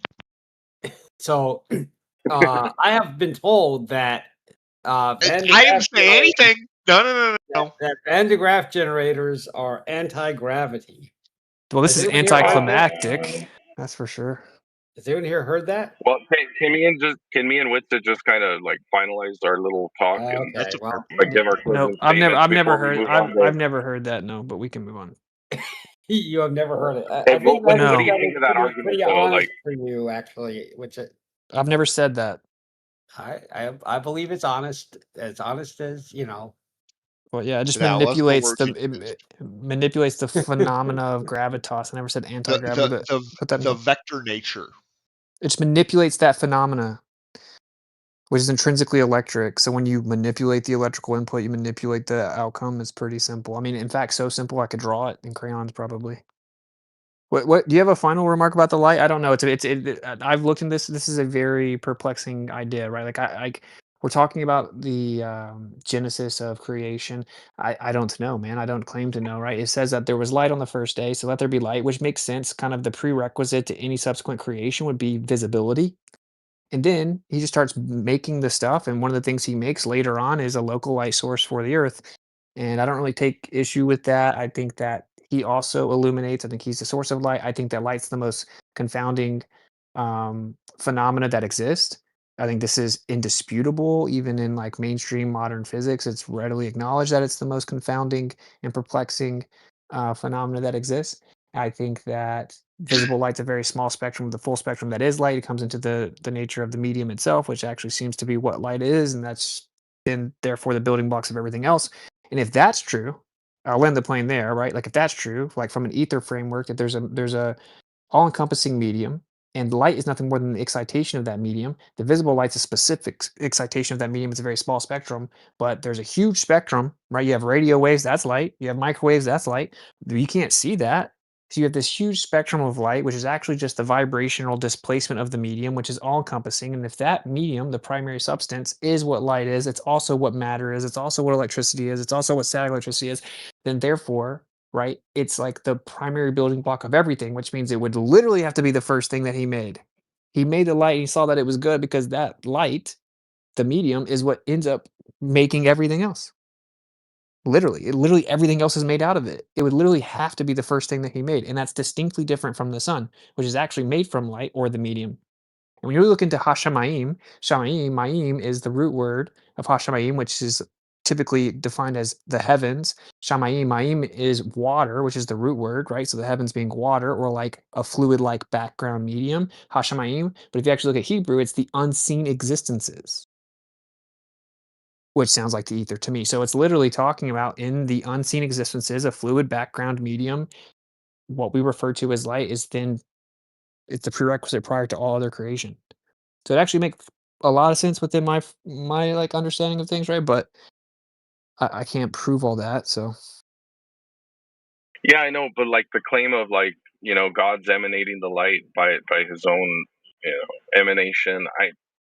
I mean, I'd take the ether thing before I would take that, because like the ether's been explained, but also which can't be validated. But it's great theories, well, let me just make sure and you it's understand what I'm very saying, right? interesting. Like about the ether, right? You understand like there's the ether, there's the medium, there's like all the non-visible spectrums of light, all that. And then there's visible light, which is this tiny little percentage.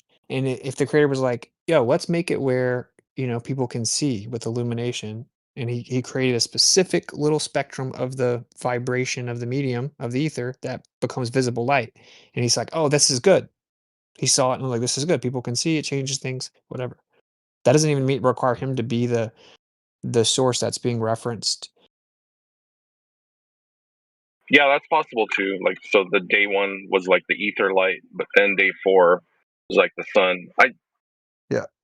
Yeah, that's a good argument, I guess. I mean, Well, think about it. If he I don't creates know the if it's physical, substantiated, but well, think about this. If he because creates the all these physical things are very phenomena, difficult to. Go ahead. if he well, think Go about it. If ahead, he bro. creates Sorry, but I'm saying if he creates a physical phenomena or mechanism of visible light, then it would then affect him as well. And so then what? And then in theory, I was like, well, he began illuminating once he created that mechanism. Mm, I don't think so. I think he would be the primary, source of energy. Like, I don't know. I don't Well, I think agree. he would emanate after he created something. I don't buy that. Well, just to clarify, okay, I agree. I think that he's the primary mover. I think actually everything is vibration. I think he's the primary source of energy, the primary mover. If he then creates a background medium, right, then that primary energy is now interacting within the medium, and it now has an interaction known as visible light, meaning like the actual creation of the ether itself would then create light and matter and electricity and static electricity because according to the ether framework, the ether is just the canvas. You need a painter that then paints it, right? And this is where Tesla says, like, when it's thrown into infinitesimal, prodigious worlds of velocity, it manifests as matter. Meaning, like, when the ether is thrown into motion, that's when you get the other phenomena. It's like an ocean. It's just the canvas. It's like it reciprocates the reaction. So that you have to have the primary mover. The person has to throw the rock in the lake to get the ripples, right? So he's the primary energy that's disturbing the ocean that is the ether. So if we were to create that background, then his presence alone would immediately start a domino effect of visible phenomena and invisible phenomena. Yeah, but it's like, okay, his presence alone, but it's like, how could he? I don't know. That would be hard to like substantiate, also, right? Because like he would have to, I don't know, limit himself in a certain region and then be there, and then boom, things are perturbed, and now you got like motion, and I don't know. That's yeah. That's only if you're I'm not making a saying he distinction can't do between it the because daylight. Yeah, he's no. like the all powerful, all knowing. Okay, yeah, he could, because that would be limiting him. Yes, he could do that. I just Oh no. All right, okay. but just to understand what you're saying. You're saying like the idea that he is the daylight, which would require him to like not be omnipresent because the daylight isn't everywhere. No, that wasn't the argument I was making. I was Okay, making because it I'm not for the making that. ether. No, no, I know. Well, you had said like once he created something, then there was like, disturbance or whatever and Hmm. motion. But like my argument was, well, like if he wasn't in that area and then he, you know, was there, like I don't know that, not that it, violates law of like identity or like location, because if he's omni, then he could be everywhere. Okay, but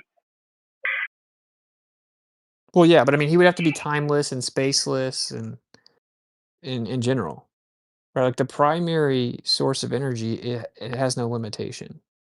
So it's like everything else is subsequent creation. So it's like, yeah, like energy can't be created or destroyed. I've always made that argument too of like, then it's not created, so your creator didn't create the energy. It just always was. It's like that's been my argument. well, he can, So like, or he's the only one that could create it because he isn't limited to that natural law because he's supernatural and beyond that, right? But my point is no, but like, it wasn't created. That's the no, thing. It wasn't but that's a created. natural law, right? That's the first law of thermodynamics that says matter and energy cannot be created nor destroyed. But that means that Yeah. either the matter and energy was always here or it actually was created, which would require violating that first law. And That's not the first No, law. dude, it says it wasn't it can't be created. So how can we just say, well, yeah, well, then it was created like 10 seconds later? Like, no, wait, no, dude, like, okay, do you not okay, get it? It okay, can't first of be all, created or destroyed. brother, that's the first law of thermodynamics. I don't know why someone just said it wasn't. It objectively is. Energy cannot be created nor destroyed. It can only change forms, right? It's like delta U equals Q minus W or whatever. Energy cannot be Okay. created nor destroyed. That's the first law of thermodynamics. That's a natural law, meaning like based on all observations that we've ever made, we see that to be true. Like energy only transfers; it can't be created nor destroyed. And you have the second law, right? The entropy will increase, etc. So, okay, that's cool. That's a natural law. Like mankind wrote that down because that's what we observe in the material world, in the natural world. That's the law that governs the natural world. Okay. So if I you don't know. need I don't to, know if we could actually even verify that though. That it can't be created. Like to make that claim, I think is verbose and like, come Sure, on. sure, sure, but it's like I agree in the sense that it's just naturally confined, but it would be pretty easy to debunk, right? You just would have to create energy. But the Well, thing but is, you can't because it did you not pay attention to the like beginning of the first law? It said energy can't be created. Like that's the whole I don't see how point. you You can get said the past claim it. is, you said it's robust, and I said I agree, but in theory, if it wasn't true, it'd be easy to debunk. But that goes down a whole rabbit hole because really it's like, well, I don't know. How would you know? Because you could always just say it was being transferred from somewhere else. There's overwhelming evidence that that's the case. That within the natural confinement, we can't create matter and energy, and it's transferred, and actually usable energy decreases. So like that's substantial. And the second law is like the most robust natural law that there is. Like you really can't present any type of interpretation of like the natural world if it's flying in the face of the second law. But the point is very simply, bro, like, okay, if we're trying to figure out how all the matter and energy got here, if it can't be created or destroyed, that means it had to always be here. There is no other option. Right. And Yeah. okay, Okay. but if it was created, because if it wasn't always here, then it was created. And if it was created, then we violated the first law. That's only a Yes. problem. That's only a problem in the natural world. Right? But the Right. definition of supernatural is beyond nature, beyond the limits of natural law, the laws of nature. So if there was something that was So supernatural, then it could okay. create energy, right? Convince me that there's something supernatural then Because there's matter and outside of energy the here. natural laws. Well, the proof of it is that there is matter and energy here. And so if we say, well, it I could have know, but always there's been here. another. We already laid out another viable option. It Well, just yeah, I always know, was I here. know, I know. It was always here, right? Sure. But then you go to the second law, which says that entropy will increase and the amount of usable energy will decrease. If the amount of usable energy is always decreasing, it has to have a beginning point to decrease from. It can't infinitely regress. It can't decrease from infinite, right? It can't Why not? infinitely because Energy. that's retarded. No, it could because you're forgetting the first law, dude. That it can't be created or destroyed. So there's always going to be enough energy to when that portion of entropy decreased. There's still more there for the work to be done or the disorder in order to continue. But it's decreasing. It doesn't run out Don't of wait, energy, bro. Like but wait, so wait, time like out, time out. But don't you understand? Don't you agree that for something to decrease, it has to have a starting point to decrease from? sure there could be like cycles in like a life system, but it doesn't mean that there's limited energy for that entropy to not work off of the infinite energy that's always supposedly been here and not created. There's more Well, that's the energy, thing. bro. Like you're Look, bro, forgetting the okay. first law, bro. I'm not forgetting the So first you're saying law. I'm not for this is okay, the go ahead. conundrum of the first and second law. You can't apply them both to the question of how Why did the not? universe get, because they contradict each other. So that's the whole point, right? So it's like I always just quote Stephen Hawking, like what the most renowned atheist ever, who quoted Arthur Eddington, right? Who said like just like with human progression, right? So like if the amount of usable energy is always decreasing because entropy is increasing, then it had to have a starting point, a beginning. Just like human progression, in order for humans to progress, they had to have a beginning point to progress from.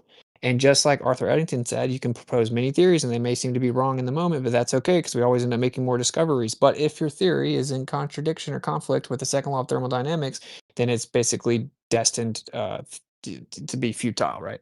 It's like But it's useless. not because like the first law, is showing that there's infinite energy. So like Ugh. wherever it's decreasing, that's no problem because there's always infinite energy, dude. Like It no can't. problem. It has to decrease from okay. Listen, this is the conclusion of the argument. Then, if we look at the first law and we ask how the universe get here, this is how it actually goes. What is the universe made of? Matter and energy. Okay. So our question is, how did the universe get here? Well, if we look at the first law, Also matter and energy cannot be probabilistic created. laws. This it maybe takes a minute, dude. If we look at the first law, matter and energy cannot be created nor destroyed. So, in order to comport with that and answer our question, how did the universe get here, we could say that the matter and energy was always here. But when we look at the second law, it says the amount of entropy increases, the amount of usable energy decreases. For the amount of usable energy decrease, it has to have a starting point to decrease from, requiring us to go back to the first law. and be like, wait a minute, there's a beginning, which means it couldn't have always been here. You can't have a beginning to the universe and it always be here. That's literally a violation of basic logic, right? It's the non-contradiction principle. So now we have to step outside of the confinement of those laws of nature to be able to remedy this problem, because we need the energy to be created because there was a beginning, which means it wasn't always here. It means it was placed here. So now for the matter and energy to be created requires something that's not limited to the laws of nature, which is by definition supernatural. So you need something external and eternal that existed prior to the universe, that is supernatural. And if you're asking the question, how did the energy how was the energy created? Well, what's the antecedent or requirement for creation? And the answer is, of course, a creator. So you literally need an external, eternal, supernatural creator to create the universe. Literally. Literally. So it's like, if you guys want to say that it's not a God that loves you or whatever, that's cool. It's up to you guys. It doesn't matter. But like, there has to be a supernatural creator that created the universe. Yeah, mainstream Okay, already can I agrees that respond to it's that? not explainable with the natural laws. So the best they have is Big Okay. Bang and Multiverse C. It's supernatural as of now. Yeah, and the Big Bang is basically saying, yo, grant us this miracle that we can't explain. There had to be a pre-existing energy. We're just not going to talk about it. Can we get back to the second law, because you went through that whole timeline? It's pretty complex, but Sure. I think you zoom past the part where there's usable energy, but it has to start at a beginning point. But like, if energy is infinite, why does it have to start at a beginning point? Because the I'm amount of hung up usable on that energy is, point. well, because the amount of usable energy in the universe is always decreasing. Because that's the second law of Yeah, thermodynamics. but that doesn't automatic. That's a precept to like a beginning, dude. Like, if there's infinite energy, then no problem. There's infinite energy. That would solve the beginning part of, usable energy. It can't be infinite and be decreasing, because it Yes, has it to can. have a Why not? it has to have a We beginning see this in point. cycles. We see Oh this in my weather god. cycles, dude. It has to have Okay, a I let beginning you Oh go my point. on, but like, god! Oh my god! I said when something I pose an wrong. No, I argument, didn't say something wrong. I Four know people all you. trampled all over me 3 words in, dude. Think about how Witsit, you've intellectually been scared you have to be. monologuing pretty much for all night. Come Even on. if that's true, it's irrelevant to the point It's that it completely doesn't mean irrelevant. that I was proven wrong, that 4 There was people all jumped in and claimed I was wrong before I said something. That's the Yeah. goofiest thing I've Come on, ever guys. heard. then let's slow Let's get down back on track. and Come address on, it. let's focus. We're doing good, guys. Come on. Just The Okay. like, point The if amount my oh, argument is, I know your yeah, argument. but It's you're infinite. not. The first law says it's infinite, so it doesn't matter if it's decreasing because it's infinite. There's always going to be energy there. You said your argument 5 times. Well, Yeah, we if see you that in cut nature infinite all the amount of time. We see energy in cycles, half dude. an infinite number of times, you still have an infinite amount of energy. You can't cut something in half an infinite amount of times. You can if it's infinite. Well, you absolutely can. No, you can. What do You you mean? can in the No, fairy tale world of math. And if you want to live that's in the only retarded metaphysical. world where math is What we're talking reality, then about. go. Bro, And why are we're you also guys we're also censoring me, dude? what? Just go back and forth. I say one sentence, you can say however many. Just don't just talk all over me. It's retarded. I'm The amount of usable energy decreasing requires a beginning point. Okay? If you're saying it's Why? infinite, Why? because if I go back, if I'm just gonna, it's decreasing. Okay, let's rewind it. Where does it go? It Energy, becomes infinite energy. It just goes no back wait, It's wait, forever. always wait. It been, Wait, doesn't bro. so go wait, so anywhere. It becomes unable to do work. no, you're not understanding the It's question. not The amount destroyed. of usable energy is decreasing. Okay, now let's just rewind the clock. yeah. So How far back does it go? it goes back to 0, and that at that point it's What? infinite. 0? We're Actually, I mean, decreasing. How are we decreasing T from equals what you 0? described. I mean, you can just go back. Oh, like just based on you have an amount of energy, and then you go backwards, and it's decreasing, which means it's getting bigger as you go back. Like Uh-huh. there's nothing there that stops that process. Well, no, but Right. here's my point, right? So in order for it to decrease, it has to have a beginning point to decrease from. This is Not why a I finite quoted No, one. it this is don't. why I quoted Not a Stephen finite Hawking. one. This is why I quoted Stephen Hawking, right? Which is he used the analogy of human progression. In order to have human progression, there had to be a beginning point for humans to progress from. It's literally what the word progress means. Yeah, it's It's quite literally what the possible word you don't decrease means. understand Stephen And it's Hawking. the opposite I process. guarantee you understand Stephen Hawking way more than you do. Also, human progression, I guess in this case means population. Humans come in discrete packets. Now, if we're talking about energy, we can have that conversation. However, the lower bound on that becomes, theoretically interesting to talk about. But you can always go back and make more energy. What? We can't create energy. No, it can't be created. Come on. You're the one. I'm That's saying bullshit. I am addressing the particular criticism that you were saying that if you have an amount of energy and it's always decreasing, that causes a contradiction if you go back. It doesn't. There's It nothing. literally does. I agree. Nothing. How? No, it don't. How does Okay, well, I'll just keep saying it where? until you guys actually answer it. Okay, so He's if the gonna amount say of it usable, louder we'll just and actually I already answer again it. and did. over and over. I That's already answered it. The amount you of have. usable energy is decreasing. It needs a beginning point to decrease from. Otherwise, No, you it would be don't. invoked. Stop So fucking what if interrupting I me Please start every stop with? time I say interrupting, it. Bioman. What if I start with Please. infinity and I then mean, I you guys got like decrease it? 5 of you doing it, so like you should definitely at least be able to Well, let the one you person could say something. acknowledge that. But Yes, you're if you drunk. start Omni, with. can you please go on Okay, mute, so please? according to cosmology, the universe is Omnivore. Have you been drinking? Yes, what? because you're slurring. Please stop interrupting, man. I'm not talking a long time.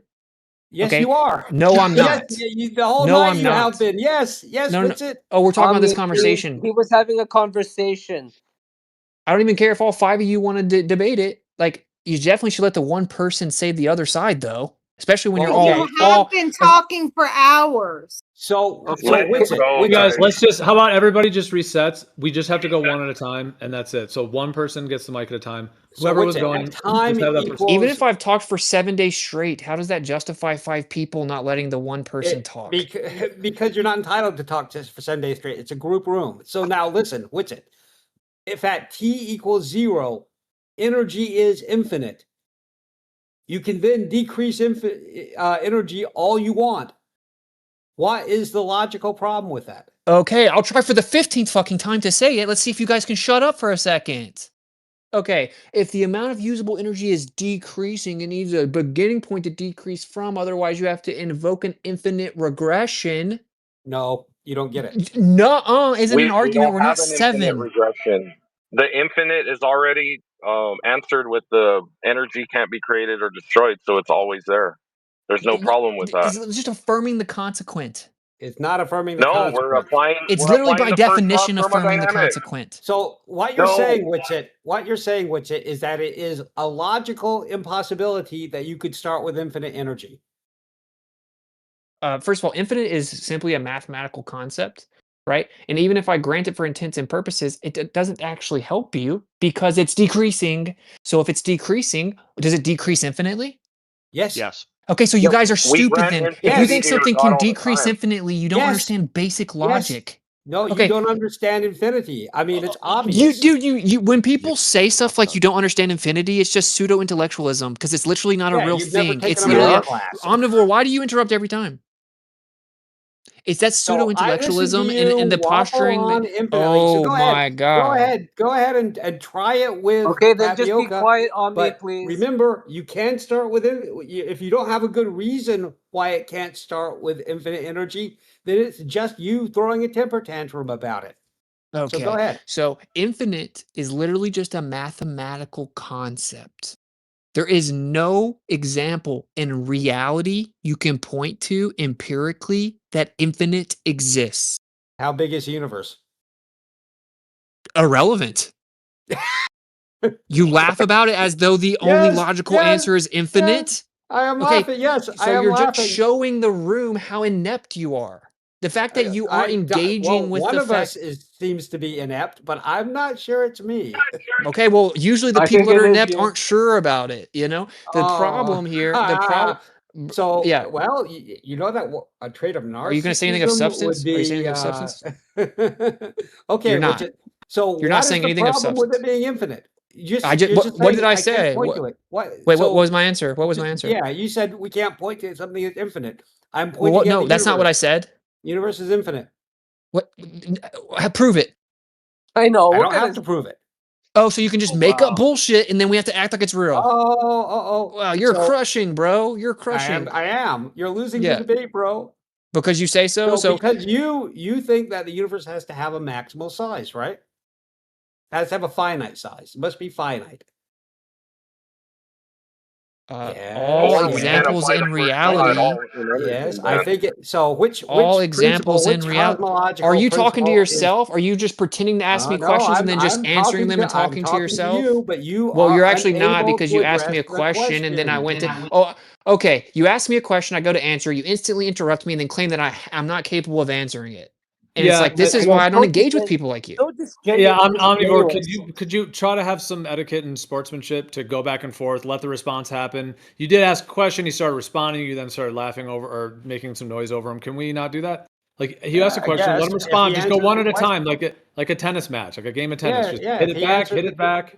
Well, you're talking all over him. So can you yeah, not if do he that, answers please? the question, I'm good. But Cool. you know, Ask I it. Go literally on. was. Ask it. Go on mute. That's like hitting the ball in tennis. Let him actually respond, and then don't pull your racket out or don't get ready to hit again until the ball's back in your court. It's back and forth. so what is the logical problem with starting with an infinite universe with infinite energy? Infinite Okay. is merely a mathematical concept that has no actual substance in reality. Can I respond to that? Yeah, please. Yes. So we'd have to throw out the first law then, or like render it like illogical based off of its, implications of energy, and that it That's can't be created or destroyed. well, that's So, but kind of then the whole wouldn't? point. Okay, all right, man. Fuck. Well, I thought you were done, I man. think I mean, like, I am no, like he interested. has to Let him for the finish. I same thought he was grace, done. but it's I'm okay. interested Thank in you. hearing Captain Omnivore, let him Opinion. finish, Okay, man. Alvin. Like, so, like, if we didn't follow the logic train for the first law, then we couldn't apply it. Then, Okay. right? We'd have So, to. Yeah. Let's see how we can deal with that. yeah, sorry, you're just pausing. I'm not trying to interrupt you. Like, I know. and just to clarify, right? Sorry. Like, I'm all for interjections. I think it's more efficient. I'm just not for interruptions. But this is the thing, man. Right? Like, that's kind of the whole point.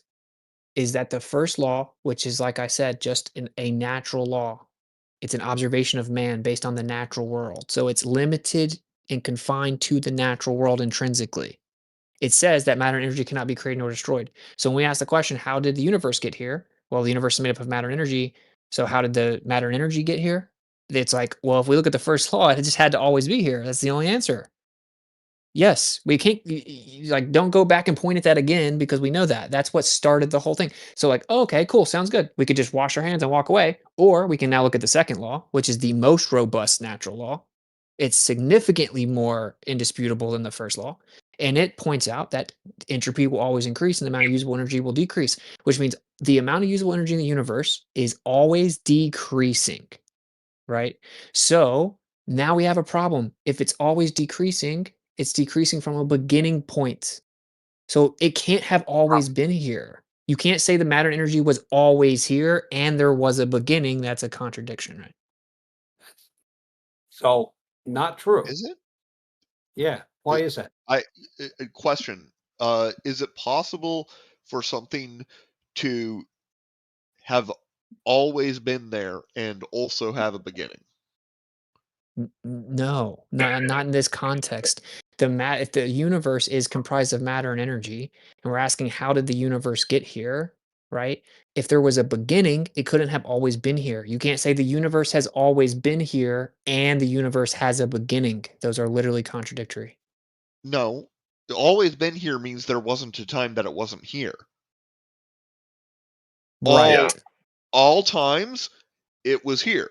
That does not mean that it existed for an infinite amount of time. Those are two different propositions. What? All times it was here, but there was a beginning to it. Yes. That doesn't make sense. Which part of that doesn't make sense? Literally none of it. It's intrinsically contradictory. Not to even mention that time is literally stop interrupting me.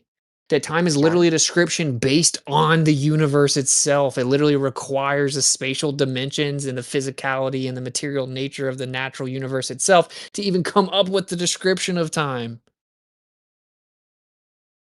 Duh.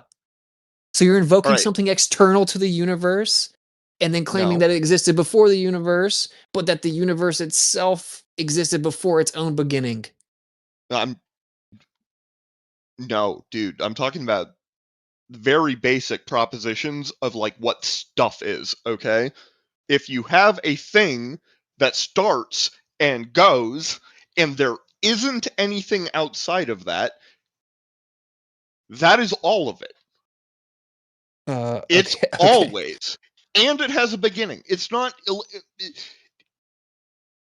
Are you this serious? isn't that weird. Yeah, I Like, am serious. It's not that weird. And Wait, It wait, really isn't, man. wait, can we pull the room? Can we pull the room? Wait, can we pull the room? Yeah, that's weird. Consider this. Consider this, Witsit. So That prior, shit was weird, bro. prior to What the Big what Bang, is south of the South Pole? I mean, it's exactly the same question. Except Oh that no, that's also has retarded because once you get to the South Pole, it turns to north. But the thing is, right, No, it that doesn't, you said man. you said it's always here Oh and my has a beginning. Those are literally contradictions. You're flat violating earth, the law No, of right? they're not. you're they're not. violating the law of You agree that non-contradiction. always here means that all times it is here. Yeah, That is it could distinct from it having a starting point. Those are two different propositions. Logically, oh they my just god. are. You It can could have all times, and that time can have a starting point, and it can still be infinite if it goes in the other direction. This Okay, you can't say it was always here and it had a beginning. It violates the law of non-contradiction. then you're Instead of proposing new, hold then you're on. not Instead of actually agreeing to the definition of always that I was talking about. It only has one definition. look, Which if you is guys what? don't mind, instead of arguing his point, why don't we stick to the point that Witsit made about because of the usable energy is always decreasing, that there necessitates a beginning. Could we focus on Honestly, that we instead already of exhausted that. No, I think We're that they not all gonna we understand did? that. I think like, it always comes down to the same thing. You have to end up making Yeah, it some does. like contradictory claim about how like having a beginning and not having a beginning can coexist because it's I that didn't retarded. say having a beginning and not No, having no, a no. beginning can coexist. Nobody Yeah, said because you that. just don't have the intellectual integrity to say it So, explicitly, and you're just trying to use the word always as though it doesn't mean what it means. And it's like, okay, so sounds good, bro. You Then guys are crushing. define what it means, and I will either accept or reject it. Define what always means. Yes. At all times. Literally the definition I was using. You have to make What it the something that fuck? extends infinitely in each direction for your point to actually follow. No, You no. do. Like, okay, dude, does eternity have a beginning? You didn't eternity? No. Okay, so do you He agree that could. a synonym for always is eternity? No, I do not. Okay, well, That's silly. sorry, maybe you should tap out of this one. I am Tapioca Weasel. I love tapping. Well, you need to articulate some type of reasoning here. Always, at all times, for eternity. These are synonyms. So, Right. So if understand this. always means never In the not the current case, cosmological model, or just to my always the case. understanding, what we're Hang dealing on one with second, Omnivore. is If a I just want to state continue that the was previous. incredibly dense, incredibly hot, and infinite, and it was always there. All right, cool. Can you wait a second? Because someone was And talking and your then point was at some completely non point, sequitur. no, Omnivore, hold on. You have Galley muted, so you did sort of say your point, but you're also talking over him. If you could maybe just, if you need to say it again, hold on a second. Let's let Galley respond because you were talked over him. You must have him muted. Go ahead, Galley. Yes, like if unless you want to let always- him, unless you want to let him say his point, but you guys were talking at the same time, so either way. I'll be super quick. If always means never not the case, in other words, always the case, then it could not have a beginning. It was never not the case. So for it to be like to have a beginning, there's no not the case and then it began, right? So always invokes no beginning. It just always was. Just to Okay. continue the previous topic. Now, so this, whatever this state was prior to the Big Bang, it's always been there for eternity, for however long, infinite in both directions. But then at some point, T equals to 0, the Big Bang happens. And that is the genesis of where all of the matter and energy that is super hot, super dense, begins to expand. Now it's infinite too, right? So this is brain breaking for you, I'm sure. But it No, starts as you're just infinite and saying then your it becomes religion. even, oh, hold on. And then it becomes even more infinite. It expands. The attack on people's character Just, in the middle of your statement was you not just gotta have to necessary wait a on second, point. Rob. You're gonna just have to wait a second. So it expands, right? And this is a beginning for the universe, even though the conditions prior to the Big Bang have always been there and they were infinite. That is not a logical contradiction. It literally is. Okay, so It's not. were the conditions that existed prior to the Big Bang, were they confined to natural law?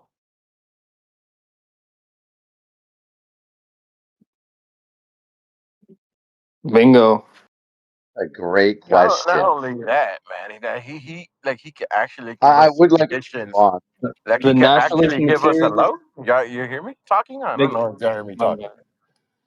And that's even try to even that's giving him that they might have had they have the ability to actually know what was the conditions Of before course. the Big Bang. Of course, I'm Well, granting and we tons don't. in good faith, right, for intents and purposes because it doesn't matter because it's just retarded. And like, I'm not saying you guys are retarded.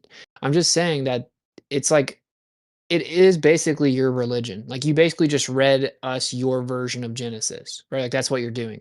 And there's Yep. no way around it. That's what you're doing, right? It requires blind faith. It's literally contradictory to logic and common sense. You have no evidence for it. It's literally it flies in the face of everything that we can empirically prove. You have no empirical proof for it, and it requires you to ask us to grant you a miracle, and then you can go from there. It's like, okay, sounds good, but if we're gonna do that, our position is way better. It's way more logically sound because it's actually giving you a viable explanation, not just a, oh, we don't know what it is, but trust me, bro. Okay, and this is pretty simple, right? An entity cannot have a starting point and have existed forever. That is literally stupid. It is a contradiction. It's a violates the law of non-contradiction. So do we all agree that an entity cannot have both a starting point and have existed forever? No, no, you could do that. Yeah, you can do that. I mean, if you don't want to grant something complexity or just render it like a black and white scenario, sure, and What's the put it opposite into like of a false dichotomy. But I mean, if you'd have to not grant complexity or dynamics, right? We could do that with a lot of sciences then.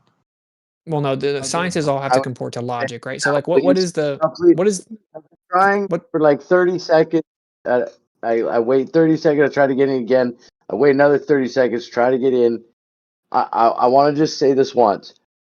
We're talking about creation. There's no science to creation. It is purely a theological discussion.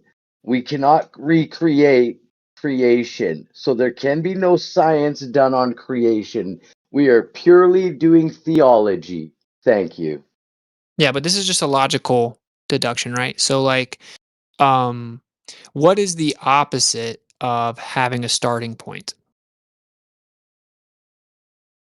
Not having For a starting anyone interested, I posted an image of this Right. fractal circle with red squares and blue triangles, and they get smaller and smaller, so more and more compressed together the closer you get towards the edge. So, like, the idea is there is an infinite number of them, but There's there's a also sort of finite like number of those triangles though. no, it's infinite. It's No, infinite to it's the not. edge. That's the idea.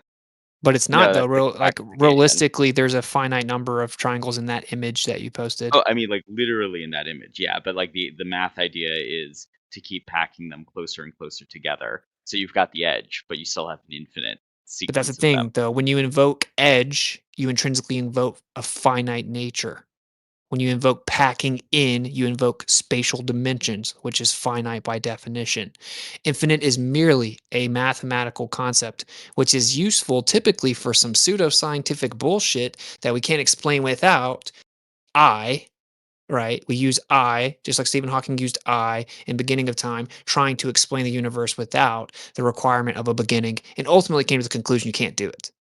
And he did do something similar to what you just did, right? He invoked a circle, right? And then claimed that time could effectively act as a shape, which is also stupid. But the misnomer here is that Stephen Hawking didn't know it was stupid. He did. He knew that it was totally grasping at straws, and he was just trying before he died to come up with some type of logical postulation that could explain the universe without a beginning. This is after the quote I just mentioned, which is where he pointed out, we now know there has to be a beginning. And you maybe could have argued, and it's something to the effect of like, and again, it's not true just because Stephen Hawking says it, but he's obviously like a hostile witness, probably one of the best ones you could have for this conversation, right? To stillman like an atheistic Big Bang cosmology perspective. Stephen Hawking is like the guy, right? And he explains like for centuries, people debated whether or not the universe had a beginning, and it was typically just founded on theological dispute. But that was until the 20th century, where we then now have discovered that the second law of thermodynamics is effectively indisputable. And now that we know that, we know the universe had to have a beginning. And so this is where we get back to this other point, right? You can't have something have a beginning and exist forever. Those are literally contradictory, right? Like if it existed forever, it never had a beginning. Because if it had a beginning, that means there was a time before the beginning, which is where it didn't exist. That's what beginning means. Right? So it's like it's pretty simple. And I think everyone in here actually knows that. So like again, like the conclusion here is the first law of thermodynamics is not true, or you couldn't have the universe. And what you need is something external to the universe that existed prior to its beginning, right? And it has to be supernatural. If it's going to create energy, it's supernatural. That has to be right. And then the final question is, right, if we're talking about if matter and energy can be created, then the question is, what's the antecedent of creation? Well, actually, in modern cosmology, energy conservation can be violated. So maybe energy can be created. You want to expound? Yeah, I mean, that's the status of things with cosmology and general relativity. I posted a video in the chat a little ways back. Also, hi, One Witsit. Don't know if we've ever chatted, but your videos helped me find my way to this fascinating community. So thank you for that. Nice. Cool Yeah, what's to up, bro? get to say that in person. Yeah, man. one Thanks. way that one way that you can see what he just mentioned is that you can derive energy conservation from translation symmetries, according to Math. another Sam. And Yes. those translation symmetries do not exist according to modern cosmological models where you have dark energy. So the underlying theoretical sort of simple derivation doesn't hold. That's just one way of sort of like being like, oh, okay, that's weird. Yeah. Yeah, could you guys you guys know the distinction between like math and science, right? Mhm. Like they're different things, right? Like math is a very useful tool that we use to describe things, and science provides explanation. And so Yeah. math is like a Yeah. language. It could be self-fulfilling, but it isn't reality. A conflation of math and reality is a huge blunder, right? Because it just isn't the case. And then furthermore, like when we talk about quantum, which is where we get into these like ostensibly contradictory ideas, typically mathematically supported. Another It's theorem is not a quantum mechanical theorem. Sorry. I apologize. well, but just it's the most like readily available example of this because this happens all the time in modern quantum mechanics. And you know, the question would be, can you quantify the immaterial? It's just a major assumption to think that whatever exists in the natural world is materially quantifiable. That's just an assumption. Actually, like there's overwhelming evidence that isn't the case, so much so that we now have like these ideas of superposition and right. So anyway, like all that aside, it's like the point is simple, Okay. right? What is the antecedent to creation? I don't suppose you have any evidence of this creator, do you? Well, just before we, yeah. So is that your answer, a creator? You don't have any evidence of this, do you? well, before we get into that, like, which we've been talking about, but So like, you don't have any okay, evidence. I think that, so you do agree that the antecedent of creation is a creator. But any evidence for this, or are you just gonna? NASA, Yeah. can you please hold on?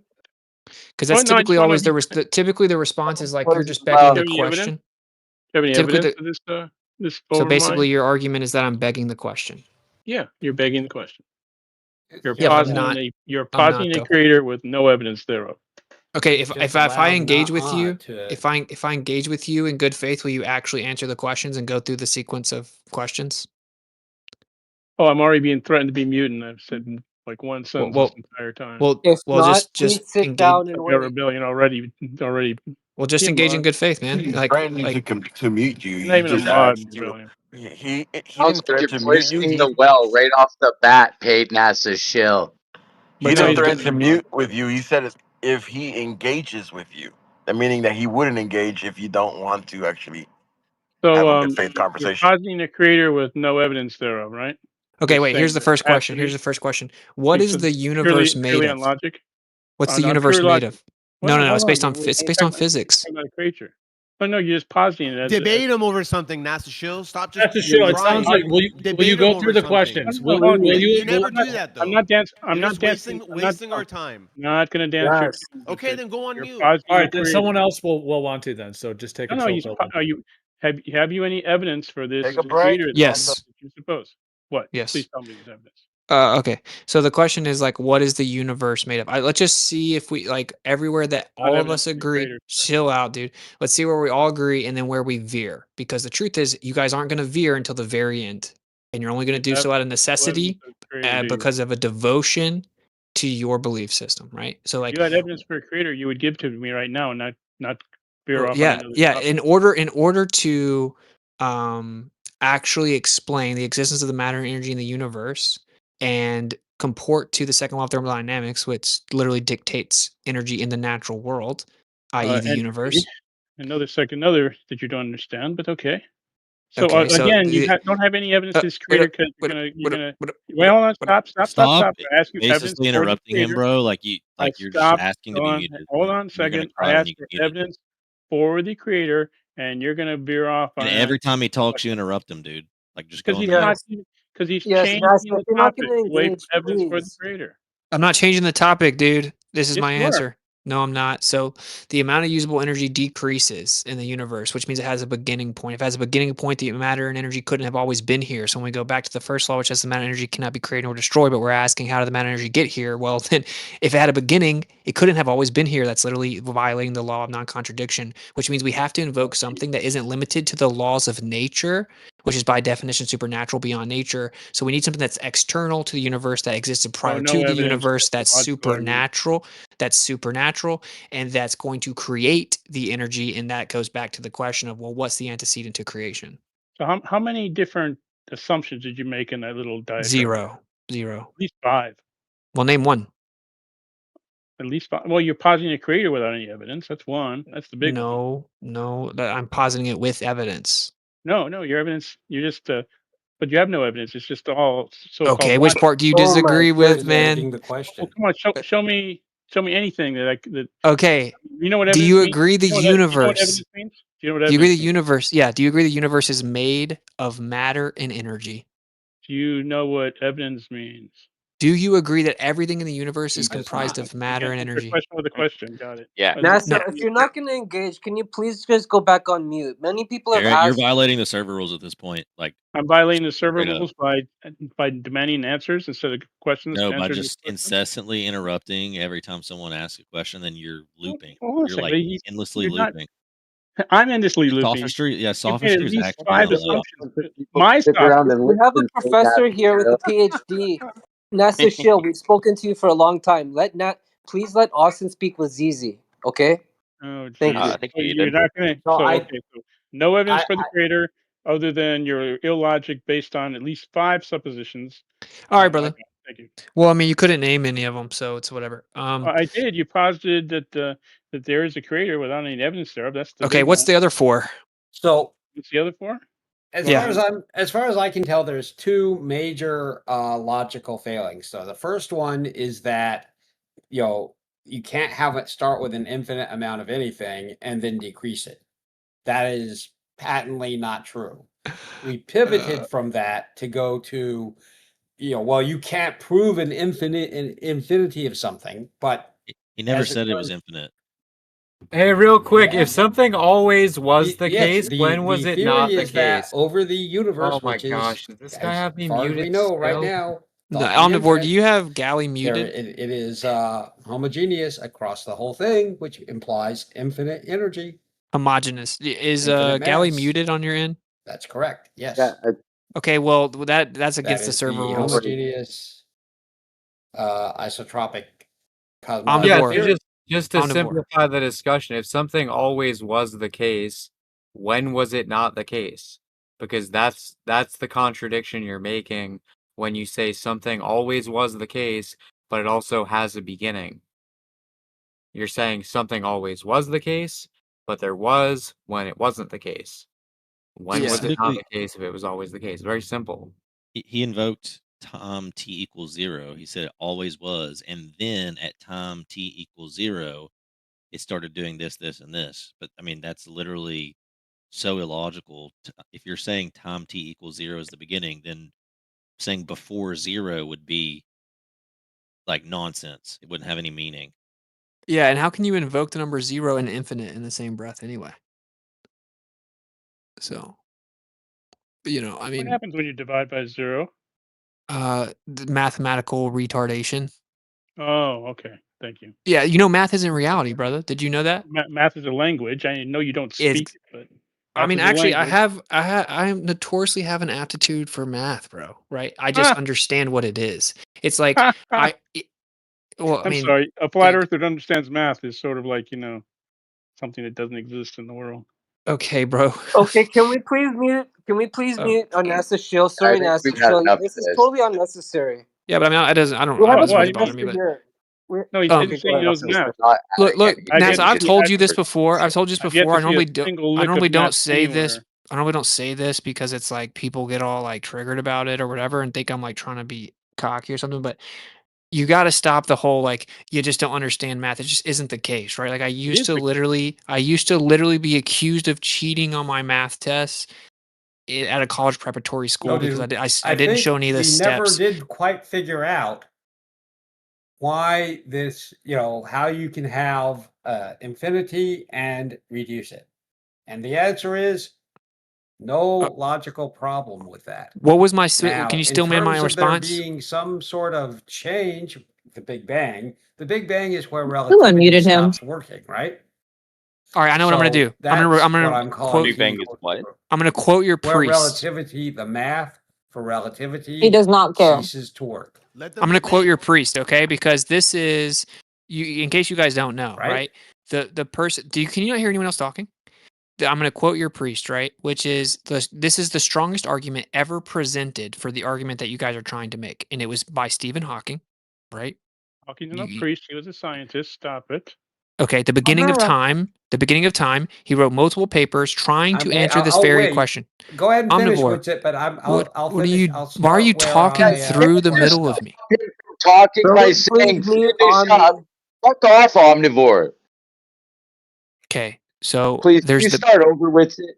yeah. So Stephen Hawking was trying to answer this very question, right? Stephen Hawking, the guy in the wheelchair who mumbled a couple times, and suddenly his translators could say paragraphs or whatever. The creepy weirdo that liked to go to the island. That guy. That's revered as some type of genius who famously said there is no God, and then he died, and God said there is no Stephen Hawking. You know that guy? Okay, he was trying to do this for you guys. He basically devoted his life to it, at least as a frontman. Okay, and the best he could come up with was the idea that time is basically like a shape, and that it was always here. But he explained like this still has fundamental contradictions within it. Okay, and his is a quote from him. This argument about whether or not the universe had a beginning persisted into the 19th and 20th centuries. It was conducted mainly on the basis of theology and philosophy with little consideration of observational evidence. This may have been reasonable given the notoriously unreliable character of cosmological observations until fairly recently. The cosmologist Sir Arthur Eddington once said, "Don't worry if your theory doesn't agree with the observations because they're probably wrong." But if your theory disagrees with the second law of thermodynamics, it is in bad trouble. In fact, the theory that the universe has existed forever is in serious difficulty with the second law of thermodynamics. The second law states that disorder always increases with time. Like the argument about human progress, it indicates that there must have been a beginning. Right? And the quote he's specifically talking about is from Arthur Eddington in 1930 in the Nature of the Physical World, which says, if your theory is found to be against the second law of thermodynamics, I can give you no hope. There is nothing for your theory but to collapse in the deepest humiliation. Now, I'm not appealing to your authority, but let's just get it out of the way. I'm still manning your side. Okay, so if you guys want to really actually face this for what it is, your stillman is there's a big bang, there was a pre-existing energy, we don't understand it, we need you to grant us the initial miracle of sorts, and then we have a model we think pretty sufficiently explains it after that, which is also not true, but whatever. That's the stillman of the mainstream. Okay, so like zero science, all theology. The Yeah, naturalists, they can't escape the God role. You know, you'll hear them yeah. describe eternal, infinity. You know, You know, that's source of spirit. hilarious. In fact, you think that we have a story we made up when you have a book written by goat herders 4,000 years ago that describe everything, and you say is absolutely true, even though Genesis 1 and Genesis 2 disagree with one another. Can you cite that? The What did Genesis Scobers 1 and 4,000 years Genesis ago? 1 and Genesis 2 disagree with one They another? don't disagree with one another. We've They already do been through disagree with this. one another. Look again. Just another top. We're not getting off Look. topic, but yeah, Oh, you they're can not gonna get cite off whatever you topic. want. You asked though. Why did you ask if we're not gonna get off No, topic? no, You're interjecting. The creation order we're is different in letting. Genesis 1 and No, Genesis Hayden 2. Pastor still Everybody wants knows to talk that. about the Bible. We No, can But no, yeah, no. but talk this is what I about the don't Bible. get. They This is love what the I don't Bible. get. No, no, this Like, is funny. Here he is making fun of of, of scientists, and he's saying, "Oh, but look at this book." well, the difference is I can That's actually what you're doing. acknowledge that I have like a belief, right? And you guys are so deluded that you believe that it's a fact, No, no, we despite don't. it. Science is not a Oh, belief system. You've been oh, talking okay. correctly. So, do you know for a fact that there was a Big Bang? That is a theory. Do you understand what a Okay. theory is? Okay. So then you agree that it's a belief. No, it's a theory. There's a Do you difference between a believe belief in the and a theory. theory? There's a difference between a belief and a theory. Do you Do you believe the understand the theory is difference? true? You're using the word belief when you say theory. These are two separate things. Do you Notice You he's believe the not theory is answering. do you true? understand the difference Who between a wants to belief step and a up to theory? the plate? Who's willing to Yeah, No, answer no. the yeah, The question? problem is You're dude. he is not trying. trolls. He is willing using. to He is using engage words. with you. He is using the Would English say, language Too many incorrectly. trolls. He is using the English Totally, language Taylor. incorrectly, and he wants me to acknowledge that he's using. He wants me to use his Oh, words that are being used so man. incorrectly. It All is. right, cool, man. It is. Yeah, Do man. you believe in a This whole theory is thing. not incorrect? Yeah. Yes, it is. You do not believe in No, theory. you can have. There are multiple theories that I don't believe in, and some that I That's think are fine. true. Okay, so you Fine, understand but that? you don't believe in theories. Okay, so then they're you're not even claiming they're true then. So then you're not involved in the conversation. Correct again. Nice try, A but belief is something you hold to be true. Okay? That's the definition. no, it's If you not. Yo, hold a theory Nasca to be show. true, At you this believe point, in it. you're just holding up everybody's time. Everybody's here to Right, listen right, to right, right. Witsit. He I'm sorry. is. Yeah, this I'm is sorry I'm holding the up the breaking the echo server rules chamber. of I forgot sophistry. It's that. like Yeah, I Yeah, know apparently. I'm so I mean, breaking. yeah, look, here are the real questions. If anyone really wants to think about it, right? The questions are like, how did the matter and energy get here? And if it truly can't be created, then that would mean it had to always be here. But when we look at the second law, the amount of usable energy is decreasing, right?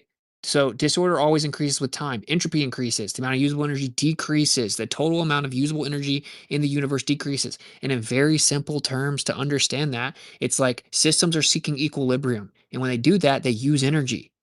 And so therefore the amount of usable energy is always decreasing, but it's always in a state of seeking that equilibrium, which means it's always and only decreasing. And that is very oversimplified, but that is basically the gist of it.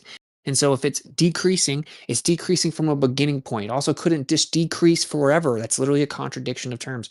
If we have a beginning, that means that the matter and energy couldn't have always been here, which is our only viable option to not invoke, some type of external agent. So then what we need, like the actual requirements, are something external to the physical universe, something that was here before the physical universe, something that is not limited to the laws of nature, which is the literal definition of supernatural. And then you need the antecedent of creation because we need the creation of energy. And of course, the antecedent to creation is a creator. So you literally need an external, eternal, supernatural creator that created the entire universe. Literally, you literally need those things. You can get into the subsequent debates about whether or not this is an intelligent agent, whether this is a benevolent agent, whatever. But you need a supernatural creator that created the whole universe. And like mainstream quote unquote science admits the Big Bang was proposed by a Catholic priest, dude. Right? It literally, by the way, you guys might not know this, the Big Bang actually comes from Kabbalah. Kabbalah, right? It's literally a Kabbalistic belief. They believe that the tree of life and the tree of knowledge of good and evil are the same tree, and that effectively it exploded and expanded to create the entire universe. The Big Bang literally comes from Kabbalah. Yeah, which Christians know a fuck all about, but they like to repeat it because they watch videos and they allude it to like satanic or like wicked shit, but are completely ignorant. Anyways, keep going. Kabbalah, keep going. And I've studied Kabbalah quite a bit, right? I mean, like it's weird. It's about the mastery of the duality. So that's worshiper. weird. So you're going to get into like I need to master the male and the female, and Oh, you that's know it gay. all, bro. Well, you got it. No, it's. I didn't say I know it all, man. What the like? Because you were just laying it down for I us, the trust him male and over the you, female. man. You were just laying it down for us. Are you know saying it that's all. not like a Just primary continue on, dude. Kabbalah Continue belief? on. Wait, is that not a Kabbalistic Look at this belief? guy trying to bait me and me telling you to continue on. Did you know that the Big Bang came from Kabbalah?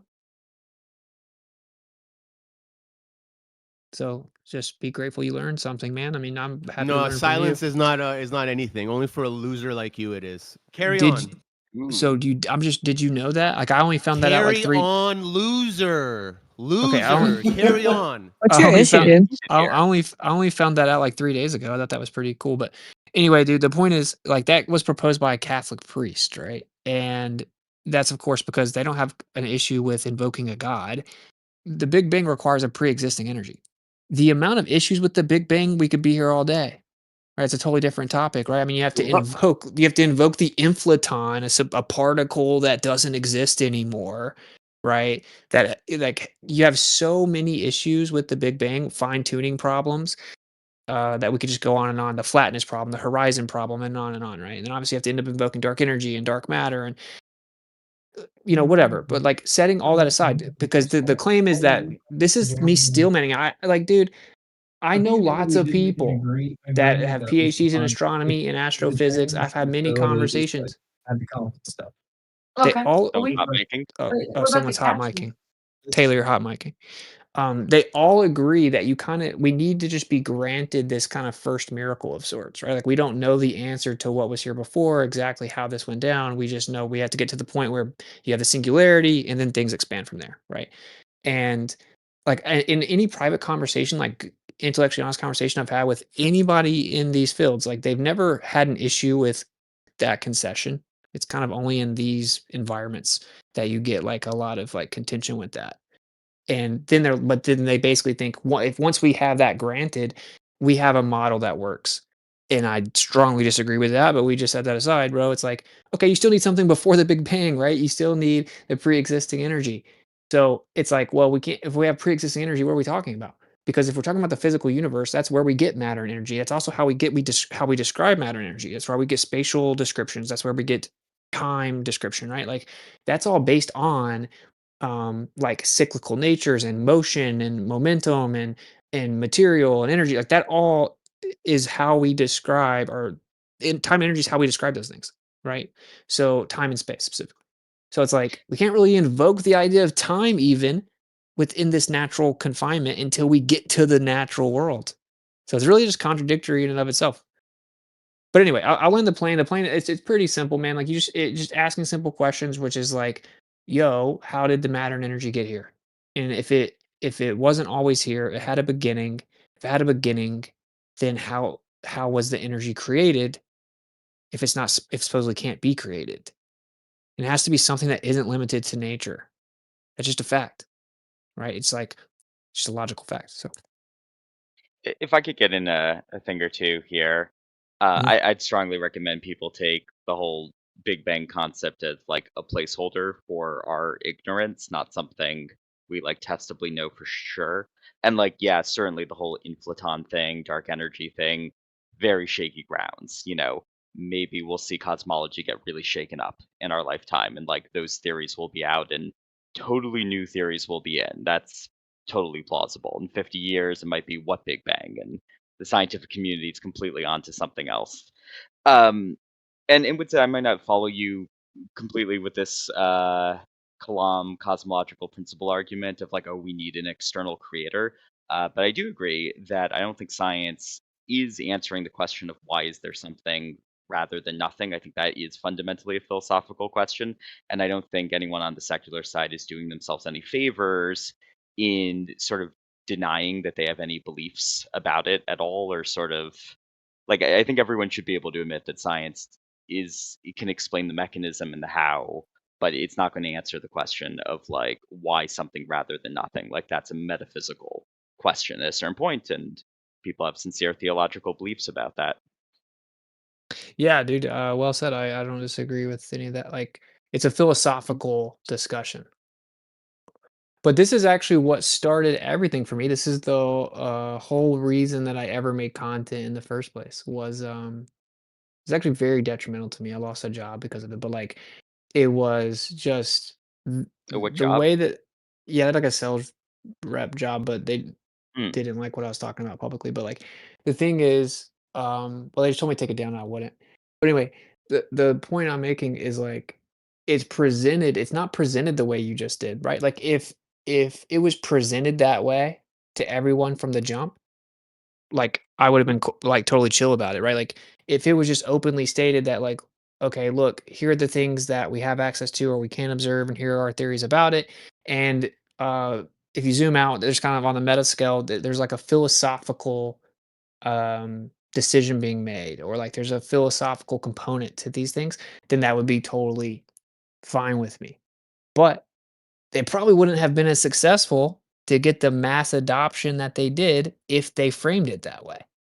And so that's kind of my issue. I don't actually care if everyone finds out that there's a philosophical undertone to these things and then still chooses to kind of fall in that basket. That's totally cool. I wouldn't even care if the numbers didn't change. You know what I'm saying? That actually isn't my objective. People think Mhm. like I'm trying to proselytize them or whatever. I'm not. I'm literally not. I just think that people should know what decision that they're making. Like, if realistically, the vast majority of people that kind of defend the mainstream cosmological model, they do not present it as having any kind of like undertones of philosophy. It's like well, these are just the scientific facts. We're the ones that don't need the stupid religious beliefs. Yeah, I think there's a lot of institutional reasons we could probably get into as to why organizations like NASA, like whatever, want to present with this air of confidence and certainty and be like, yeah, we definitely have figured things out. I do sometimes see science educators who I think present things in a healthier way of like trying to encourage people to have some humility and appreciation for the mysteries of things.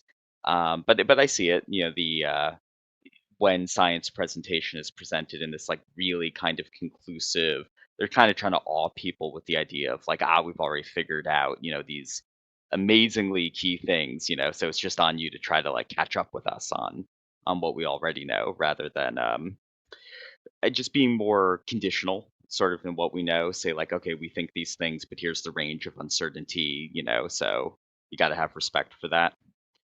Yeah. Yeah, this is actually why I think Feynman was so popular, right? Because Feynman did that a lot. And a lot of like kind of the smarter Mhm. people are more prone to doing that. It I don't know the most charitable way to put that, right? But like it's typically the less informed people that are the cockiest about it or whatever. But um like what is interesting, right? Is like a good example of it is dark matter. Like, Mhm. the average person, they will talk about dark matter as though it's this definitive fact, right? And they think that, like, invoking it is showing it's kinda like how people just throw the word, quantum on everything as a preface as if it just makes it sound smarter. They do the same thing with dark matter, right? But, like, if you actually pull the curtain back on dark matter, it is a total question mark. It's just a placeholder. It's not even defined. And, there are some proposed definitions. They all have major issues.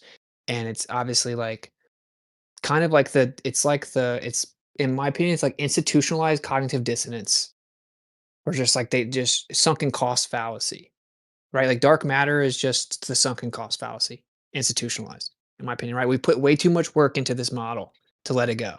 And it's like, all right, brother, you got to let it go. Like you're drowning, like you're not finding it, you're not defining it because it isn't there. Like at least be able to entertain that, you know what I mean? And then there are the occasional people that I talk to that will readily acknowledge that, right? Like PhD Professor Parks, I think he goes by, like he's a good example. He came on my show, he was like super honest about it, right? Where he's like he believes in it, but he admits that it's just like a belief that we don't know.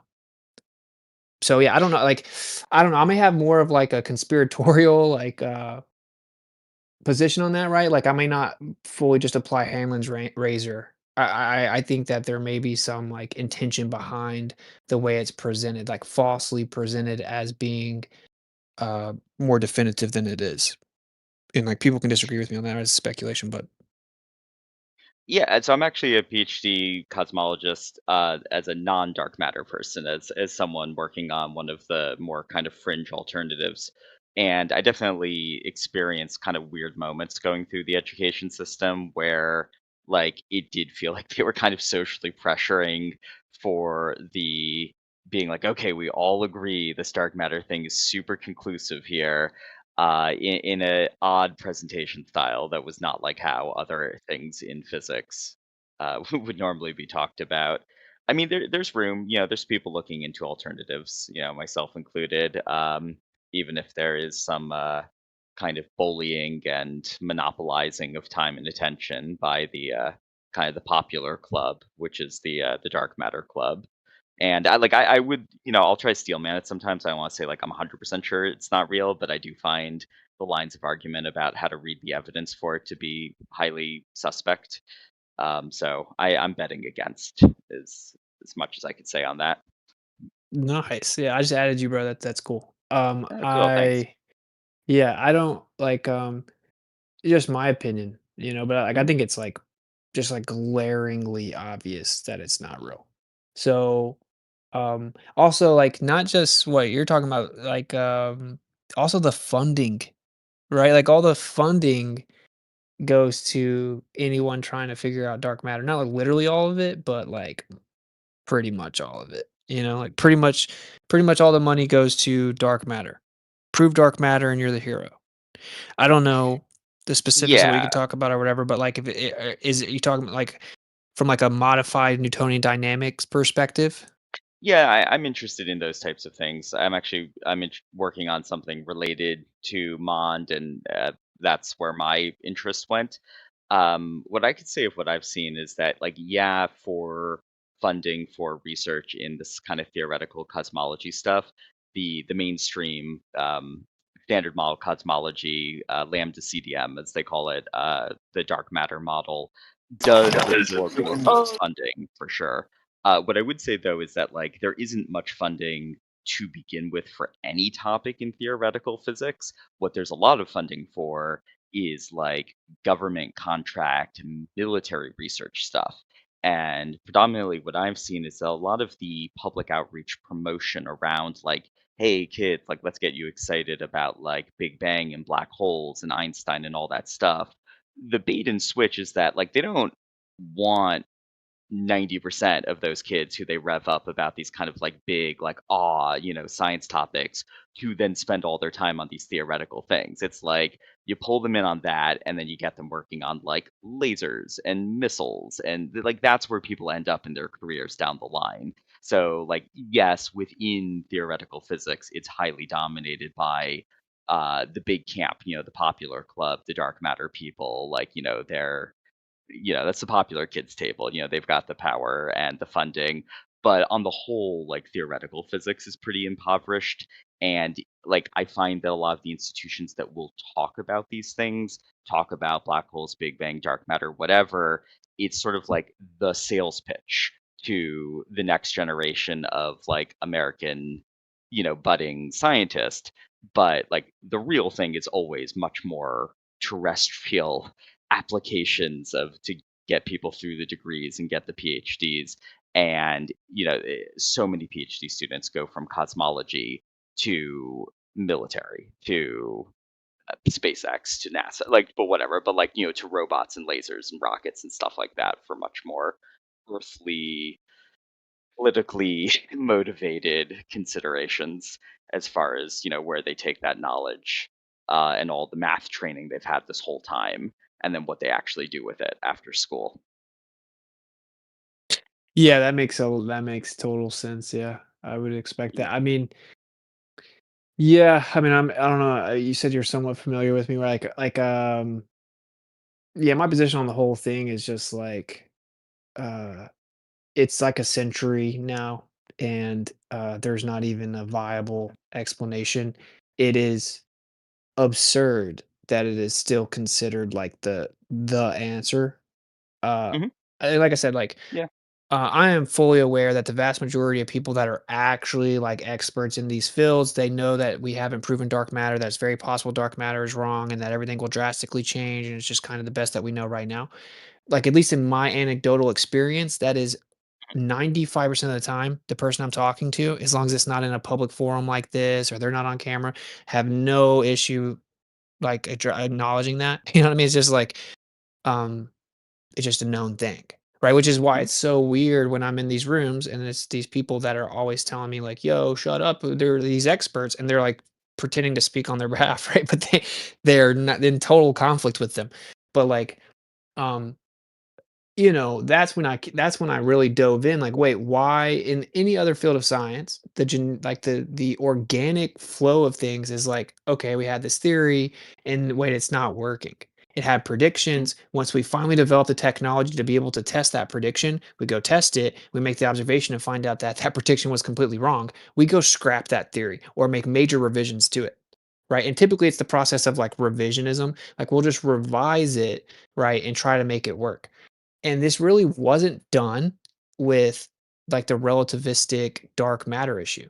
That just wasn't really done. I mean, it's like in fact, it took decades for them to even really acknowledge the dark matter discrepancy fully on, like, a mainstream scale, and it still isn't really highlighted all that much, and now it's presented as though it was a discovery, right? So it's like it's this mental jujitsu of, like, "Oh, dark matter proves our model."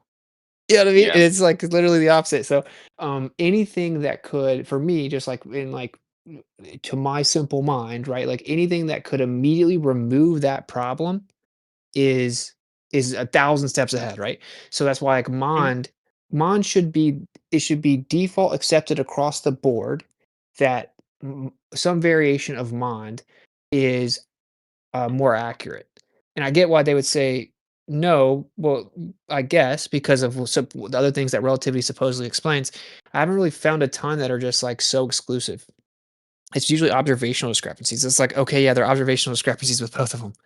So like even that's weird to me. And then I forgot the guy's name, but he's like he's an astrophysics professor in Australia or whatever. He was explaining how like we now know for a fact that dark matter doesn't exist to like a sigma 5 confidence, Mhm. right? Because when they looked at basically the uh collision of galaxies, they were supposed to slow down, but they Mhm. didn't. Denoting that there was no real friction of the amount of dark matter that should have been there. And he Yeah. used like dropping a marble in the honey as the example. Yeah. The You might be talking about the bullet cluster. Level Yeah. Krupa. Well, yeah. So I was gonna say, I think there's a number of cases over like the history of physics where you see a lot of physicists rallying very strongly behind an idea that just doesn't work out at all. And dark matter very well could be one of those, and it could very well be one of the more egregious examples of that when the dust clears and all is said and done. I mean, that's definitely where my bet would go, because I think the statistical significance of how well not just Mond, but the things that grew out of it. This whole family of modified gravity theories do fit the data. Opposed to dark matter is very compelling, and a lot of statistical anomalies exist pretty severely um, with the different things that they're trying to fit to the dark matter model. Sort of a whack a mole game of trying to get all the observations to fit in with it quite well. And yeah, this the bullet cluster in particular was an example that was like pushed really aggressively as like, oh, dark matter is the only interpretation of this that works. And it was weird because it's not normal in science for a singular data point to be upheld as like definitive. Like normally within science, you want to see a huge collection of data on like so many different cases before you commit to a given theory. So the idea of like, okay, this settles it. It's the one smoking gun for dark matter, and it's this singular outlier example was very strange to begin with. But now, of course, people have reviewed the data of that example that was supposed to be the smoking gun for it, and the numbers still don't work out in these critical ways, which I think might be what you were mentioning with the galaxies not slowing down enough as they crash through each other. Yeah, so yeah, this could very well be a pretty bad historical example of just like massive groupthink and kind of career incentive pressure creating a huge bubble. Like a huge, like, I mean, it's like it's almost like a bubble in any other field of like, like what's a bubble in economics of like so many people go so hot on a particular stock and pump it up way too much, and it's completely unsustainable and the foundations aren't there. And I do think that happens in sciences, with theories. You're talking about the Thomas Kuhn cycle. The what cycle? Thomas Kuhn. To look that up. Tell us. Here, I'm going to drop this interview too. This is Pavel Kropa, because he also talks about what you're talking about as well, where he talks about it's just that like people go where the money goes.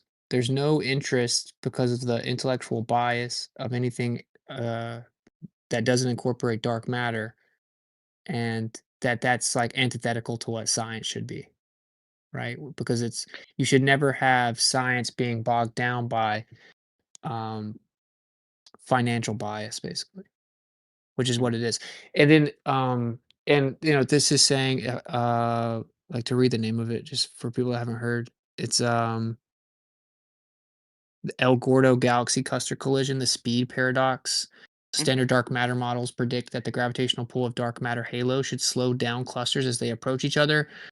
In 2023, Krupa's team evaluated how fast these clusters were moving. They argue that the high velocity of the El Gordo collision is so fast that the probability of it occurring in a dark matter universe is practically zero, reaching a statistical exclusion that falsifies standard dark matter physics at a 5 sigma level. Yeah. And but this is the thing, Yeah, right? yeah, it's stuff like that. Yeah. What's Why even crazier though, man, like is like if you just go back to when it was for like Fritz Zwicky, if you go all the way back to that, like where it's like 1933, you have like the first like kind of when dark